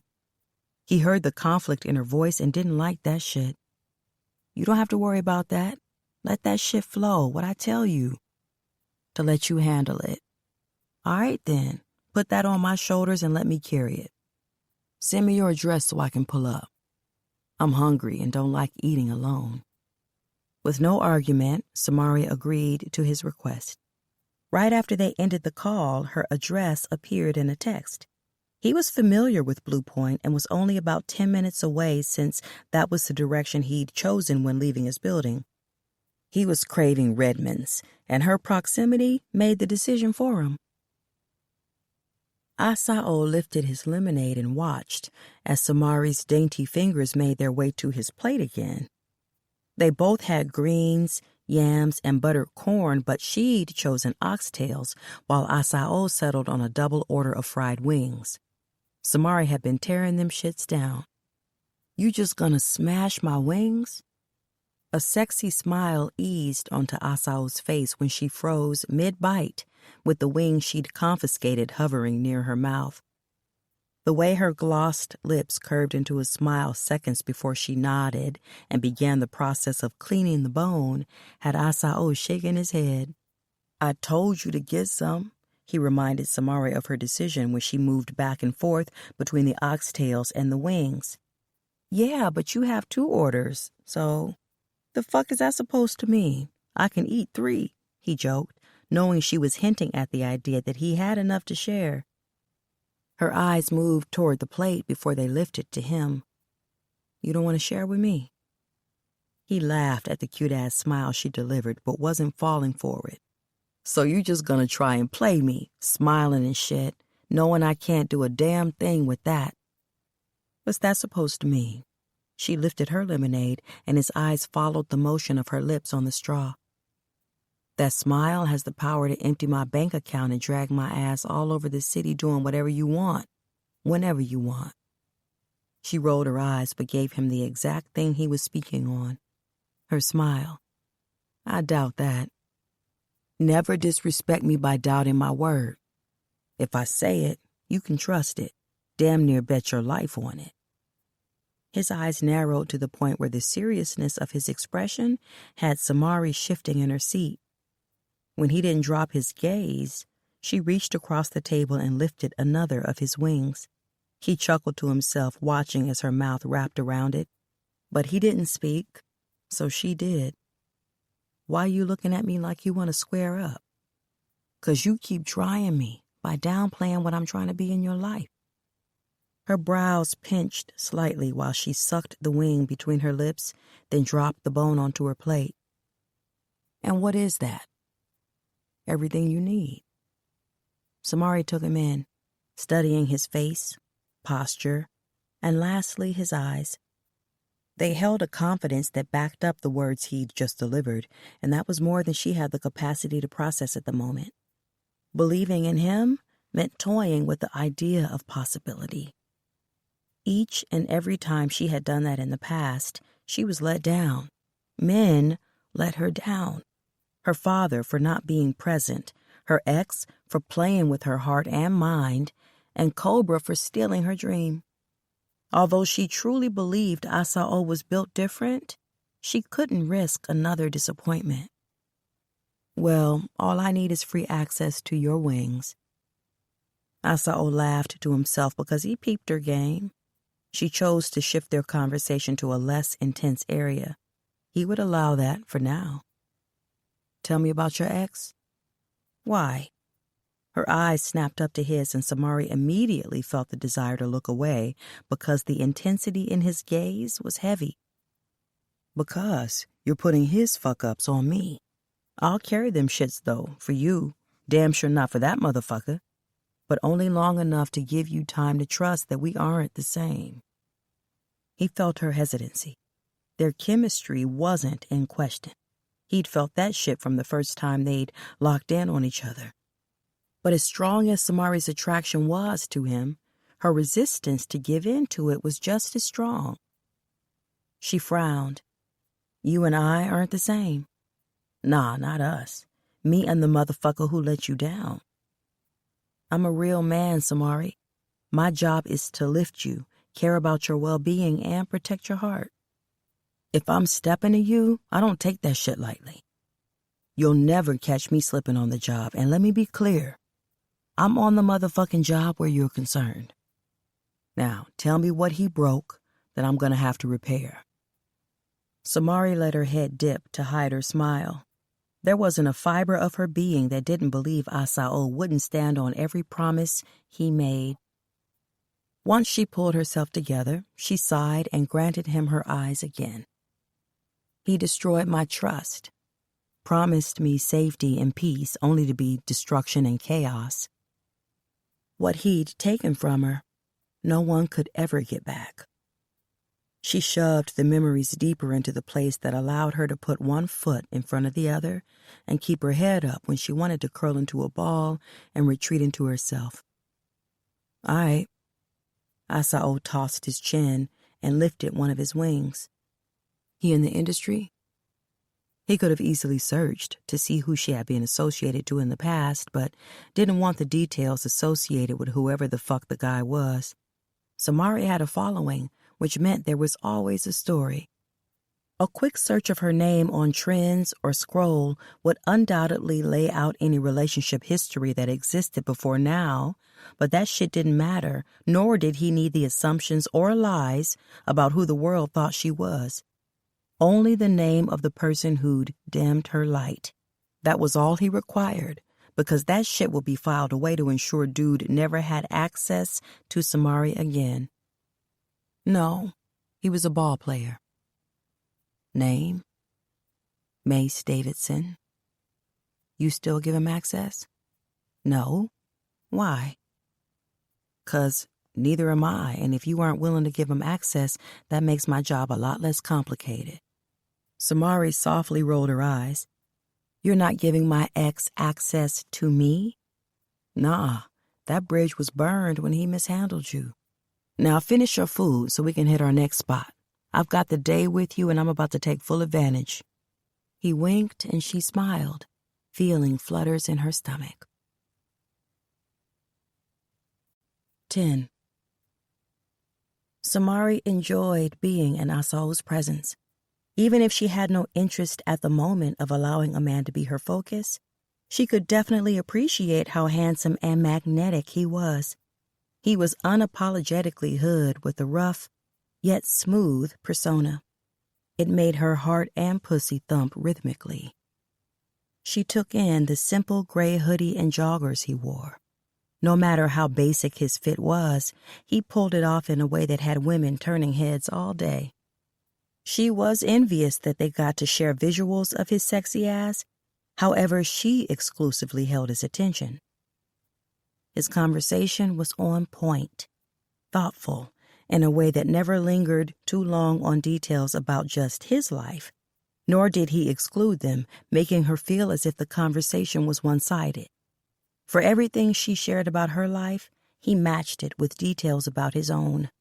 He made her laugh, made her smile, made her want, and that was dangerous. Asao was fucking her head up. While he drove them through the streets of Crescent Falls, heading north toward the coast, Samari relaxed beside him with her feet on his dash, exposing cotton candy pink toenails she'd painted herself. She could splurge on a day at the shop, but maturity had taught her to be fiscally smart. She didn't know when another big break would come and refused to empty her bank account one appointment at a time. For the past 40 minutes, they had settled into a comfortable silence after hours of navigating through the city, getting to know each other with no destination in mind. She enjoyed the freedom of just existing because lately her mind had been heavy with thoughts of what her next move would be. The only way she could make new music was to do so under an alias. Thanks to the contract she'd signed 3 years ago, Samari Janae was tied to the label, which meant Cobra controlled whether or not she used it. How fucked up was it that she no longer had ownership of her own name? When they crossed over into Crescent Cove, she turned her eyes on Asao, who felt her watching, and spoke without handing over his full attention. "What's up? Where are we going?" "I got a spot on the beach and haven't been out here in a minute. I need to pull up and make sure there are no squatters in my shit. You cool with that?" His sexy smile had her sharing a softer one as she nodded, which Asao caught in his periphery before his brown eyes were locked on her pretty face. "You sure?" "Yeah, I'm sure." Samari enjoyed the drive and had taken notice of how her mood lightened the closer they moved to the coast. The reason for the shift quite possibly could have been all in her head, but she chose to believe otherwise. They ended up at a house, which brought a smile to Samari's face. The one-story structure resembled a crystal box with walls made of tinted glass. She couldn't see inside, but was already imagining how beautiful the interior had to be. "This is yours? Like you own it?" "Yeah. Why you sound so surprised?" Asao knew who he was. The obvious stereotype of how he was perceived never bothered him. He was hood certified, a shooter, a menace. However, he also had a brilliant mind with a tongue of gold that spit lyrics which kept his songs streaming.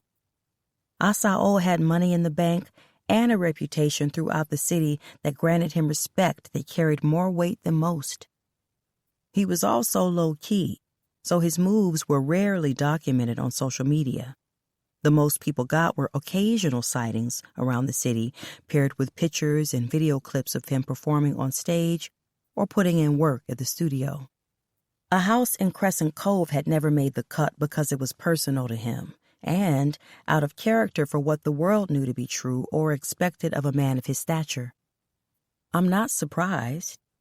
The look he delivered had Samari grinning before she shrugged. "Okay, maybe I'm a little surprised. This is pretty, and you're not a pretty man." He laughed, getting out of the car. When he made it to her door and opened it to gain access, Asao dropped his face level with hers. "You calling me ugly, Mari?" She playfully rolled her eyes before they landed on his handsome face. "I'm speaking metaphorically, and your arrogant ass knows how good you look. Now move, I want to see what the view looks like." He chuckled and extended a hand to help her out. She moved beside him as they walked to the entrance. He paused at the security pad, glancing over his shoulder after he keyed in the 6-digit code to grant them access. "It's basic as fuck in here because I haven't done a damn thing since I purchased the place last year." "Why not?" She scrunched her nose, waiting for Asao to open the door, and he shrugged and pushed it open. "I've only been here twice, and the 2 times I was here, all I did was smoke, write, and sleep. It's peaceful as fuck out here." Once they were inside, Samari's spirit instantly calmed. They'd stepped into an empty glass box, but it was stunningly beautiful. The first visual was 2 long butcher block freestanding counters that faced each other. They were free of anything on their surfaces. One held a sink in the center, and the opposite one housed a glass-top stove with 4 eyes. There weren't any visible appliances, but one side of the room offered a display of cabinets made from the same wood as the counters that expanded from the ceiling to the floor, where she assumed a refrigerator was hidden behind the largest panel. She grinned over her shoulder before taking off to explore without asking for permission. He'd brought her here, so she assumed that granted her free reign of the property. Asao allowed her space, but followed her from room to room while she took in the simplicity of his home. The house was longer than wide, with only 1 bedroom and a living room. They were on opposite ends of the structure, separated by a wood-planked deck. It was simple as hell, but just enough for when he needed to shut himself off from the world. While Samari explored the bedroom, which only had a platform bed and simple white bedding, Asao moved to the folding glass doors that connected to the outdoor space. He hadn't decorated the area yet, aside from 2 lounge chairs facing the shoreline below the house. "It's so pretty out here." "Yeah, I fucks with it." She toed off her leather sandals and giddily jogged down the 6 stairs, stepping into the sand. While she pushed her toes deeper, Asao's eyes dropped to the curve of her ass. The leggings covering her lower half provided a nice visual, which she lingered on before dropping to the definition of her thighs, down to her calves. Samari wasn't hella thick, but she had a little body to her. He for sure could spread them hips with a few months of deep stroking. He watched Samari as she moved closer to the shore. It was far enough away that if a storm or high tide hit, his investment was safe but still within reach to bring the benefit of owning a beachfront property. The air was cooler and light thanks to the breeze that carried from the water, dropping the temperature. Asao was always appreciative of how being out here felt like being wrapped in peace, which was rare but appreciated, even by his thug ass. When Samari bent at the waist and hiked the spandex material that covered her calves high enough to avoid contact with the ocean, he grinned and shook his head. "Your ass better be able to swim because I'm not saving you if that tide takes you down." He felt Samari's laugh even though the breeze caught it before it reached him. He could see the action from the way her body shifted and vibrated before she blessed him with that pretty face of hers over a shoulder. "If you can't swim, just say that," she taunted. "I can swim, but ain't shit nice about diving into the ocean to save a hard-headed ass woman, no matter how pretty she is." Samari laughed, but turned back to the water, stepping close enough to experience the coolness when the current covered her feet and moved up her ankles. Her shoulders dropped, and her head tilted back, and the visual brought clarity as to why he'd brought her out here in the first place. He wanted to give her the peace he'd found the first time he stood in the exact spot she occupied. He gave her time to enjoy the moment alone and moved back into the house, locating a towel which he placed onto one of the lounges before he occupied the other. His lengthy body rested lazily across the canvas material, allowing Asao to release the tension he'd carried prior to them pulling up. With one foot placed on the deck and one arm folded behind his head, he scrolled through his phone and opened an email from Niles providing a date, followed by a breakdown of the venue costs for the festival they'd discussed. After running the numbers in his head, Asao swiped out of the email and pulled up their text thread. "Asao, send the deposit. Niles, bet." His next text was to a friend who had connections he needed and also owed him a favor. "Asao, hey, you still fucking old girl from Cobra? B-side. Occasionally. What you need?" Asao, information about one of his artists? B-side. I see the streets don't fucking lie. Asao, fuck is that supposed to mean? B-side. Cat about to sell you his shit. Asao's body locked in annoyance because the last thing he needed was word spreading before he locked the purchase down. His fingers were moving, but a follow-up came through. B-side. And relax, motherfucker. I feel murder pulsing through your veins. I'm connected, so I know shit. Nobody relevant is on your ass. I hope you take his full roster. Who you looking into? B-side had been signed to Cobra, but his contract was null and void after the first payout didn't garner the numbers he felt were owed. The conversation for a reversion of his rights as an artist took place at a missed boardroom meeting, due in part to an empty clip. What followed was a hefty repair bill to restore Cobra's Lamborghini after B-side and his boys shot that bitch up as a negotiation tool for what was to come if he wasn't let out of his contract. Paperwork arrived at B-side's door that same night, officially making him an indie artist. Asao. Samari Janae. B-side. That's you? With a frown, Asao considered his response, then sent the words with no reservation. Asao. Yeah, that's me. B-side. Bet. I'll make it a priority. Give me a couple of hours and I'll have something for you. With that handled, he locked his phone and closed his eyes, mentally running through a list of things that had to be in place in order for things to work like he wanted.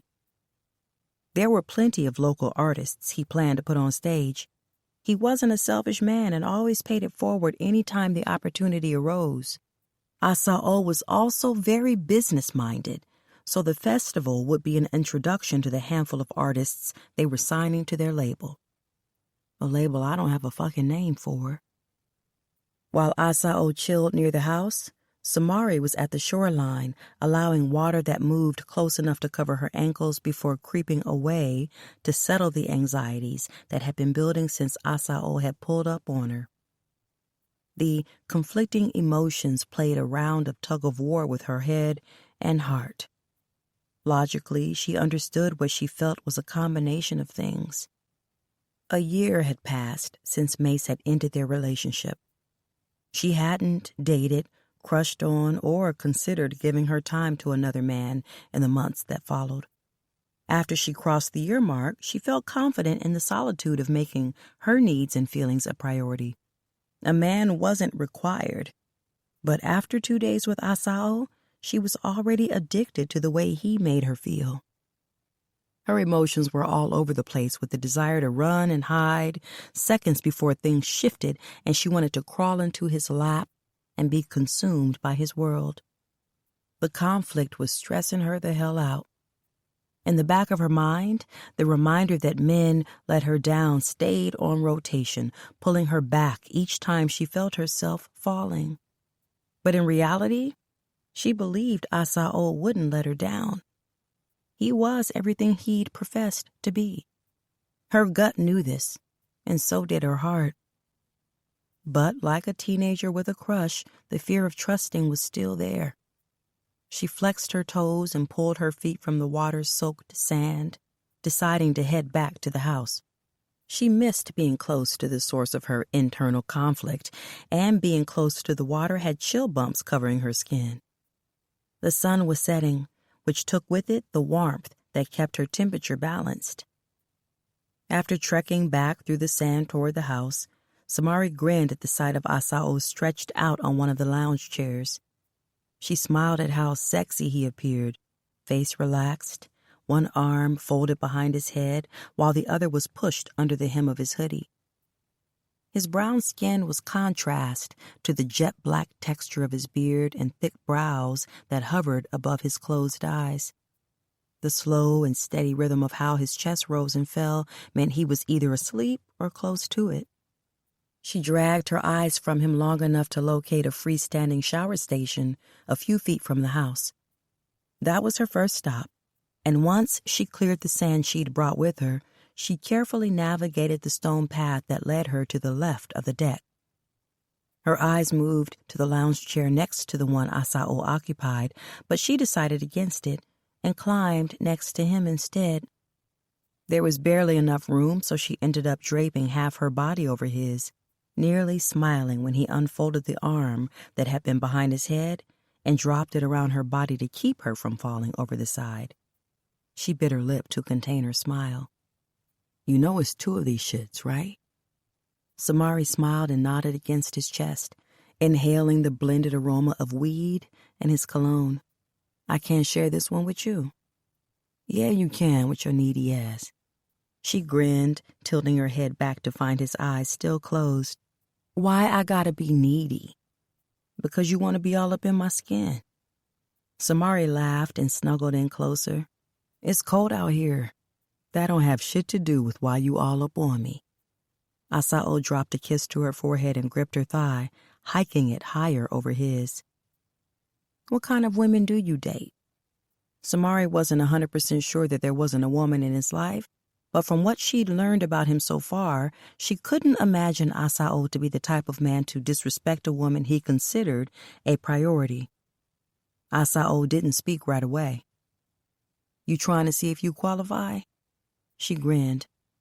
"I don't want a man." "That's pretty fucked up considering you've got one." "You're not my man, Asao." He outwardly claimed her and she privately accepted everything he offered. Being with him felt as natural as breathing, She didn't have to think about it or question the why or how. Existing in his space just worked and felt comfortable in a way she hadn't even experienced with Mace. You laying all up on me feels like I'm your man. She smiled at the arrogant confidence in the low rasp of his voice. We're just chilling. Nah, we're building, Mari. Everything I do is intentional, and I don't give this type of attention to a woman unless I have plans of exploring more than just her body. She lifted her head from his chest and elevated her chin so her eyes reached his face. You don't hang out with women? I fuck women, but nah, I don't hang out with them. And when my goal is busting a nut, even that's intentional. Samari rolled the corner of her lip between her teeth, considering the question lingering on her tongue before she said fuck it, and asked, What about the woman you were arguing with the night we met? Asao ran back that night and Tori popped into his head.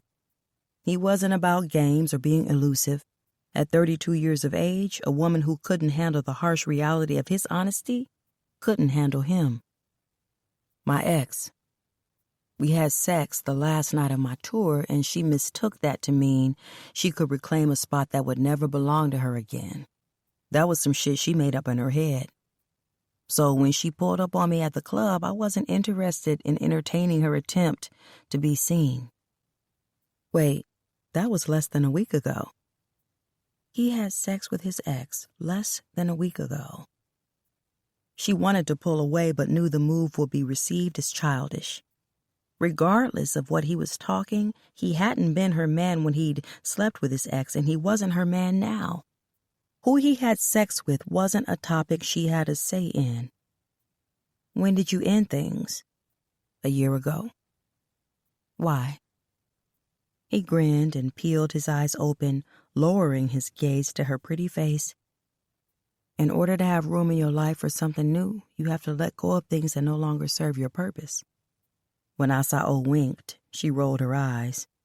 But you still have sex with her. Contrary to what you're building in that pretty little head of yours, I don't trust my dick to any woman willing to open her legs for me. Tori served a purpose. Samari narrowed her eyes. And if that purpose needs to be served again, that depends on whether or not you're fucking with me. Samari wanted to be upset, but she had to respect his honesty. Instead of being childish about the situation, she accepted what they were. Two grown-ass people with pasts and situations that put them on very different paths. They were here now, and she decided to let now be her focus. Why did you bring me out here? Asao opened his eyes again. This time, he stared into her pools of brown for a minute before responding. When he handed over his answer, it was honest and raw. Because I know what it feels like to need peace, a place to just be without pretense or expectations. I also know what it feels like to be too goddamn hard-headed and stubborn to let someone be that for you. The words gut-punched, because they were more true than she wanted to admit. Cherie was her girl. Samari could be open and honest with her about anything, but just because she could didn't mean she was. Cherie had her own shit to deal with, her daughter and the weight of a new marriage. Samari refused to be another line item on the checklist of stressors in her girl's life. She also felt like a failure because of the deal with Cobra. Cherie had been so proud, and the L Samari took felt not just personal, but like she was letting her girl down too. If you understand, does that mean you're hard-headed and stubborn too? Asao chuckled. Yeah, I am. His hand moved to the side of her head, and the pads of his fingers glided over the soft curls that sprouted. Samari was a couple months past needing to get them shaved again, but she hadn't yet decided if she would keep her signature look. The feel of his fingers massaging her scalp had her sidetracked. This you? Or did the label make you cut your hair like this? Me. It's been that way since high school. I tried to dye half of my hair blue for homecoming and messed it up. When it turned out purple, I just shaved it off. My mother thought I was going through something and made me see a therapist for like a month. Samari rolled her eyes. Damn, that's fucked up. Asao lifted one of the ringlets from the side that wasn't shaven. You didn't let it grow back? No, it was cute. You don't like it? She really didn't care whether he did or not. One thing she vowed to never do was change herself for a man or mold her image to fit anyone's expectations. Yeah, I'm feeling it, Asao smirked before adding, but I don't think you would give a damn whether I liked it or not. He was already learning Samari, and confidence was at the top of the list for characteristics he loved about her. She knew who she was and leaned into that shit full force. I would care enough to acknowledge your opinion, but not do a damn thing about it. Asao chuckled, believing exactly that. When I asked what you were willing to sacrifice to gain control again, and you said everything, did you mean that? He lowered his eyes and waited. It took a minute for Samari to respond, but she lifted her head and nodded. Yes, because I'm pretty much nothing without my music, so I don't have much to sacrifice. His expression became volatile, while his trigger finger tensed with need to be a problem for Cobra, giving her a reason to throw them words around. It took more effort than it should have to keep his voice level. I get what you mean, but hear me out this one time, because it's the only time I'm ever gonna say this shit. Speak life into yourself, Mari. Your dreams, your worth, your potential to be bigger than even I can imagine. Nothing doesn't belong in the same breath as your existence. I'm not. She was simply emphasizing the weight music held in her life and in her world, but words had power. To say she was nothing would put energy behind it. She also didn't have to worry about that shit because he was officially her dream catcher. If she wished for, hell, if she even fucking thought about it, he was going to make it her reality. I know. He dropped a kiss on her forehead, but I don't even want you playing with them words metaphorically. Are you just gonna bully me into affirmations and happiness? Shit, yeah, 'cause I told you already. I'm risking it all for that smile. She playfully rolled her eyes, but again she felt the truth in his words and chose to keep that locked away for the time being. Why'd you ask? I'm working on something and need you to trust the good is gonna outweigh the bad. Which means I'm gonna get you out of your contract, but the only way I might be able to work that means your songs stay with Cobra. Samari remained quiet, and Asao shifted, then nudged her side. What are you thinking? Before the words could flow, he lifted and placed a hand on the side of her hip. Come up here so I can see your face when you answer. I want to know if you're running game or speaking from the heart. Samari grinned and arched a brow. You won't know the difference. He smiled confidently and nudged her again. Yeah, I will. Come on. She pushed off the lounge and moved one leg over his waist. Once she was situated, Asao lifted them both, moving over enough to take back the space he'd allowed when she was beside him.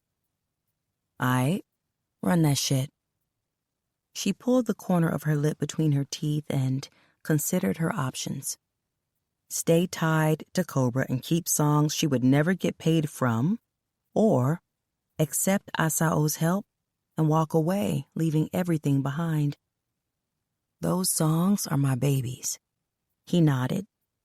I'm gonna fight that shit then, and we'll figure out how to take back what belongs to you. Might take some time, but I'll get it done. She smiled at the ease and confidence with which he made the promise. You cut me off before I could finish, Samari said softly, delivering a smile that had one ghosting at the corner of his lips. That's 'cause you got me ready for war behind your ass already. I told you how lethal that smile is, Mari. When the warmth of his palms made contact with her hips, she had to fight hard to keep her smile from expanding. Those songs are my babies, but they're also a reminder of how I fucked up. Nah, man, you didn't fuck up. You got fucked. You thought you were handling business. You wanted to sing, and he took advantage of your passion. Nobody can say shit to you about how that motherfucker played you, and if they do, trust that I have something for them. So what are you now, my personal bodyguard and protector? Asao smiled and moved his hands down her thighs, back up her hips, then cuffed her ass. She had no idea what he was willing to be on her behalf. No idea how far he was willing to go. What'd I tell you? She frowned and he added clarity. What'd I tell you I'm trying to be in your life? Everything I need. All right then, stop fucking sunning me by acting like I'm not more than capable. I'm the devil with no conscience when it comes to those I deem worthy, Mari. Like it or not, you're under my care. She huffed, trying to deviate from the heaviness of the conversation and the promises delivered. In the past couple of years, the only guarantee Samari had or chose to believe in was that she could depend on herself and herself only. Men lied. Their purposes were self-serving, and as long as women remained useful to their goals by satisfying their needs, women were held up and revered. When that need was no longer served, they kicked women to the curb. I want to sing. Having the freedom and ability to create makes me whole. Asao's expression turned cold. He understood but didn't like the idea of being on the outside of necessities to make Samari feel complete. He barely knew her, but he would put it all on the line, every penny he had along with every ounce of confidence he held on to, just to see her come out to the good. You're gonna sing, and the piece I put in your life is gonna be your inspiration behind the lyrics. Them shit's gonna have every woman in the city trying to lock down a hitter. She smiled, rolling her eyes. That ego is hella big. Big promises come from big egos, Mari. Nobody is gonna tell me no. Nobody? She arched a brow and he smiled sexily. Nah, nobody. Not even your pretty ass, but I'm cool with that because I'm damn sure about to be your yes man. You ask? You got it. His words were inked in diamonds and could cut through any doubt that existed in her life, whether she believed them or not. Asao was also willing to put actions behind his words until she was confident and trusting he was going to hold her down. We'll see, she said with a smile in her voice. Asao dug his phone from his pocket and glanced at the screen. B-side. Pull up. Got a situation. The text had his brows pinched before he schooled his expression to respond to Samari. Yeah, you will. But let's go. I have some shit I need to handle tonight. We have to leave? You gonna cry if I say yes? He smirked at the way she rolled her shoulders back but still pouted and nodded. Amused by how quickly she'd fallen in love with his spot, Asao made a promise. I'll bring you back and we can stay for a weekend. You can chill and do whatever you want. We've got business to handle first, then you can play. He lifted a hand and gently nudged the side of her chin with his fist before she lifted from the chair. Asao could have easily chilled with Samari for the rest of the night, but until he had her on board with all his life plans, the grind was his priority. Regardless, his goal was to make sure she reaped the benefits so all that pouting she was currently doing would not be in vain. 11. What's good, family? Asao was greeted by his boy as soon as he entered the spot. He took a seat across from B-side, who occupied one of the 4 horseshoe booths in the main area near the DJ. The visual made Asao laugh because the booth seated up to 10 people and his boy was the only body present. Ain't shit. You being selfish or expecting company? B-side grinned lazily at the comment. His mind was hazy from the new strain he'd picked up from Kush Crazy earlier that day. One blunt in, and B-side was sitting nice. I'm chillin', vibing and shit. You know how I do. With a nod, Asao got to the point. Time was a commodity and he had very little to waste. What you got for me? Your girl is on ice with Cobra. They shelved all her shit. His focus is on the new bitch he's fucking. New bitch? could be misconstrued. Samari said she'd never opened her legs to Cobra, but that didn't mean she hadn't lied to save face. New? Yeah, the little young chick he put on to replace your girl. Took all her songs, too. Samari had like 20 songs she wrote, which she isn't getting a dime from. Shit is fucked up. So he fucked her and moved on, Asao said casually, but his thoughts were loud as hell and easily read because his boy called him on it. Be cool, killer. Cobra never hit that, which is part of the problem. Your girl got an ultimatum. Pussy or no second album. She shot him down on the humble and walked away. He fucked her over with the contract, though, made a mint on that tour. Pocketed half and dumped the rest into that young chick. She can't sing for shit, though, so he had to pay to play with airtime for her. The tension in Asao's shoulders relaxed after receiving confirmation Samari hadn't compromised her morals for fame. Now that he was on the job, she would never have to. All this came from old girl? Colby, yeah. She was too fucking eager to talk, too, because shit is bad over there right now. Asao was interested to know how bad. Anything he could use to his advantage was gold. What do you mean? The label is broke. Too many bad investments with artists, and Cobra is greedy as fuck. What he should have been putting back into the label, he threw away on bitches and blow, which is why I said you've got a situation. Asao frowned. I'm not tied to him.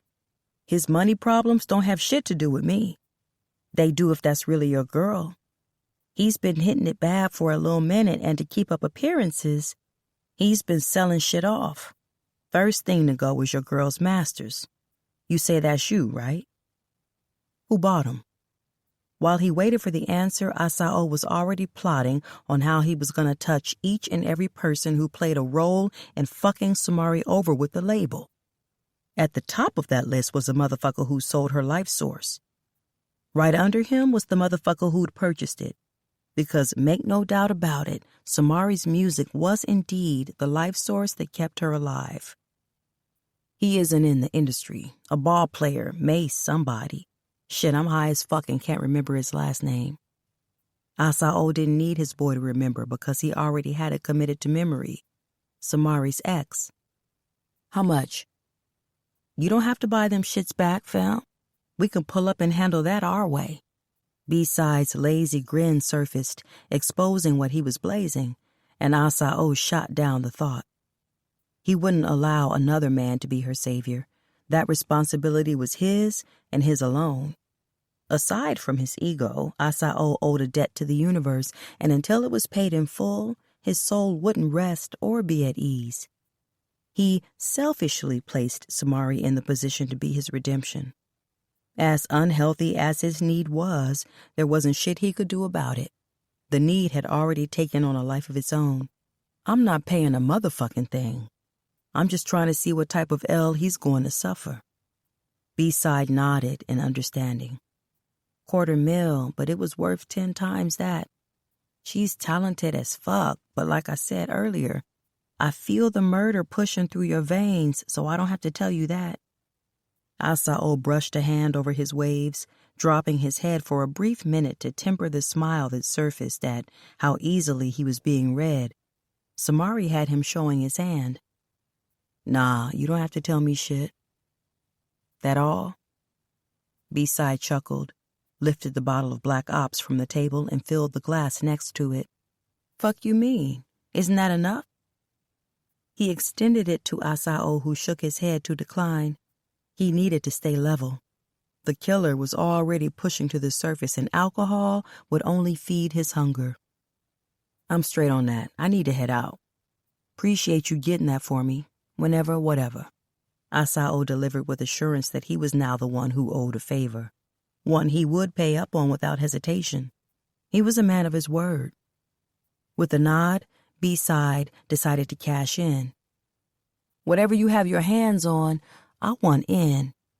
What makes you think I have my hands on something? Because I know you. I'm trying to get in on the ground level of what you're doing with Cap's place before that shit blows up. I'm willing to invest. Money, talent, shit, whatever the fuck I need to do to get my name on it. Asao stood, tossing his chin. His boy was solid. He had skills lyrically, and having B-side on board could work in Asao's favor when it came to time management. B-side was also respected, even if he kept his music off mainstream and preferred to be underground and local. Aight, you can get that. I'll tell Niles to hit you up when we figure out what this shit looks like. Bet. 2 hours after leaving the spot, Asao's mind was still heavy. He wanted to fuck shit up, empty clips, and drop bodies behind a woman who wasn't even officially his. He smoked as he drove around the city, not having a goddamn clue where he was heading until he ended up parked in the same spot he'd vacated hours prior. This time he pulled up to his place in Crescent Cove alone, and the shit left him feeling unsettled as he moved through the quiet darkness heading to the deck. Asao stopped beside the lounge he'd shared with Sumari, staring at the spot where she'd stood, allowing the tide to move over her feet. It was too dark for him to verify whether or not the footprints she'd left in the sand were still there, but logically he knew they weren't. The tide had moved deeper into the shore, erasing her presence. Problem was, water couldn't do shit with the presence she'd left in his home or on his spirit. His eyes dropped to the lounge before he lowered his body and stretched out the same as he had been earlier, but his mind wouldn't slow down and his body wouldn't relax. Ain't this some shit? He mumbled, knowing exactly what the problem was. His peace had been stolen by the pretty little thing who had him waging war in his mind. This house was no longer his serenity in her absence. It was now a reminder that she was imprinted in spaces she had no business being. With a laugh of irritation, Asao closed his eyes and fought through the urge to leave because there was only one place he could process being at the moment, wherever the fuck she was. He was relentless, with an insatiable need to turn her inside out. He wanted to fuck her senseless and make her an addict of his deep strokes, but he also wanted to know all her secrets paired with the simple shit nobody thought about or considered important. Why the fuck I need to know what side of the bed she prefers and whether or not she needs to sleep with the TV on? Didn't fucking matter how irrelevant the detail was. He wanted all of them to lock away for safekeeping. He wanted her, and wanting a woman for anything other than pussy broke the promise he'd made to himself years ago. The fuck am I doing? Falling. So, you're motherfucking falling. Asao removed his phone and pulled up VidShare and moved to the only channel he had saved on his private account. 56 videos filled the page, each ranging anywhere from 3 to 4 minutes long. He had already watched every single one, which meant a little under 4 hours of his time had been devoted to an obsession that shouldn't fucking exist. He moved straight to his favorite and tapped the screen to let it play. Falling hard, falling fast, descending to you, devastating crash. The touch, the feel, lets me know it's real. Never enough, but never too much. The air in my lungs, the rhythm of my heart. Should have never let you in, should have known from the start. I'm yours to love, yours to love, yours to love. When it ended, he moved to the comments and added one. You write this shit about him? Asao locked his phone and was about to return it to his pocket, but a call came through. The minute her voice flowed through the line, the restlessness he'd felt moments prior no longer existed. That video is 3 years old. The hell that got to do with you answering my question? He said smoothly with a seriousness that shouldn't have existed. It doesn't have anything to do with me answering the question, but it does speak to what level of stalker shit you're currently on. The smile in her voice brought one to his face. Stalking is unwanted attention. You want to be my focus, so what I'm doing doesn't qualify. Now answer the question. No, I didn't write it about him. Sumari responded truthfully without needing clarity on the him Asao had referenced in his comment on her video. Then who? Nobody, and everybody who's ever loved someone, right? He frowned, narrowing his eyes toward the ocean, noticing the shades of black and gray in the sky that looked like they touched the water when he knew they were miles apart. All that shit was an illusion, like the life he was living. The darkness existed, but he pretended it didn't. The fuck is that supposed to mean? That song is about love. Not my love from or for anyone, just the feeling in general, which means it could be inspired by anyone, even your stalker ass. For the briefest moment, Namaya was in his head, clawing at the part of him that held tight to the memories of the only woman he'd ever let have him. He refused to disrupt the moment by fucking up his mood. A smile eased onto Asao's face. Self-love is some deep shit, but I don't think it would inspire the type of layers you were spitting. Self-love? Yeah, baby, I don't love these hoes. When Samari busted out laughing, he chuckled lightly along with her before he had her voice again. So I'm assuming you're confessing to only loving yourself. Shit, pretty much. What about your parents, or hell, even your friends? They can't get any love. They get love, but it isn't the same type you were singing about. Okay, you can get that, but that also means it doesn't apply to you loving yourself. The song was about loving so deep, emotionally, that physical touch from that person is heaven sent. You touch yourself, Sao? Why not? I'm a sexy-ass motherfucker. Isn't that what you told me? I know how good I look.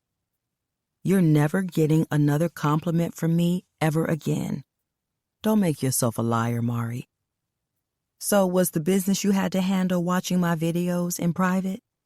He could sense from the tone of her voice that she was missing him, but that was cool because he missed her too. He smirked and closed his eyes. Nah, a friend asked me to pull up. Did that friend serve a purpose? She was asking whether or not he bailed on her to fuck off with someone else. Yeah, they did. A physical one? Nah, it wasn't physical. What you been doing? She sighed. I wrote some music. Yeah? Mm-hmm. Water is my happy place. I felt inspired when I was at your beach house. You gonna let me hear it? Next time I see you, maybe. Maybe? So you being selfish now? You're being selfish with my inspiration. Her tone was light, which had him standing from the lounge chair. I don't really got shit to say about that. No matter how I defend my position, you're gonna make me the bad guy. Pretty much. All right, but look, I need to make a run, so I'll hit you in about an hour. You gonna be up? It was already after midnight. His nights and days blended together when inspiration hit, and if Samari had truly been inspired, hers would too. Nope, going to bed.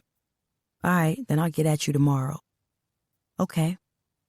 Instead of ending the call, she waited, allowing the silence to tell Asao what her words refused to.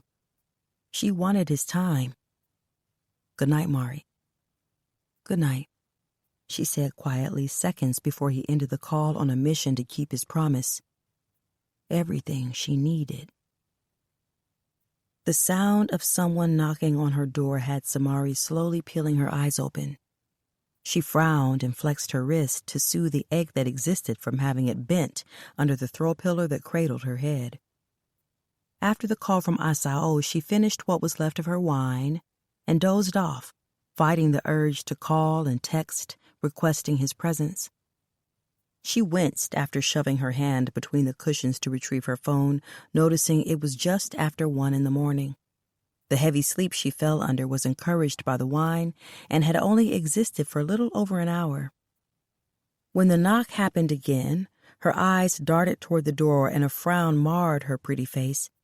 She lifted from the sofa and crossed the living room, stopping at the door. Samari raised onto her toes and peered through the peephole, grinning, before she dropped back on her heels and smoothed her hands down the front of the cotton shorts she'd selected to lounge in. After a short time at the beach, the salt water clung to her skin and she'd needed to wash the day away before getting comfy for the evening. She turned the lock and peeked around the door, using it to shield her body while her eyes dragged over the one standing in the hallway. She took Asao in from head to toe, and although he was still in sweats and a hoodie, the gray color he wore earlier had been replaced by black on black, and his feet were covered in OG retros instead of slides. "You gonna let me in? What do you want?" His eyes raked over her body slowly while a cocky smile curved his lips, and she tugged the door closer. "If you're here to serve a purpose, you might as well go home." When Asao laughed, she narrowed her eyes, making him pull his shit together. Did he want to fuck? Hell yeah, and if she was down, he would gladly pump her full of good dick and praise for how well she handled his deep strokes.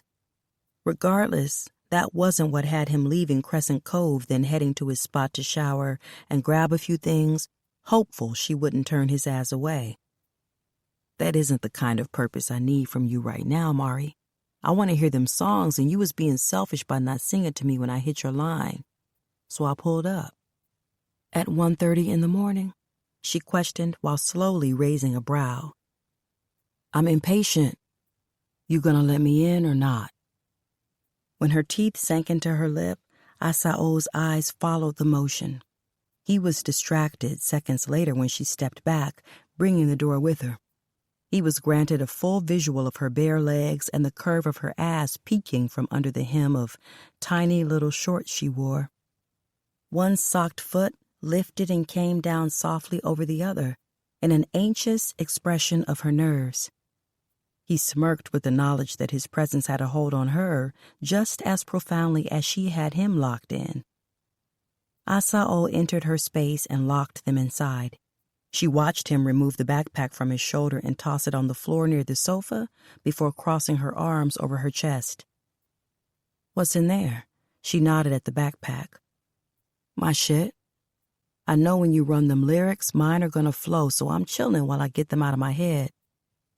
"Uninvited?" She smiled lazily, and he looked her over again. "If I didn't break your door down to get FaceTime, consider this your invitation. And sometimes, even if I do run up on you, whatever the fuck you did to cause me to kick your shit in can be considered an invitation." Samari wasn't foolish. She fully understood the man standing in her living room and the message he was sending. The darkest layer of some of his biggest hits about robbing, killing, and being a menace were lived in real time. Regardless of the threat of the reason for his being, she was in no danger. At least, not physically. "I'm making tea. You want some?" "Nah, I'm good." She went left toward the kitchen while he went right toward the living room. After she had a steamy mug of honey vanilla prepared with a touch of raw honey, she joined him in the living room. Asao was centered on her sofa to be sure that no matter which end she selected, Samari was within reach. After she was seated with her knees against her chest so she could blanket the mug on top of them, she turned her attention to him. "You trying to sober up?" Her eyes moved to the empty bottle of wine. The first half had been consumed 2 days prior, so she was good. Samari turned her eyes back on his large body taking up space a few feet away and flashed him a pointed smile. "Nope, I slept that off. I'm trying to soothe my voice so I can move this little situation of you invading my space along." "You don't want me here, Mari?" His gaze traced a blaze of heat from her slouched socks to her profile. She sipped the tea and wanted to curse when it singed her tongue, but pushed her tongue against the roof of her mouth instead to soothe the burn. "Do you care what I want?" When Samari's eyes locked with the chocolate pear that seemed to be pulling her apart with every second that passed, she had to fight to hold on to the smile that threatened to surface. The question was posed in fun, but the seriousness she received in return had her eyes dropping to the steamy mug to avoid their intensity. He locked in on her once more. "When I'm what you want, yeah, I care." With a grin in place, Samari rolled her eyes. "You're full of shit." "Nah, I'm real with mine." Game recognized game. she countered, which made Asao laugh sexily. Ah, shit, so I see what it is. Your ass is gonna be gaming me. That's cool, though. I can handle you, Mari. She loved the way her name sounded in his deep, southern rasp. Asao's voice was weighted with promises, and that was a whole problem. Every word that left his mouth felt intimate while the low set of his eyes backed up what was circling in her mind and lingering between the two of them. I want to fuck you. I want to let you. You gonna give me what I came for? She blinked several times before managing to pull her thoughts together. The warmth of the tea soothed her throat and blazed her chest. She nodded a moment later and adjusted her position to straighten her spine before she granted him her voice. She sang, and Asao drank in every word. The cadence was melodic, making him feel as if Samari's voice seeped into his skin, threatening to penetrate his heart. He wanted her so damn badly there wasn't an ounce of restraint left, but he managed to let her sing without dragging her across the sofa into his lap. When she finished 2 songs, he nodded with a cocky smile easing onto his handsome face. Yeah, I was right that first night in my Jeep. Right about what? You just gonna fuck my whole world up with that voice. When her eyes rolled and she brought the mug to her face to hide her smile, Asao chuckled. She was blushing, and that shit was cute. Can I smoke? Yeah, you can. You burning with me? I can, but I'm a lightweight, she admitted. The vibe in the studio was always women, liquor, and kush. Samari occasionally indulged because it helped her relax, but after a few pulls or shotguns, her head would be swimming. With such a low tolerance, she always remained in her lane, never wanting any of the studio sessions at Cobra to turn into a headline or blog post. She never felt safe in that environment, which was the complete opposite of what she was currently experiencing. Asao's presence left her feeling protected and at ease. I don't smoke weak shit, so you might want to pass. Asao reached for the backpack he'd arrived with and removed a blunt from the front zippered pocket along with a lighter. After the end blazed, he took in a long drag. Samari watched him like he was a national treasure.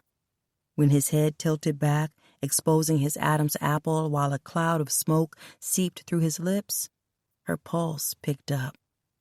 Asao's gaze remained on her, intensifying the moment. When his hand lifted, extending the blunt, she shook her head and smiled. I can get high off you smoking.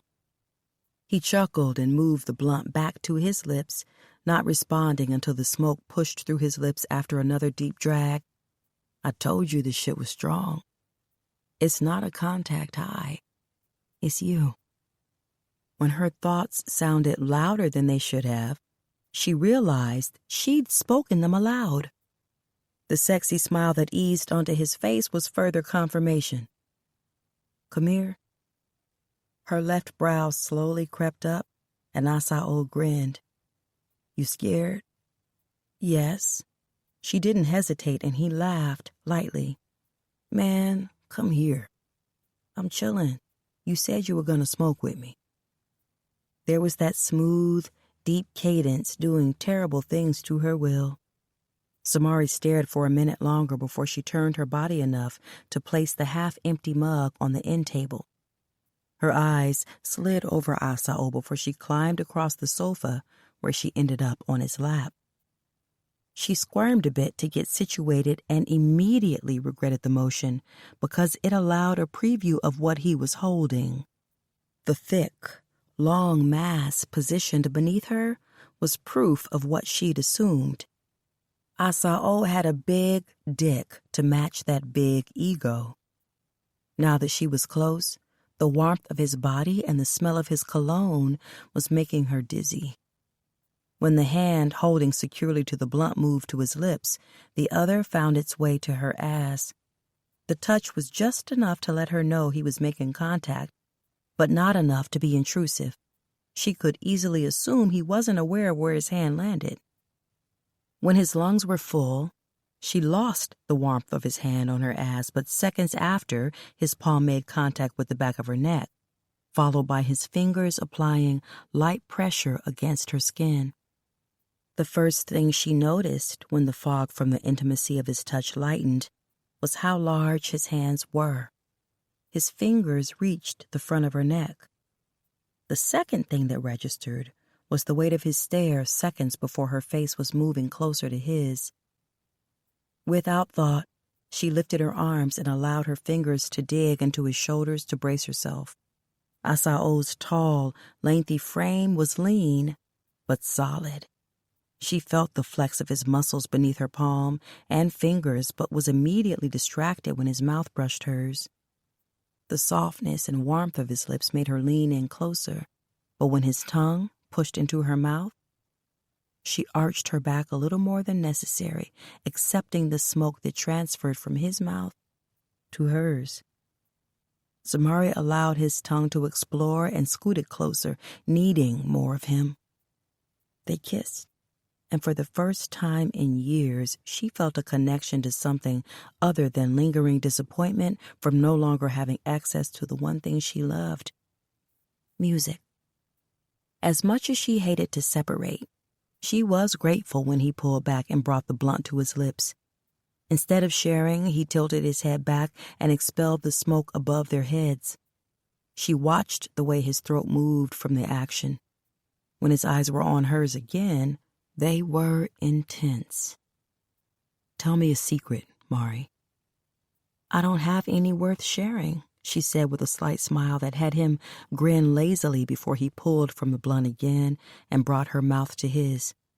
His hand was still pressed against her neck. After she accepted the smoke, his eyes dropped to her lips and then slowly moved back up to her face. "I want whatever you have, because I have a feeling all that shit holds weight and has value. Tell me a secret." It took a minute of contemplation before she decided to give in, and what she told him was so raw and pure that she almost regretted the words as soon as they left her mouth. "I'm afraid if you keep chasing me, I'm going to let you catch me." Asao's expression slid to a place that was heavy before he spoke. "I'm not chasing you, Mari. I'm running from my own demons." "Why not fight them?" The blunt met his lips again, then his mouth was on hers. When she had her fill, he pulled back. "Because if them motherfuckers win, everybody around me is gonna suffer, and I can't let that happen. I gotta carry this shit until I know I'm ready to go to war." Samari smiled, feeling something heavy in his abstract words, but she chose to lighten the mood. "Now who's gaming who?" Asao chuckled, letting his head drop back against the sofa. She had no idea how serious he was. Shit in his head was fucked up and twisted. There were days when he couldn't get a grip on his thoughts. Them shits were so fucking thick that his mind felt like it was swimming. Suffering a loss like the one he'd experienced was hard to survive. It was senseless and unnecessary. A beautiful soul had been lost, and even though he wasn't the one who'd pulled the trigger, he might as well have been, because he wasn't there to block the shot or deliver one of his own to keep her alive. The only way he could keep his head above water was to stay in constant motion, which meant missing the important shit. Samari was making him slow down and take notice, but that came with a price. Falling. "I don't gotta run game on you, Mari. Running game is reserved for wanting something you can't have only when you're not equipped with the skills to secure it. Nothing I want is out of reach, even you." Her stomach dipped dangerously low, and her mind raced, wondering if he could feel the thump of her pussy. His eyes were hooded, while his voice was controlled and smooth, telling of how confident he felt delivering the words he'd just spoken. "I'm not on the market." Asao nodded and pulled from the blunt before speaking his thoughts out loud. "Nah, you're not." As far as he was concerned, He possessed ownership of everything she had to offer, so no one else could have her. Samari was his. He tapped her thigh, signaling for her to get up. His dick was feeling greedy, and the longer she was on his lap, the more at risk she was of becoming intimately acquainted with him. After she was safely seated in the corner of the sofa, putting some distance between them, Asao leaned down and removed a notebook from his backpack. A pen was clipped to the spiraled spine, which he removed with one hand, extending the blunt toward Samari with the other. "Put that out for me." She accepted it and moved to the kitchen. When she returned, she placed the blunt next to her mug and pulled her knees into her chest. "All right, run them lyrics back so I can put my touch on it. I want to record both of these." She smiled, watching Asao with his head down, flipping through the pages. The chaotic scribble of his words on the page fit exactly what she expected. "How do you know I want you on my shit?" He smiled without lifting his eyes because he was writing something. "You gonna pretend like you didn't write that for me?" "Are you really going to be that arrogant?" When Asao lifted his eyes to hers, the smile he delivered was too damn sexy, and she couldn't help the descent of falling under his spell, so she decided to grant his wish to distract herself from how fine he was. She sang, and he dropped his eyes and bobbed his head to her lyrics, scribbling his own. By the time they were done, she knew they had something good. Better than good. 12. Asao walked around Track Killers, nodding as he inspected every inch of the building that belonged to him, Niles, and Dom. It took 3 weeks to get everything set up. There were still a few renovations that needed to be completed, but most were cosmetic. The heart of what was going to make them millions was ready for them to put in work. The building they'd purchased from Cap had been a hole-in-the-wall club back in the 70s and renovated in the early 2000s.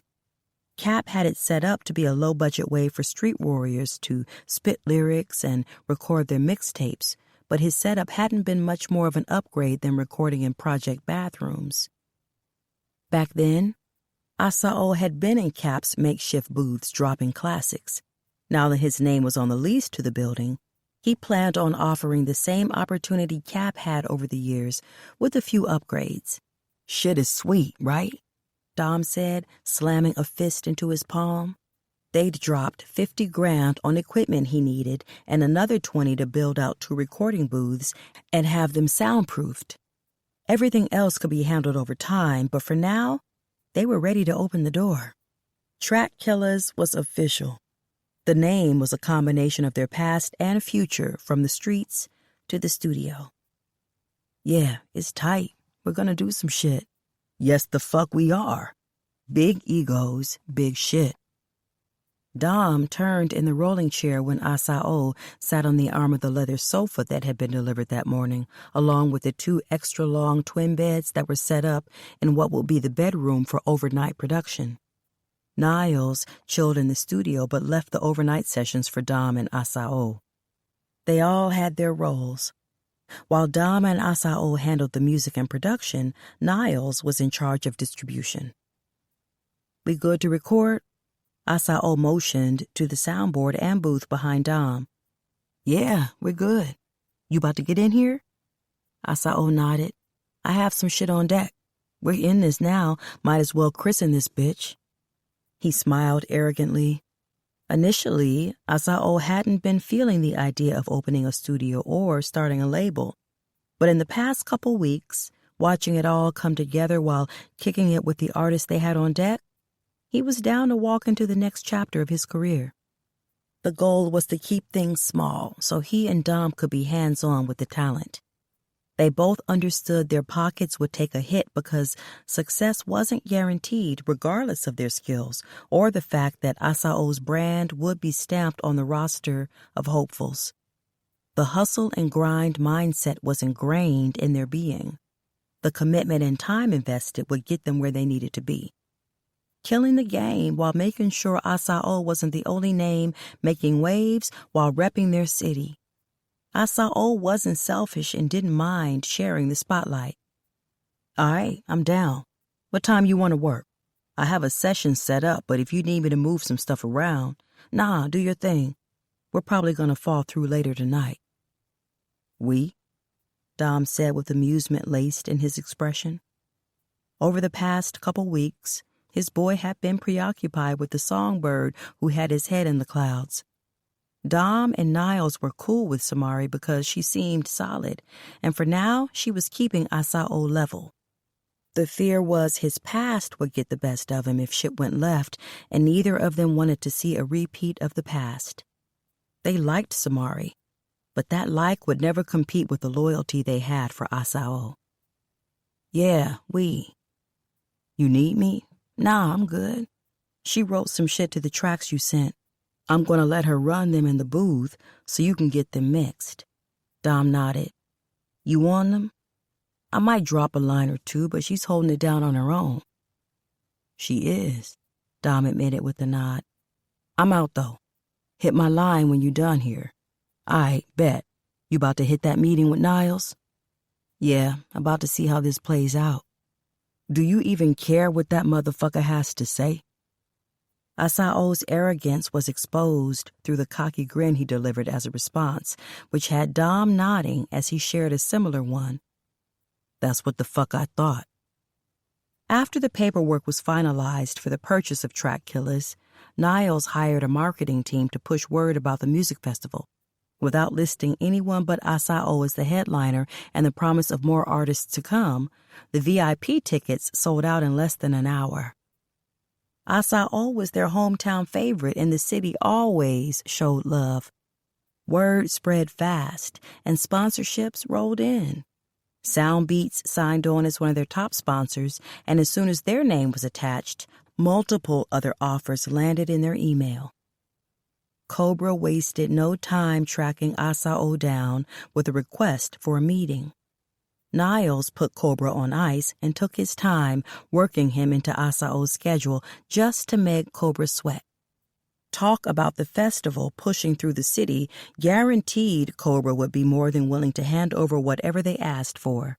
Now that the meeting was set, it was time to put their shiesties on because they planned on robbing him for everything he held of value, and at the top of that list was Asao's new motivation, Samari. You gonna be able to keep your head level in there? Niles asked his boy as they followed the thick frame on display in a navy dress that exposed the nice round ass and widespread hips of Cobra's assistant, Colby. She escorted them down a hall at Cobra Records. The men could have easily set a neutral location for the meeting, but elected to meet where Cobra likely felt he had the most power, which would make breaking him down that much more rewarding. I'm straight. Asao kept his eyes on the message he'd received from Samari and smirked as he read between the lines. Samari, I'm working on something. If you want, I can send it to you. She'd never asked for his time, but she knew the things that would put him on the chase for hers. Music was their connection, but everything about Samari had Asao wide open. Her energy gave him peace. Her music fed his soul, and her body kept him craving. Asao, you trying to sing for me later? They reached the door to the conference room, and Samari still hadn't sent a reply, so he delivered one last text to make sure she was where he needed her to be later. Asao, meet me here at 11. I have something for you. He sent the address to Track Killers and locked his phone, stepping into the conference room behind Niles. By the time their meeting was done, Asao planned to have a guarantee that Samari would be free and clear of any obligations lingering from the contract she'd signed with Cobra. The device was locked and returned to his pocket so he could focus on the matter at hand. See, this is why you never say never. Cobra sat at the head of the conference table, presenting as the sleazy-ass king of his crumbling castle. You're in my house at my table to do business. Asao schooled his expression, deciding not to give away his true feelings.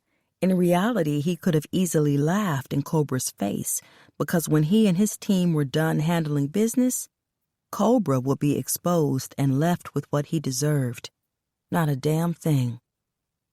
Yeah, I guess shit plays out like that sometimes, Asao said smoothly as he took the seat furthest from Cobra to ensure he kept his head level. He bypassed having a burner on him for the meeting, but his hands were lethal. Niles snorted and positioned himself between Asao and Cobra, turning his chair to face Cobra. Let's get to it then. Cobra smiled arrogantly, exposing the confidence he felt from having Niles and Asao at his table. Make me an offer. Asao's expression remained neutral, but his arrogance was loud and weighted. The frown that surfaced on Cobra's face seconds before he forced a cocky grin was proof he assumed he held all the power. You're in my house. Sounds like you're the one who needs to be making me an offer. Niles smirked but kept quiet, deciding to allow his boy to do his thing. Every time I try to give your ass credit for being smarter than you look, you fuck that up. Make me an offer. Asao repeated himself and leaned back in his chair, posture and mood relaxed. Even though he needed something from Cobra, all the cards remained in his hands. You're having a music festival with no artists. Tickets sold, but that doesn't mean you can pull it off yourself. If that were the case, you wouldn't be here. Since you're too arrogant to ask, I'll make you an offer. Cobra's eyes darted to Niles before circling back to Asao. I'll give you my top 5 artists, 2 songs each. Nefertari will perform a new track, but she'll need to be listed as a headliner, and I want 50% of ticket sales. Asao noticed the unease when neither he nor Niles spoke. Cobra curled his fingers into his palm and shifted in his seat. Seconds later, he attempted to camouflage his unease by asserting false bravado. I'm a busy man. If you're not here to negotiate, you might as well leave. After a few more seconds of silent tension, Asao smirked. We aren't negotiating a damn thing. Then what are we doing here? You tell me. You requested the meeting. Niles finally spoke, and when Cobra's eyes landed on him, they were narrowed and laced with irritation. My time is valuable. If you're here to waste it, you might as well leave. Cobra tried one last time to assert confidence that didn't land. He was beginning to wonder if his assumptions had failed him. Asao released a cocky laugh, shaking his head. How do you think your artists will feel knowing your ego is going to cost them opportunities? I bet this isn't the first time you fucked them over just to flex your shit. You want your artist on my stage or not? The men engaged in a war of wills which Cobra lost. When he refused to respond, Asao stood and motioned to Niles. We're out. Before Asao could take the first step, Cobra swallowed his pride. Regardless of his ego, the debt hanging over his head humbled him. Wait. Asao angled his head to the side and waited for Cobra to continue. I want my artist on stage. I'm willing to negotiate. All right, then, let's do business. Asao returned to his seat. I hand-select the artists I'm offering a spot. The artists will receive a flat rate to be paid out of a sponsorship directly to them. That's not how it works, Cobra frowned, understanding Asao was attempting to cut him out of the deal. That's the only way it works. The offer is to give them exposure, not give you another way to fuck them over. I'm fair to my artists. Their contracts, motherfucker, don't even waste your breath hyping them 360s you be handing over to your artists, Niles muttered. We pay the artists, not you. And why the hell would I agree to that? Cobra's eyes moved between Niles and Asao. Because you want them on my stage. The exposure puts their music back in rotation, which makes you money. Because we all know they aren't getting a damn thing on the back end with them 360s they signed. Now, you want the deal or not? Cobra considered the offer. knowing an association with Asao would indeed push his artists' streaming numbers. But that would take time, and he needed cash in hand immediately to keep his label from going under. The end was inevitable, but he wasn't ready to surrender just yet. Money in his pocket meant the ability to bring in a new artist who could potentially be a quick payday. That wouldn't happen if his doors were closed. That's not enough of an incentive. I want 10% of ticket sales. No, Niles stated bluntly, giving Asao an in to negotiate for what he truly wanted. He didn't give a damn about having Cobra's artists on stage. They could easily function without them. He had a lineup ready to offer their time just to rep the city.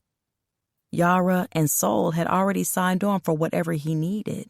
Their names alone would bring the crowd out. Any other commitments were just icing on the cake. He speak for you, Cobra sneered with a narrowed glare on Niles before he turned his eyes toward Asao, who smiled smugly. You already know he does. And considering you don't have anything we want, his answer stands. You want your artists on stage or not? Cobra balled his fist and clamped his jaw before deciding to try one last thing. Colby had intentionally placed a bug in his ear a few days prior that made him hopeful. I have something you want. Nah, I don't think you do, Asao said smoothly. Samari Janae. The smugness in the way Cobra delivered her name had Asao's expression tight, which worked into his favor. He needed to hand over a natural reaction in order for Cobra to believe what he was about to say. Why the fuck you bringing her up? Because I know she's important to you. And how do you know that? Cobra shrugged. People talk. Not people. Colby, who intentionally brought you information I wanted you to have, Asao thought. Mari being important to me doesn't have anything to do with you. Asao felt Niles' eyes on him, but didn't hand over his attention. It does when I own her. Yeah, motherfucker, you're doing exactly what I expected you to. Asao laughed cockily and stood. You've really got me fucked up. Meeting over. He rounded the table to leave, but Cobra stopped him. Like it or not, she's mine. I own her, but I'm willing to let you have her for the right price. Asao turned and leaned over Cobra. She isn't for sale, motherfucker. Maybe not her, but I know for certain her career is. I own her name. The only way she does music is if I let her, but I'm willing to negotiate. He smiled smugly. Make me an offer. Fuck you. Sao, let's go. Niles glared at Cobra, whose eyes darted to Asao. You still gonna let him speak for you? Asao glanced at Niles before he responded. Nah. How much you want? 250,000 and she gets her name back. I'll even throw in her masters. But I want 50% of ticket sales, Nefertari as a headliner, and 60% of what you're paying my artists. You must be out of your fucking mind, Niles said through a laugh, but Asao spoke up immediately after. Send the contract by the end of the day and I'll sign it. No, the fuck you won't, Niles said, looking at his boy like he'd lost his mind. Shake on it, Cobra said with a cocky smile, ignoring Niles before he stood, extending a hand to Asao, who dropped his eyes and scowled. I'm not shaking your hand. End of day or no deal. He moved past Cobra, knocking into him as he left the conference room with Niles behind him. Niles didn't say shit until they were in the car. What the fuck was that? Niles said, like he was ready to go to war with his boy. Asao laughed, which only made matters worse. I know like fuck you don't think this shit is funny. You just agreed to give that motherfucker half of our ticket sales, fuck over his artists, and pay $250,000 for old girl's masters. I know you fuck with her heavy, but the deal isn't legal. It is if you sign that shit. Nah, it's not. He doesn't own her masters. Fuck you mean he doesn't own her masters? She's signed to him, right? He sold them shits to her ex, and Cobra knowing about us was intentional. I made sure someone dropped that detail to him. Like I said before, he knows how I get down. If I'm with Samari, wasn't no way I was going to be cool with him having any connection to her. Considering the fact that he's desperate for money, he did exactly what I assumed he would and offered a way to dead that shit by buying her out of her contract. Fuck is you talking about? B-Side is fucking with Cobra's assistant, Colby. As a favor, he hit her up and she put Cobra on game about Samari. Cobra is in debt and has been selling off whatever he can. I was gonna ask to buy Samari out of her contract, but didn't have to because he offered that shit up, which makes it better for us. How the hell does that make it better for us? You aren't making sense. Fam, calm the fuck down. I'm telling you I got this. Get Raj on the line and put that shit on speaker. Niles dialed their attorney. What's up, Niles? I have 10 minutes before I walk into a meeting, Raj stated. Before Niles could get a word in, Asao took over the call. Hey, Raj, this is Sao. I need to run something by you. What's up? Remember that case you were telling me about where the agent tried to sell off his client's artwork, but that shit fell through because he didn't legally own them? Yeah, why? What's going on? That work with anything? Like, if you enter into a contract to sell something you don't have ownership of, all the details of the contract aren't binding, right? Sao, what the hell is going on? Raj sounded concerned, and Niles looked at his boy, communicating that he still wasn't making sense. I'm about to purchase some masters from Cobra that I know he doesn't own. Then why the fuck are you doing it? Raj's tone was clipped, and Asao almost fucking laughed. One thing Asao fully trusted was that the people in his corner always had his best interests at heart. That not only held true with his boys, but also his attorney, who had been front and center for almost every legal contract that held Asao's signature. Each one was either drafted by Raj or reviewed by him to ensure all legalities would guarantee Asao was covered. Because if the shit isn't legitimate, I can sue him, right? Yeah, you can, but there's likely another way to handle it. I'll be tied up for the next couple hours, but if you need me to move some stuff around, nah, you're good. I have to do it this way. As long as I know that shit isn't binding, I'm good. I'll send it over for you to review, but regardless of what it says, I'm signing it as long as the shit doesn't hold weight. If you enter into a contract with bad faith and misrepresent ownership, the contract is fraudulent and null and void. You're sure he doesn't own the masters, not 1% of them? Nah, he doesn't. And he has full knowledge that he doesn't own them. Yeah, he knows because he sold them shits. Then no, the contract won't be binding, and you can sue for breach of contract, fraudulent contract provisions, and fraud. We can demand punitive damages. How much? Pretty much any number? It's up to the judge, but I know a few who would be willing to rule however we want. Yeah, that will work. Don't do anything yet. There has to be. Asao quickly cut him off. I know this shit sounds crazy and doesn't make sense, but you're just going to have to trust me on this one. I can't promise that you're covered if I don't have all the details or know what you're doing, Sao. I feel you, but all I need is for you to make sure that if he sells me some shit that he doesn't legally own, I can sue. And the contract isn't binding. If what you're saying is true and he doesn't own the masters, then yes, bet. As soon as we have the contract, Niles will send it. We'll talk then. Don't sign anything until I get my eyes on it. I'm serious, Asao. Didn't I say I wouldn't? He said with a grin right before he ended the call, and Niles glared at his boy. That was your plan the entire time. Pretty much. You couldn't tell me that shit? Could have, but I didn't. It worked out better without you knowing. He shrugged and started his Jeep. How is this shit supposed to work? You just said he's broke.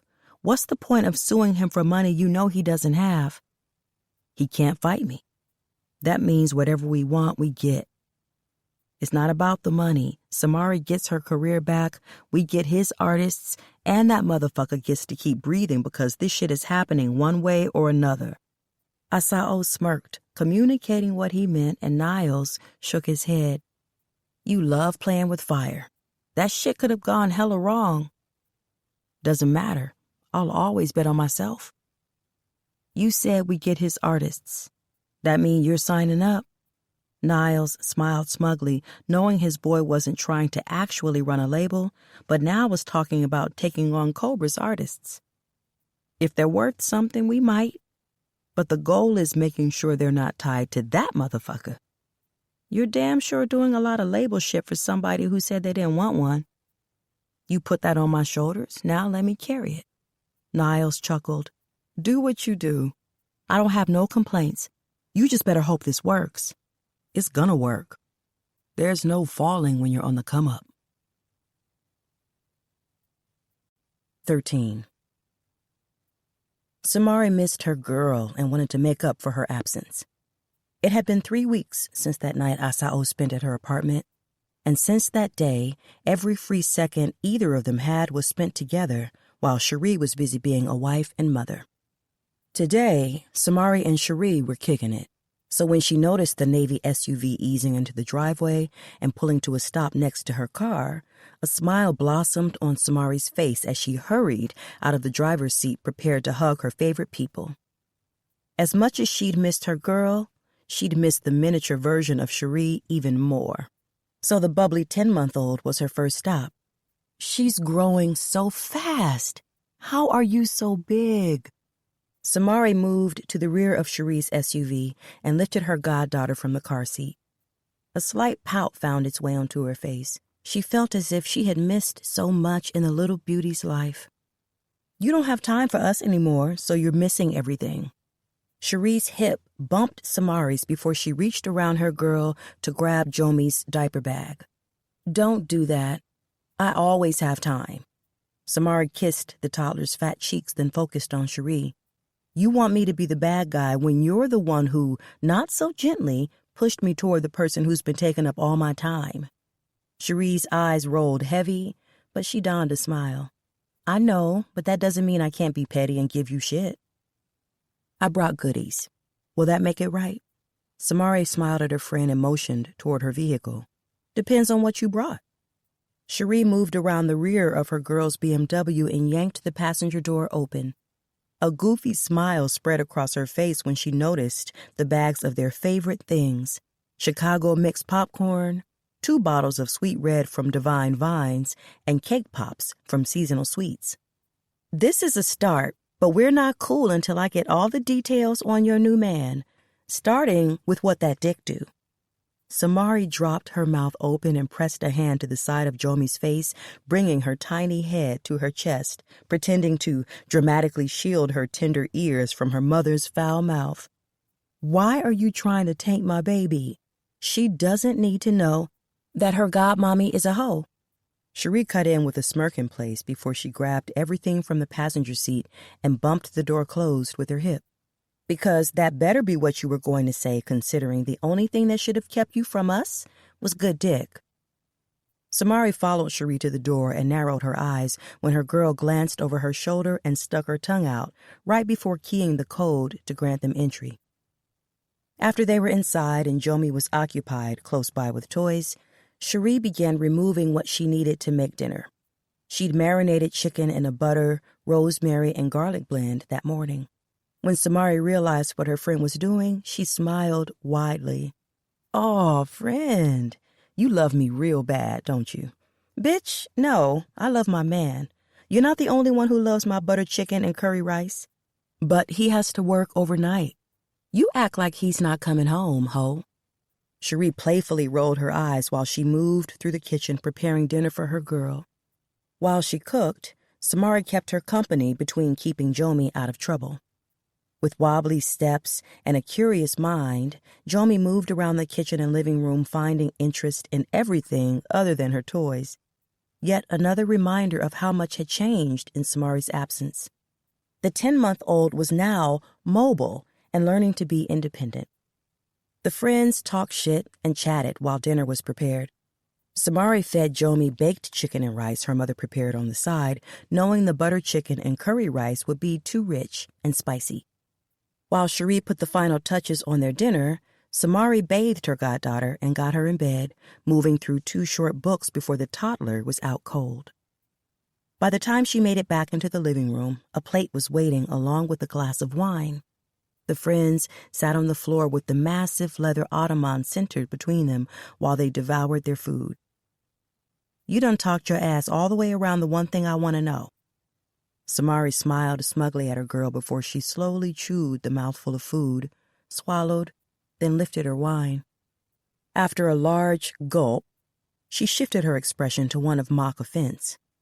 "You don't want to know how things are going with reviving my career? I thought that was a priority." "Oh, it is. But the details I need right now are whether or not you're right in the dick of the man reviving your career. Run that, and I want all the dirt, like whether or not you hopped off that dick to make sure you're still a good friend." Samari choked on a laugh. "There's no dirt, friend. And no, I didn't hop off his dick to come see you. That man's dick hasn't been anywhere near or in me." Cherie paused her fork mid-bite, lowered it, and stared at her girl with a gaze that could rival the most accurate lie detectors. After a moment of thorough inspection, Cherie's mouth dropped open briefly. "You haven't fucked him yet." "No, which I just told you." "Shit, I thought you were lying, trying to keep it all secretive." "Friend, what am I missing? That man is fine as hell. He's pretty much giving you the one and only thing you want and can't get for yourself. And again, he's fine as hell. That alone is reason enough." Samari rolled her eyes. "Not too much on how fine he is, Ree. You're telling me to back up off your man, but you're not claiming him. You aren't making sense, Mari." She was feeling Asao, and over the past couple weeks, spending time with him had only intensified those feelings. But the one thing she refused to do was allow her pussy to cost her another opportunity to live a dream that was reality for a brief moment. The situations were very different. Cobra wanted between her legs for selfish reasons. He was a greedy man who used power to take control and break women like her. No matter how little she knew about Asao, she would bet her life's earnings that he would never do the same. That wasn't in his demeanor. She wasn't naive by any means, nor was she unknowing about the type of man he truly was. She could feel his turmoil, sense his turbulence, and understand the wrath he had the potential to unleash. That just would never be their story. She was safe with him, and while others should tread lightly when it came to Asao, she could find peace in his world and under his protection, but the fear of crossing lines with the one man who held her fate in his hand scared her.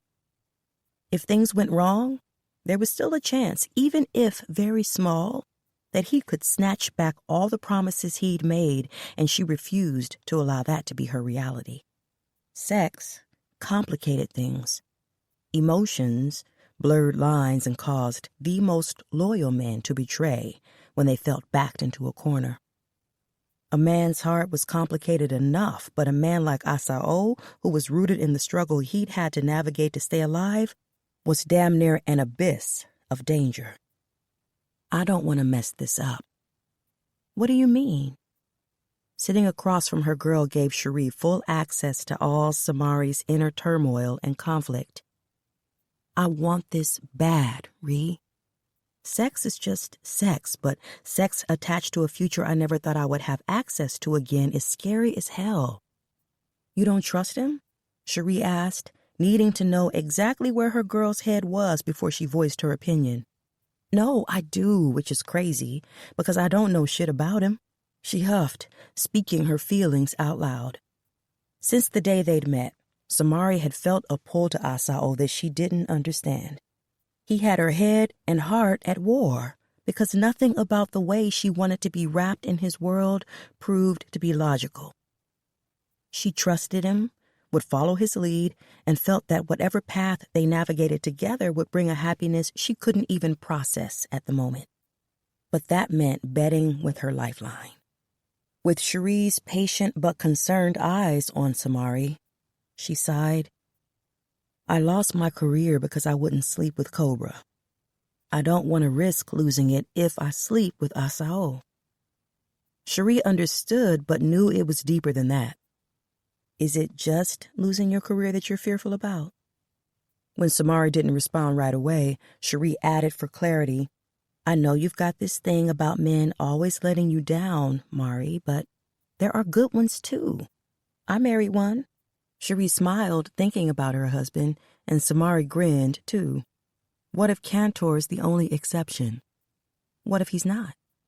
Cherie shrugged and lifted her wine. But he could be that 1 in a million, and I'm pretty sure you're not trying to share, so, bitch, no. I love you, but come up off thoughts about my man. Cherie playfully narrowed her eyes, and Samari laughed. But y'all are good, though. Nodding, Cherie's smile surfaced again. We're good. My baby has been all gas, no breaks with me since that night. He said he never wants me to ever feel like I have to question or doubt him, and the way he's been throwing dick at me is exhausting. She sipped her wine and smiled smugly, but that doesn't stop me from catching it. Please don't, Samari frowned, but I'm glad y'all are good. We are. We agreed to check in more and not let stuff linger because we're in this for life. Samari exposed a goofy grin, loving the way her girl was in love and being loved. Aw, Ree, y'all are so cute. Bitch, you could be cute too if you hopped on that man's dick. The friends looked at each other, then busted out laughing. When they recovered, Cherie grabbed the baby monitor when she heard Jomi whining and pouted when she stood, stretching to soothe the ache from sitting on the floor. Let me go check on her. Go ahead. I'm going to get us set up. Samari grabbed both of their plates, taking them to the kitchen. She returned with the popcorn in a bowl, a box of cake pops, and the second uncorked bottle of wine. After refilling their glasses, she set everything up and made the short trip to the hallway closet where she retrieved 2 fluffy blankets and sat on one end of the love seat with the tray of goodies centered while she pulled her legs up and crossed them at the ankle. Needing to be cozy, she draped one of the blankets over her body.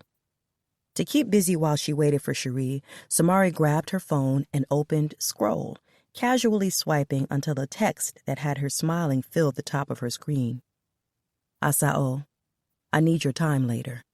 Samari, need or want, 2 very different things. Clarify so I'll know how to respond. Instead of a text, a call came through that had her eyes darting to the hallway that led to the back of her girl's house before she answered. You trying to make sure there's no paper trail? She said with a grin.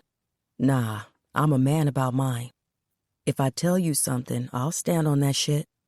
Samari smiled and rolled her eyes. Need or want?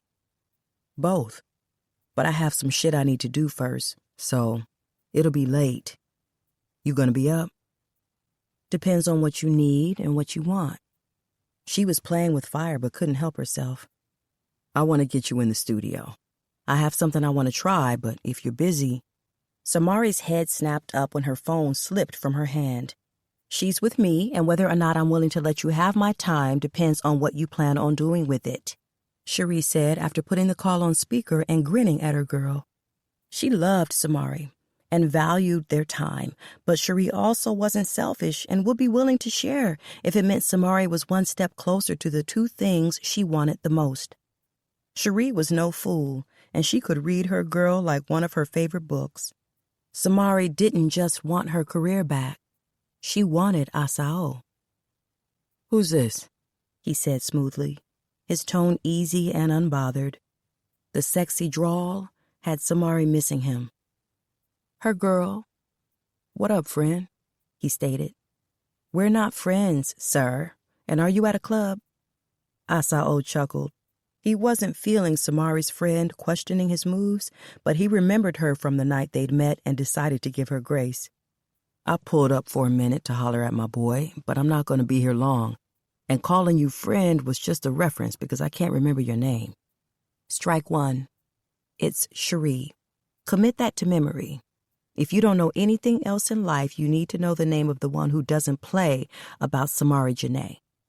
And because I don't play about her, you better not have no women in your face for that minute. My bad, Cherie. I have you locked in, and I'm good on that. The only woman I want in my face is currently in yours. Mm-hmm. And what are you trying to do with my girl? Shit. Anything she wants and needs me to?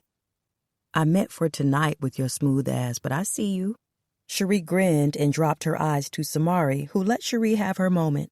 There was no point in trying to shut her down. I'm trying to get in the studio. You're welcome to come too, or I can reschedule. Nope, she'll be there. I can't come because I'm on mommy duty, but there will be a rain check. No doubt. Just let me know when and I'm there. Mm-hmm, I bet. Be good to my girl, Asao. You don't want the type of heat I will send your way if you don't.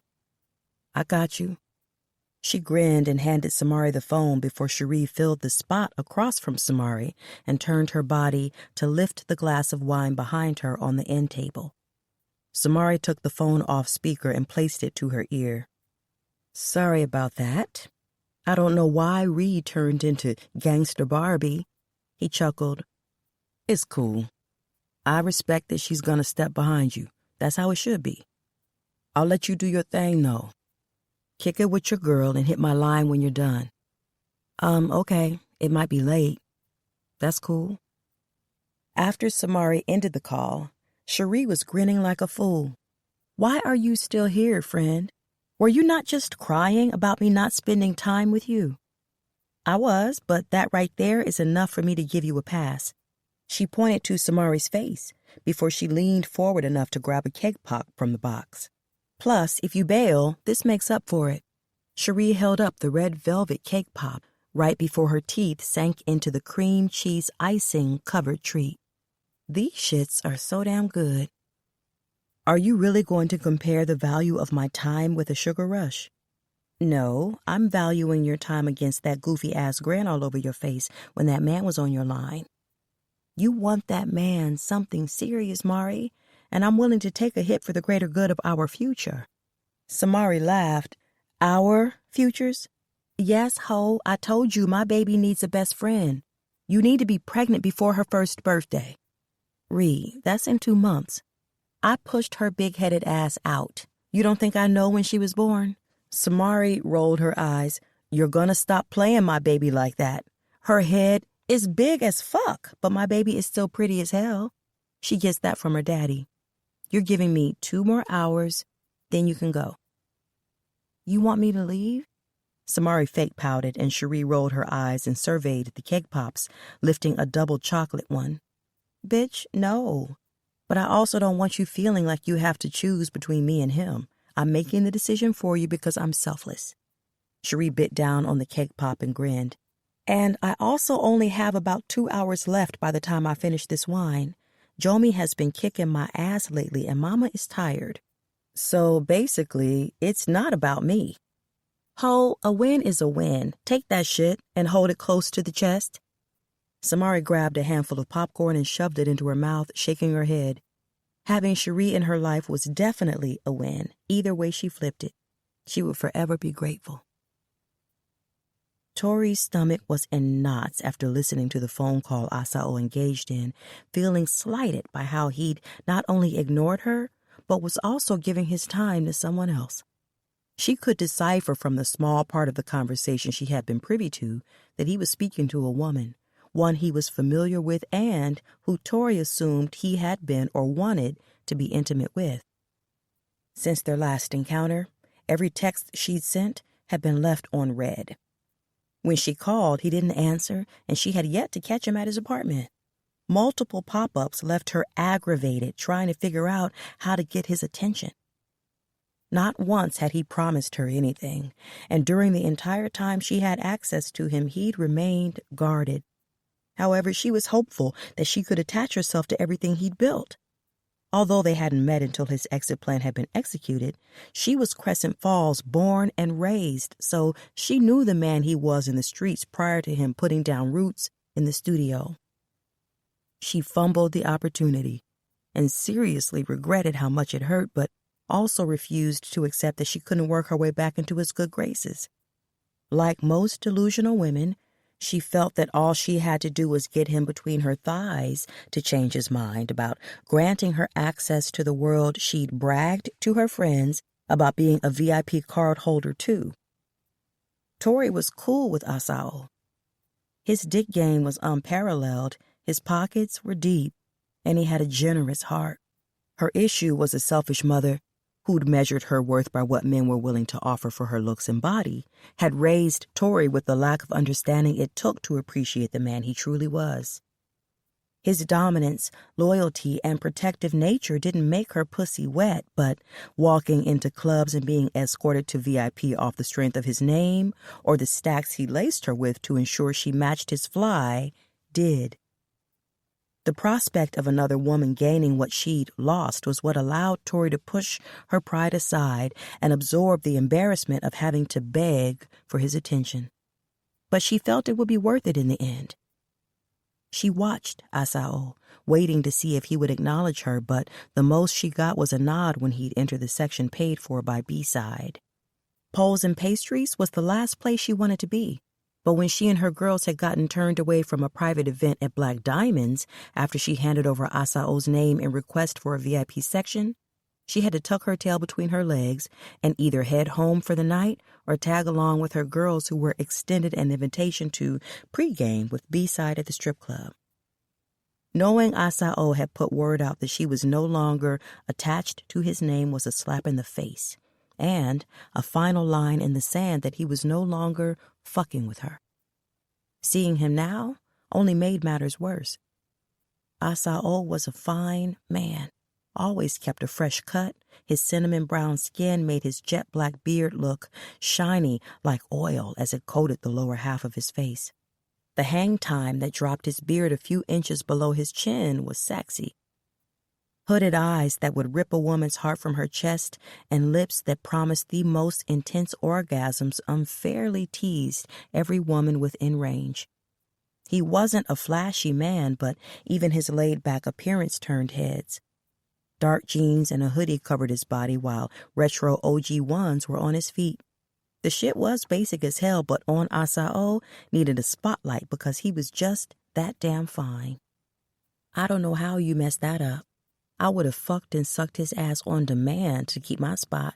Shit, I might see if he'll let me. Tori glared at Asia, who filled the seat next to her. Bitch, walk light. That's disrespectful as hell. No, boo, what's disrespectful is how you had that fine-ass man and lost him. That is not your man, so he's fair game. Asia smiled like she was joking, but if the opportunity presented itself to get Asao's attention, she wouldn't hesitate to take it. She brushed off Tori's glare and crossed her legs before taking a dainty sip of the mixed drink she was nursing. Until she had a guaranteed sponsor for the next one, Asia took her time. The women were waiting patiently to return to their respective places around B-side after he'd cleared the booth to have a private conversation with Asao. No matter how hard Tori strained to listen, the music was too loud while Asao and B-side's voices were too low for her to pick up anything they were saying. The only way Tori had been privy to Asao's phone conversation was due to leaving the bathroom just in time to catch the call. When he ended the call and she walked up, smiling, feeling hopeful, he tossed her a nod and walked off just in time for Asia to step out of the bathroom and catch the way he'd dismissed Tori. Now she was fuming, trying to come up with a way to save face. Isn't that old girl you used to fuck? Asao didn't have to send his attention in Tori's direction to know she was who B-side was referencing. He felt her eyes blazing all over him. He also knew Tori had been eavesdropping on his conversation with Sumari, but that was her issue, not his. As long as she moved accordingly, she wouldn't see his dark side. My girl, was all he said, and the understanding brought a smirk to B-side's face. There was only one woman the streets could attach to Asao, and no one mentioned her name, nor did they mention the bodies that had dropped in the weeks that followed the night he lost her. Asao didn't think about her, talk about her, or want the things he knew he would have had with her because it hurt too much. He also no longer believed he deserved them, but recently he found himself selfishly wanting them with Sumari. Enough said, B-side stated, then motioned toward the woman heading their way. There she goes. This time, Asao followed his boy's line of sight and locked in on the thick-framed woman heading toward them with a smile on her face and a sway of her hips that had the attention of every man she passed. Unlike a few hours prior when he'd seen her at Cobra Records, Colby was dressed casually in ripped jeans that hugged her fat ass and thick thighs. A crop top exposed a strip of brown skin around her waist. The hoops that pierced her nipples made an impression against the thin spandex material that barely contained her breasts. Her body was nice, so Asao allowed himself a minute to admire it before his focus was trained on the envelope in her hand. When she reached their section, the envelope was extended to Asao before Colby settled next to him and smiled seductively when she crossed one leg over the other. She then leaned forward, lifting the bottle of Black Ops sitting on the table. She poured a glass and brought it to her lips while B-side grinned from the spot next to her. "You just gonna drink my shit and not even speak?" "I just had your dick in my mouth this morning. Do I need to speak to you before I drink this?" Asao smirked and shook his head before he addressed Colby. "This everything?" "Yep. Contracts for all the artists on Cobra." "Bet. Appreciate that." He leaned back, removed a thick fold of cash from his pocket, and counted out the agreed amount for the information she provided. Asao respected her hood hustle and valued what he now had access to. "Keep that. I want to negotiate something else." "I know good and damn well you better not be about to negotiate having his dick in your mouth," B-side stated with a hint of amusement in his tone. Colby sucked her teeth and grilled him before smiling seductively at Asao just to annoy her part-time man. They had no ties or commitments, but she fucked with B-side heavy. And contrary to what most would think, Colby didn't sleep around. She was solid, which was one of the reasons he kept her close. "I want a job." Asao's thick brows pinched. "A job?" Colby nodded. "What I just gave you and that bullshit-ass contract Cobra paid to have drafted means his label is about to fall. He is already broke, and fucking with you, he's about to be in a situation there's no way to climb out of. When it all falls apart, I'm left trying to figure out what's next. But I'm leaving with all his contacts, knowledge of how the industry works, and relationships with people who will be an asset to you." The seriousness of her tone had Asao considering what she was offering, but he also had to state the obvious. "This also proves your loyalty is to the person paying for it. You don't have to trust her.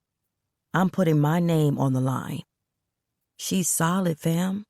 The only reason you have that," B-side motioned to the envelope his boy held, "is because of me. You do right by her, she's going to stay down." Asao's eyes darted from his boy to Colby. Having her on his team would damn sure be an asset, so he nodded. "All right, let me run that by Niles and Dom to see how they feel about bringing you on." "What are you trying to do?" "Whatever you need, but A&R is where my heart lands. I'm the one who found most of the artists on the label, and I tried to look out for them as much as I could, but there was only so much I could do. Talk to them and they'll vouch for me. That's my way of making things right. I hope you can fix that for them, or at the very least, let them move on." Asao nodded in understanding before he placed the money on the table in front of Colby. He was a man of his word who paid what he owed. Whether or not she left with the money was on her. "Thank you." She motioned toward the stack of bills. "And just so you know, you have him sweating. The attorney he uses for all his shady-ass deals refused to do the contract he sent you." "What do you mean?"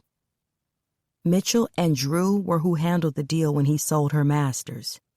Cobra told me what he wanted in the contract he was doing for you and to email the details to them. They emailed back and asked if Cobra had reacquired ownership of the masters, and if so, to send them proof. Otherwise, they couldn't write the contract because handling this contract, knowing Cobra didn't have ownership, would make them liable for fraud and they could face disbarment." "You got that email?" Asao was amused at how easily this shit was playing out and falling right into his hands. He'd never placed himself in a position to need anything because need controlled folks' ethics and morals, which Cobra was proving. I printed it and put it in there too. Also gave you the contact for Mace Davidson's attorney. Figured you want that too. Damn, your ass was really trying to get on my boy's payroll. B-side chuckled before blazing the blunt he lifted from the table. Mind your business. Colby cut her eyes his way. Don't act brand new because until my dick no longer finds its way to your mouth, you are my business, B-side said smugly, and she rolled her eyes. Asao chuckled and lifted from the space he occupied. This shit sounds personal. I'll let y'all have this. He dapped his boy, thanked Colby, and left their section. Before he could make it to the door, Tori was grabbing his arm, but the look he delivered had her releasing him like his body was on fire. Can we talk? Nah, he said coolly with no emotion and proceeded to walk away, but Tori stepped in front of him. What did I do? Why are you mad at me? She pouted, hoping he would grant her grace.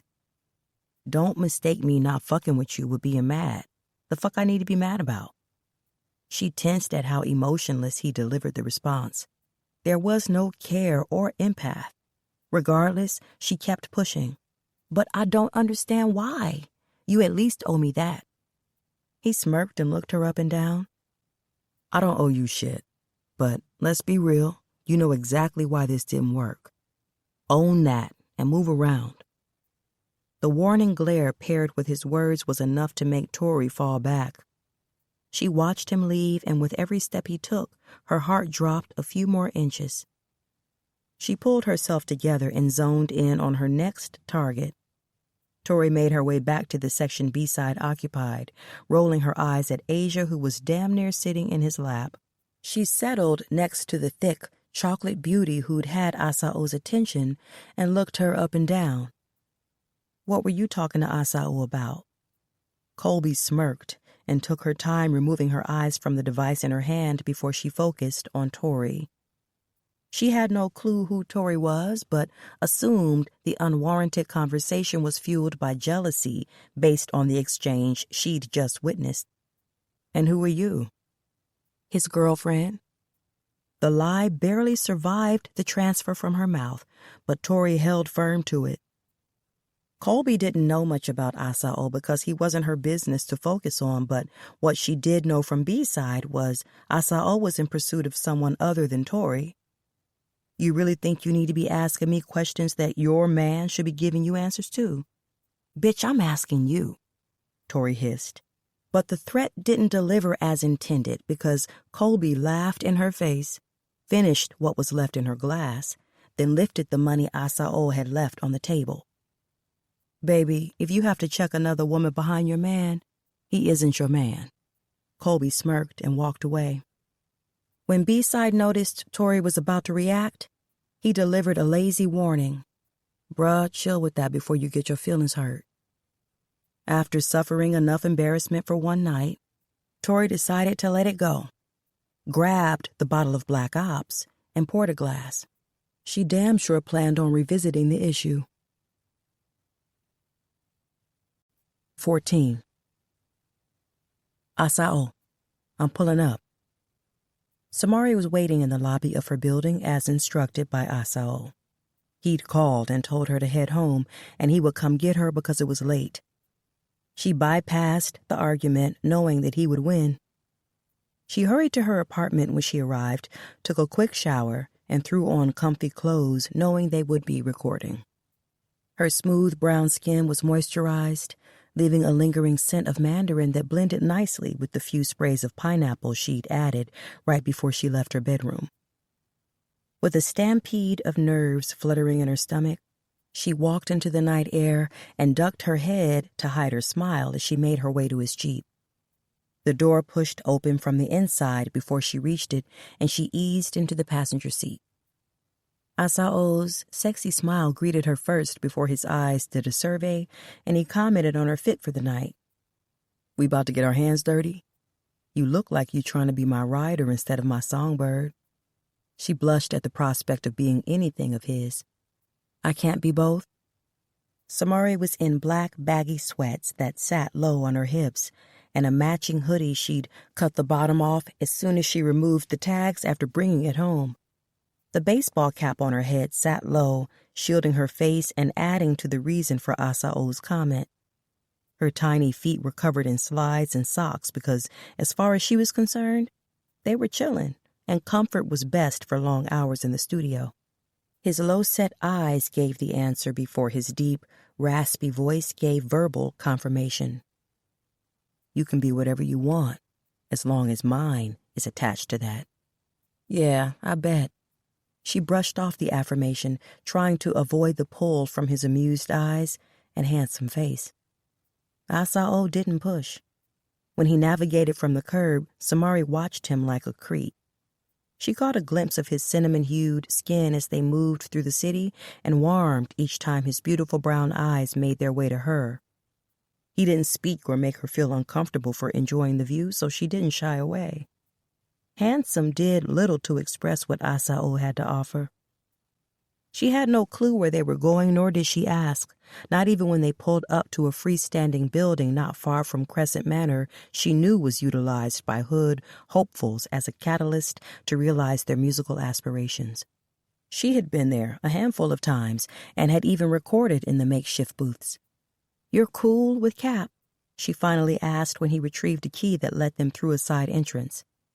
"Yeah, we're straight." "Oh, I figured because you have a key." Asao's long legs carried him through the room while Samari waited near the door, allowing him time to turn on the lights. She blinked a few times, needing her eyes to adjust before they moved around the space. Gone were the old, worn wooden tables and metal folding chairs. They had been replaced by 2 lounge areas and multiple tall boy tables and high chairs. The dingy yellow walls were now painted dark gray to match the furniture, and there was a graffiti-painted sign on the rear wall above the stage that read, "Track Killers." "This isn't Cap's place anymore." "I was about to say, this isn't how I remember it. You been here before?" Asao wasn't surprised, considering anyone serious about gaining support from the city had been either on their stage or in Cap's booths. "A few times. I recorded my first single here." The cute smile on her face let Asao know she had good memories. "Somebody bought it from him?" "Yeah, me and my people," he said coolly, gauging her for a reaction. "It's nice in here. A lot nicer than it used to be, for sure." She moved around the room, doing a deeper inspection of the changes. "You fuck with it?" he asked, watching her do her thing. "My opinion doesn't matter. Does the hood fuck with it? This is theirs. I'm sure you already know how many careers started in here." He smirked and nodded, walking toward her with the sexiest stride. One of the things Samari loved most about Asao was the cocky, hood persona he balanced with a smooth-ass demeanor that kept her panties soaked. "Yeah, I do. They fuck with me, so they're gonna rock with it. Come on, let me get you in the studio." Like a woman under a spell, she followed him to the back, and once again was impressed. What she'd remembered as homemade booths were replaced with customized ones that rivaled the 5-star studios where she'd recorded her album. After the lights were adjusted to provide a soothing atmosphere, Asao leaned over the soundboard, flipping switches and turning dials. When he had everything to his liking, he turned to Samari. "What track we starting with?" "Challenge," she said with her brows pinched when she delivered her answer. She'd run through the 3 tracks he'd sent her the night before. She already had lyrics for each one, but Challenge was her favorite. She felt that one the most, possibly because of what inspired the words that flowed through her the first time she played it. Asao's sexy smile surfaced when he nodded. "You need anything?" "No, I'm good." She lifted the strap of her crossbody and pulled it over her head. She placed it on the shelf next to the entrance to the booth after removing her phone and stepped inside, moving right to the microphone. "You good in there?" When Asao's voice flowed through the speaker, she grinned and nodded, lifting a set of headphones. She removed her hat, gathered her hair, and situated it in a messy bun on top of her head. "Can you let it play for me? I want to run through it in my head first. When she lifted her chin to look through the glass, Asao tossed his and cued the track, allowing it to play. He leaned back watching as her chin lowered. She bobbed her head as she focused on her phone, and he was occasionally blessed with the sultry rasp of her alto while she moved through the lyrics. She barely sang loud enough for him to catch the words because she used the moment as a test run. Regardless, he couldn't help but lock in. Since she'd sang for him that first night, Asao had been addicted. The melodic flow of her voice relaxed his body and caused his dick to ache. He had the nastiest thoughts attached to that sultry voice and wanted to hear her moaning his name with praise for how skillfully he fucked her. Wasn't shit nice about how badly he wanted to explore her body, to leave his mark, so that not a damn soul who valued their life would consider her fair game. "I'm ready," she spoke, prompting Asao to nod and run the track back. This time, when the heavy bass hit, followed by the blend of horns, her voice followed. First, with a riff that moved slowly before the smooth, melodic tenor that had him ready to make promises about shit he had no guarantee of delivering, just to keep her in his presence. It didn't fucking matter because he would beg, borrow, and kill, not just steal, if doing so meant keeping a smile on her pretty face and her voice in his ear. "I want your hands on me. Make me feel, touch the untouchable. Let me know this is real. I want your lips on me. Make me quiver. Kiss the secret places that will make my body shiver. I want your love in me. Make my heart beat, push life through my veins. All of you on repeat. Challenge my body, challenge my soul, challenge my depths. Make me whole." Her voice rolled over him, her words seeping into his skin. Her syrupy sweet vocals sensually assaulted his restraint. His control wavered with each lyric she delivered because he knew what inspired them. "I want your promises as my armor. Shield me from fear. Pour into parts of me that I wouldn't dare. I want your trust in my heart. Give me loyalty. Heal damaged spaces that others left in me. I want your vision as motivation. See me for me. When I dream, bring it to life. You're the high I reach. Challenge my body, challenge my soul, challenge my depths. Make me whole." Her voice was strong, but he didn't miss how she'd shrank into herself running the second verse. There was a rawness there that had his long legs carrying him to the booth. Samari's head was down, and she was so wrapped up in the music that she didn't realize she was no longer alone until his body towered over hers. He didn't touch her like he wanted, because when she lifted her head and her eyes locked on his, he saw what she made him feel. She wanted him to save her and trusted he would. He didn't give a damn what haunted her in the dark or what her demons were. He was going to slay them bitches one by one. Samari was handing him her truth, and he would flip that shit into a new reality, one where she slept peacefully at night and was no longer afraid of the dark. The need to do so almost made him fucking laugh because he was the monster who hid in the shadows and lurked in the dark, but wanted to be her light. Challenge my body. Challenge my soul. Challenge my depths. Make me whole. She blinked like she was clearing the weight of her words but didn't move. His eyes dropped to her lips before he ran his thumb over them with one hand and removed her headphones before he cuffed her cheeks and dropped her head back. "You gonna let me carry all your problems?" She shook her head and pushed her tongue between her lips, allowing it to glide over them. When his low-set eyes narrowed, she swallowed thickly right before he spoke again, but this time the question was delivered as a demand. "You gonna let me carry all your problems, Mari?"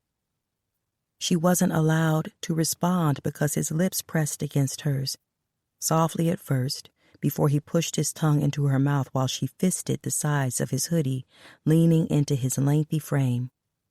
All his blood rushed to his dick. Asao dropped his mouth to her neck, gliding his tongue over her soft, warm skin before he sucked hard. The first to go was her sweatshirt before his hands palmed her breasts over a black lace bra. They fit perfectly in the palm of his hands, while his fingers brushed her sides.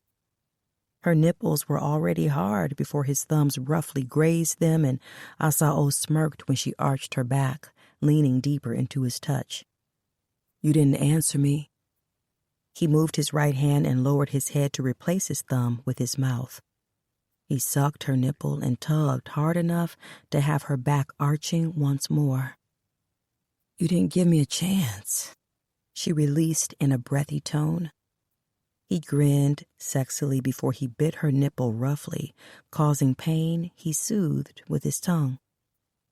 "You gonna let me carry all your problems, Mari?" He asked the question for a third time, and although her mouth was free of his, giving her ample opportunity to respond, he made it difficult by sucking hard on her nipple, followed by the pinch of his teeth, then his tongue. When he lifted his eyes, demanding a response, she blew out a calming breath to ground herself. "Yes." He kissed her, a hard, punishing kiss that had Samari distracted enough to not notice his hand had found its way into her sweats until she felt the pressure from his fingers gliding over her pussy. She sucked in a deep breath when the first one pushed inside of her. Need slammed through her veins and spread over her body. He drove his fingers in and out of her, sucking on her tongue until he needed confirmation as to how far they were taking things. Based on the way she moaned and rolled her hips, grinding against his fingers, Asao had a pretty good idea of how this would end. If she shut him down, he'd be cool with stepping away, but if she wanted this... "If you want me to stop, tell me now."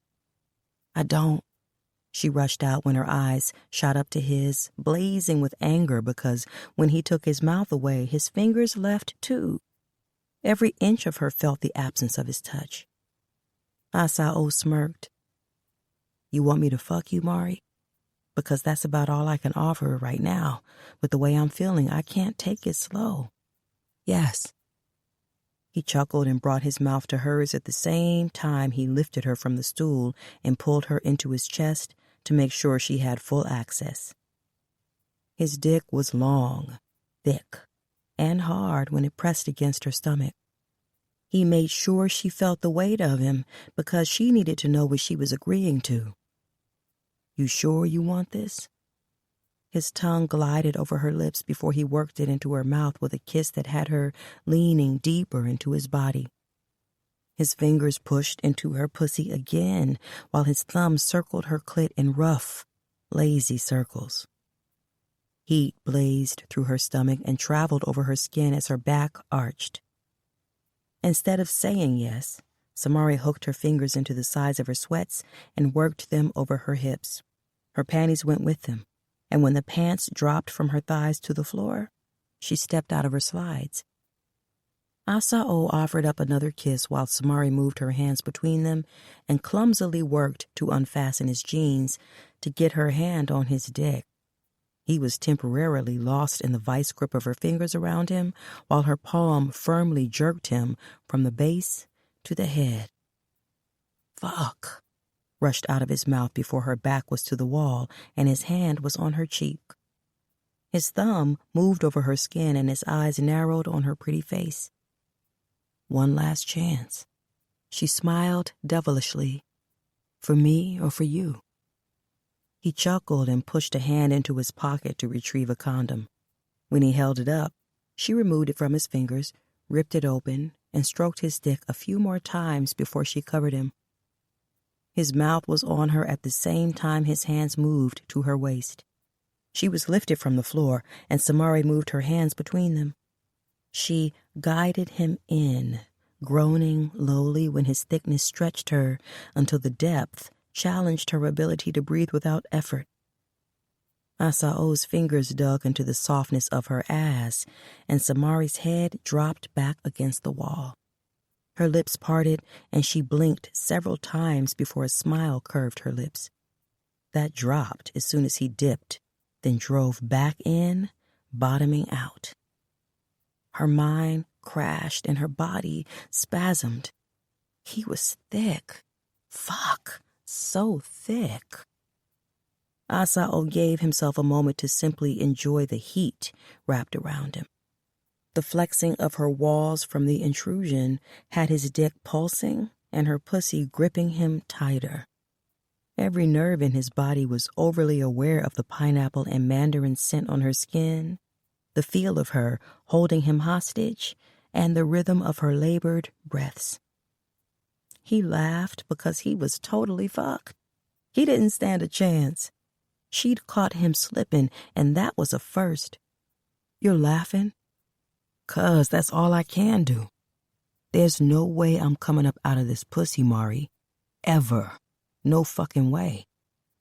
And I don't think I want you to. That was the last thought she processed before he drove into her so rough and so deep that she could barely keep up. His fingers gripped her skin while he slammed into her with hard, punishing thrusts that had her back and shoulders landing against the wall. He held her close, pulling her into every thrust he delivered while he sucked on her neck and his teeth sank into her skin. Each time he lifted, pulling out, Samari braced herself for his return, and Asao didn't disappoint. He drove into her hard and painfully deep. You good, Mari? There wasn't anything soft or sweet about the way he was handling her, but that would have to do for the moment. He would take his time when he found his way between her thighs again, because there damn sure would be a next time.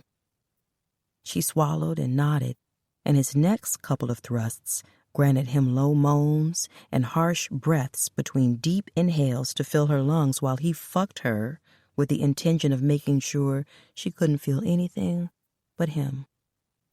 When his mouth was on hers again, she returned a kiss just as hard and greedy as he slammed her up and down his dick, encouraging him to fuck her more aggressively. She took him willingly, drenching his dick a little more each time he bottomed out, while she rocked her hips against him, spreading them wider, encouraging her to take him deeper. This pussy didn't stand a chance, Mari. But neither did I, he said, right before his teeth grazed her bottom lip that he bit down on with his next thrust. Right there. Oh, fuck. Right there. She moaned, dropping her head again, and Asao tilted her hips higher to give her what she'd demanded. He didn't let up and focused on the way she pulsed and tightened around him until every muscle in her body tensed. Her orgasm hit hard and strong, and Asao kept a steady pace, chasing his own. He filled the condom seconds before the muscles in her body loosened, and she went slack against him. He thrust as deeply as he could go and kissed her slowly while he moved to the stool and carefully positioned them on it. Asao's forehead connected to hers, and he laughed again. The low rumble of his voice brought a smile to Samari's face. I'm starting to feel offended because you keep laughing. His mouth brushed over hers.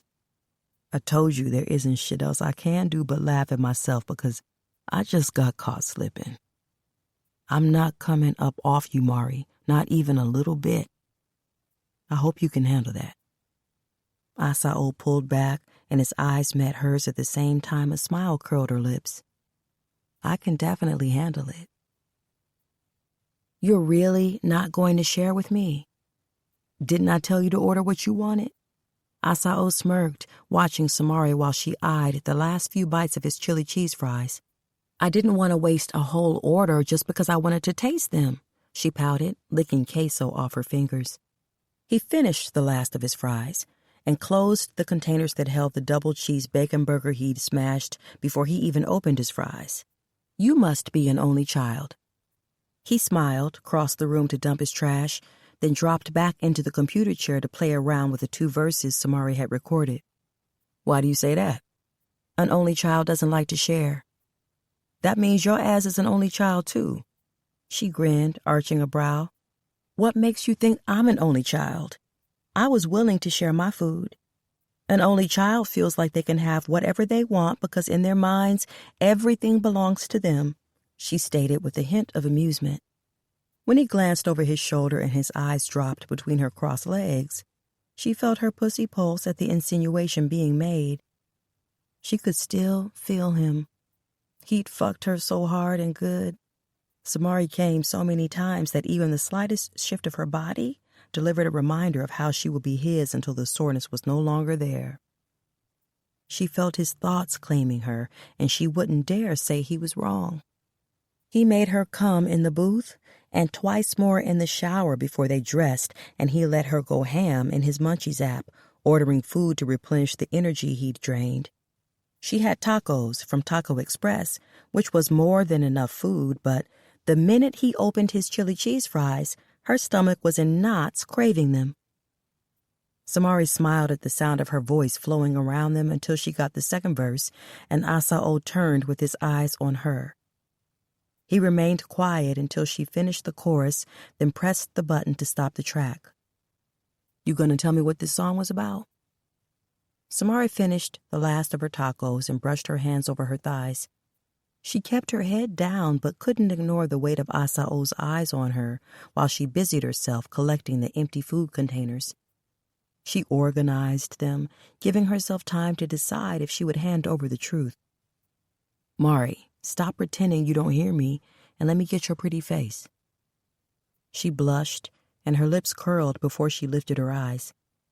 Asao's were already locked on her face, and the way he took her in made her cheeks blaze.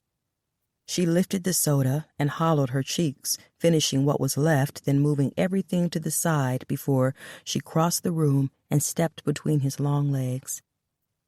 When his arms lifted and folded behind his head, and the intensity of his gaze locked on her, she worked past the anxiousness twisting in her stomach and pushed through the discomfort.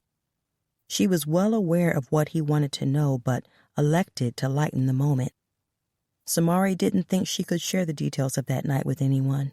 She had never spoken a word about how her trust had been betrayed, and she wouldn't do that now. She climbed into his lap, dropping her legs wide over his, grateful that the computer chair that barely held his lengthy frame didn't have arms on the side. She fit comfortably against his body and moved her hips so close that the heat between her thighs made contact with his stomach. After everything we did in that booth, I'm pretty sure you know what my song was about. She leaned close and brushed her mouth over his, hoping to distract him, but that hope died fast when he repeated her lyrics as if he were the one who'd written them. I want your promises as my armor, shield me from fear, pour into parts of me that I wouldn't dare. I want your trust in my heart. Give me loyalty, heal damaged spaces that others left in me. I want your vision as motivation. See me for me. When I dream, bring it to life. You're the high I reach. He rapped the lyrics she'd sung. The smooth cadence of his voice and the raspy, late-hour southern drawl had Samari grinning, but it dropped when his eyes demanded answers. They're just lyrics. She edged away in an attempt to escape, but his hands quickly moved to her hips, locking her in. You sang that shit like it's your truth. You gonna tell me who needs to sleep with one eye open, or would you rather I start taking motherfuckers down until a confession comes to light? You making yourself my dragon slayer? Isn't that what you asked me to do when you put them words on paper? She pushed the unease down and forced a smile, putting her mouth on his again.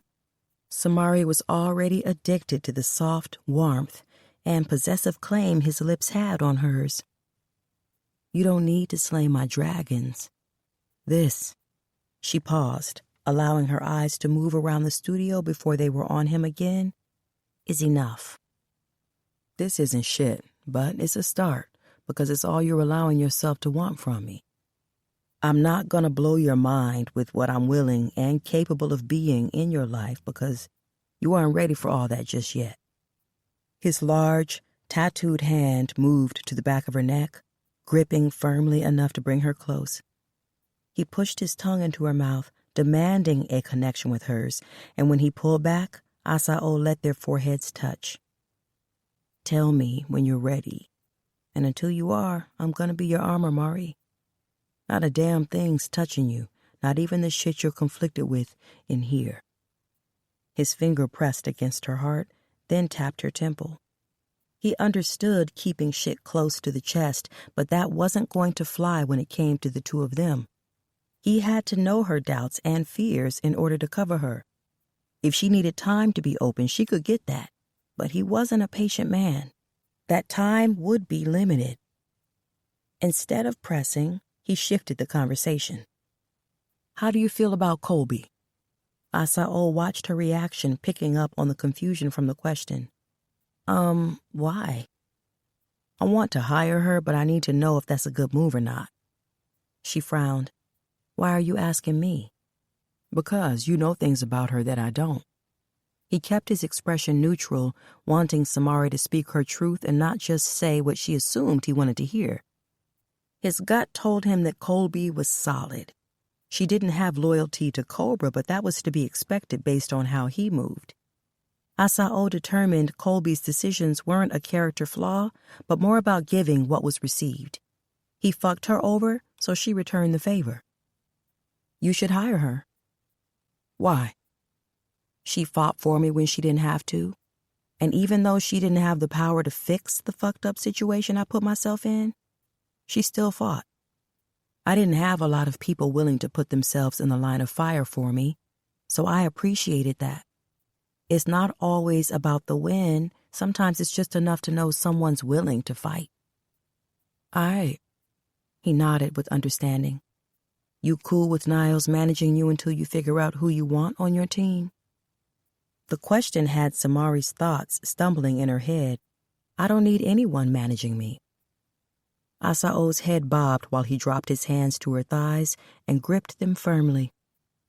In just the short time Samari had been in his world, he learned that she stayed in her head overthinking shit, questioning and second-guessing more than necessary. She needed physical contact to keep her grounded in the moment.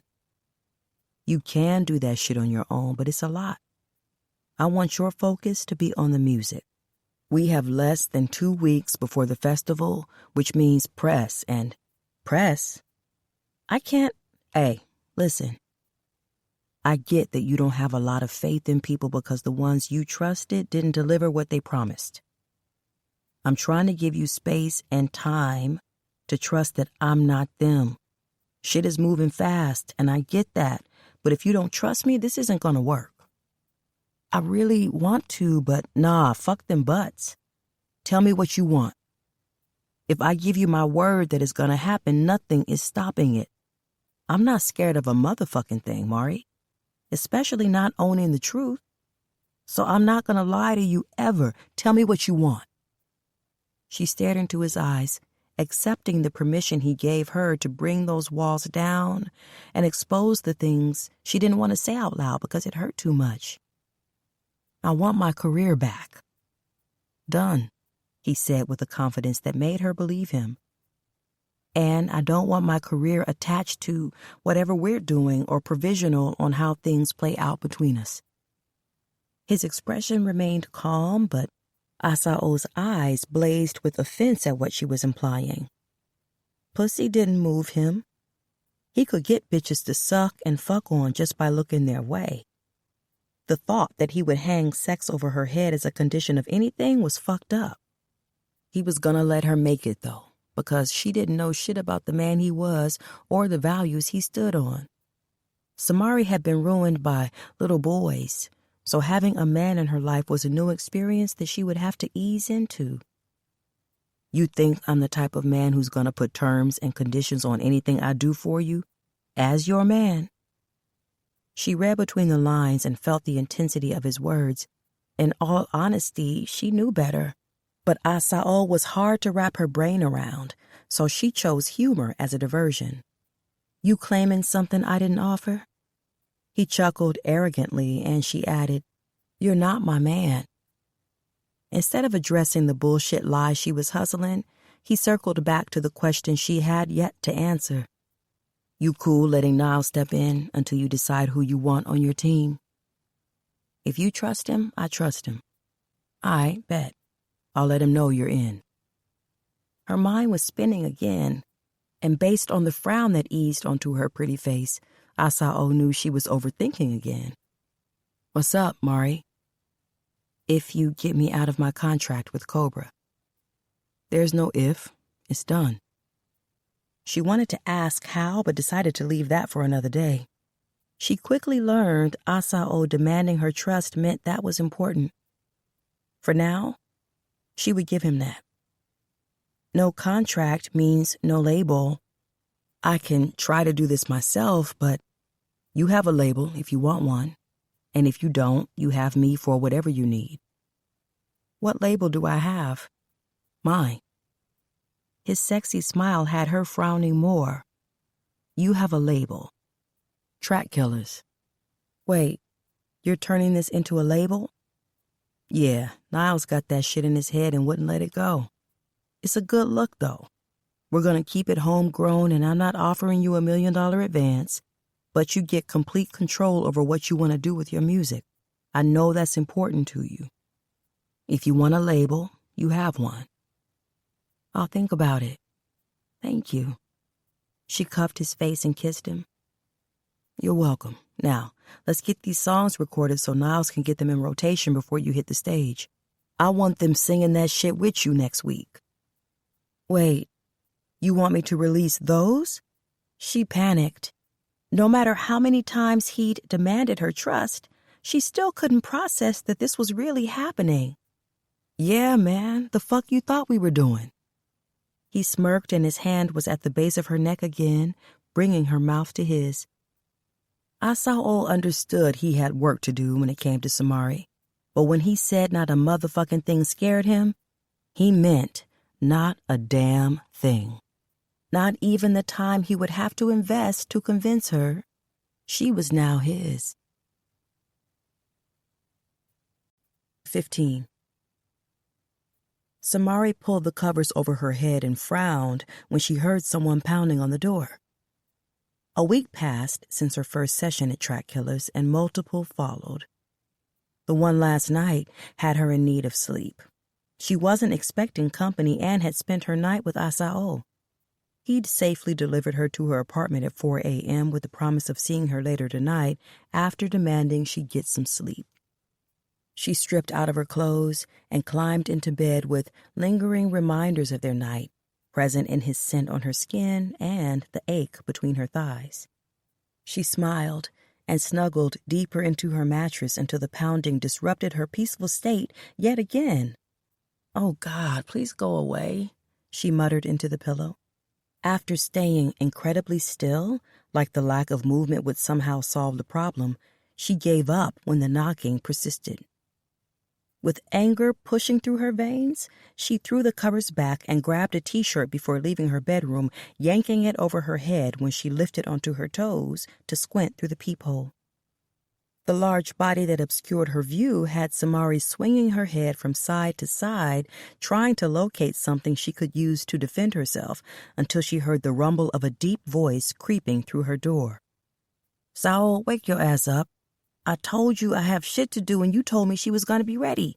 We have to be at the studio by 10, and if she doesn't open this door in the next 2 minutes, I'm kicking that shit in and dragging her up out of here. Call me back. Samari jumped when a fist landed on her door more aggressively. When she heard the heavy thump of footsteps, she lifted onto her toes and squinted through the peephole again, just in time to catch a very large man with a scowl dragging a hand over his head and down his face. She recognized Asao's friend from the night she'd run into Asao at the club and chewed her lip before she huffed and unlocked her door. She peeked around it, hoping her instincts were on point. The only way he could have known where she lived was if Asao had sent him to her. About fucking time, the man mumbled, glaring at Samari before he officially addressed her. Why aren't you dressed? Why would I be, and who are you? Niles, and 'cause you supposed to be downtown in less than an hour. So again, why the fuck are you not dressed? Downtown for what? Stop asking questions and go put some clothes on, 'cause I'm not trying to have his ass spazzing the fuck out because you're around me half naked. Samari wanted to be angry, but Niles' reaction had a smile surfacing. He was very intently focused on her face only. She stepped back, allowing him space to enter, but he shook his head. Nah, I'm cool. Just get dressed and hurry the fuck up. Can you tell me where I'm going? Radio station. Asao's words about doing press last night pushed through Samari's mind, along with the fact that she'd agreed to have Niles manage her. What she hadn't expected was for Niles to be at her door a few hours later, demanding her to go with him to an interview. Where is Asao? Asleep, apparently, but the interview is set up just for you. With who? Bruh, can you stop asking questions and go put some damn clothes on? She grinned and nodded when he crossed the hall and leaned against the wall facing her door. She no longer had his attention because it was focused on his phone, so she closed and locked the door, heading back to her room. 20 minutes later, she was freshly showered and dressed. Knowing most radio hosts like to take pictures for their guest wall, she selected barrel jeans and a boyfriend tee that read, "The manor ain't teach me no manners," repping Crescent Manor. The t-shirt was black with white and red print, so she paired her fit with Chicago ones. When she stepped out of her front door, Niles allowed his eyes to touch more than her face and gave her a once-over before grunting. Let's go. She locked her door and followed him out of the building, where he walked right to a blacked-out BMW. The windows were so dark they had to be illegally tinted. He walked to the passenger door and yanked it open before rounding the rear to get into the driver's side. She grinned before getting in because, as disgruntled as he had been since showing up at her door, he was still a gentleman. After he pulled into traffic, moving faster than necessary, she turned her eyes on him. Can I ask questions now?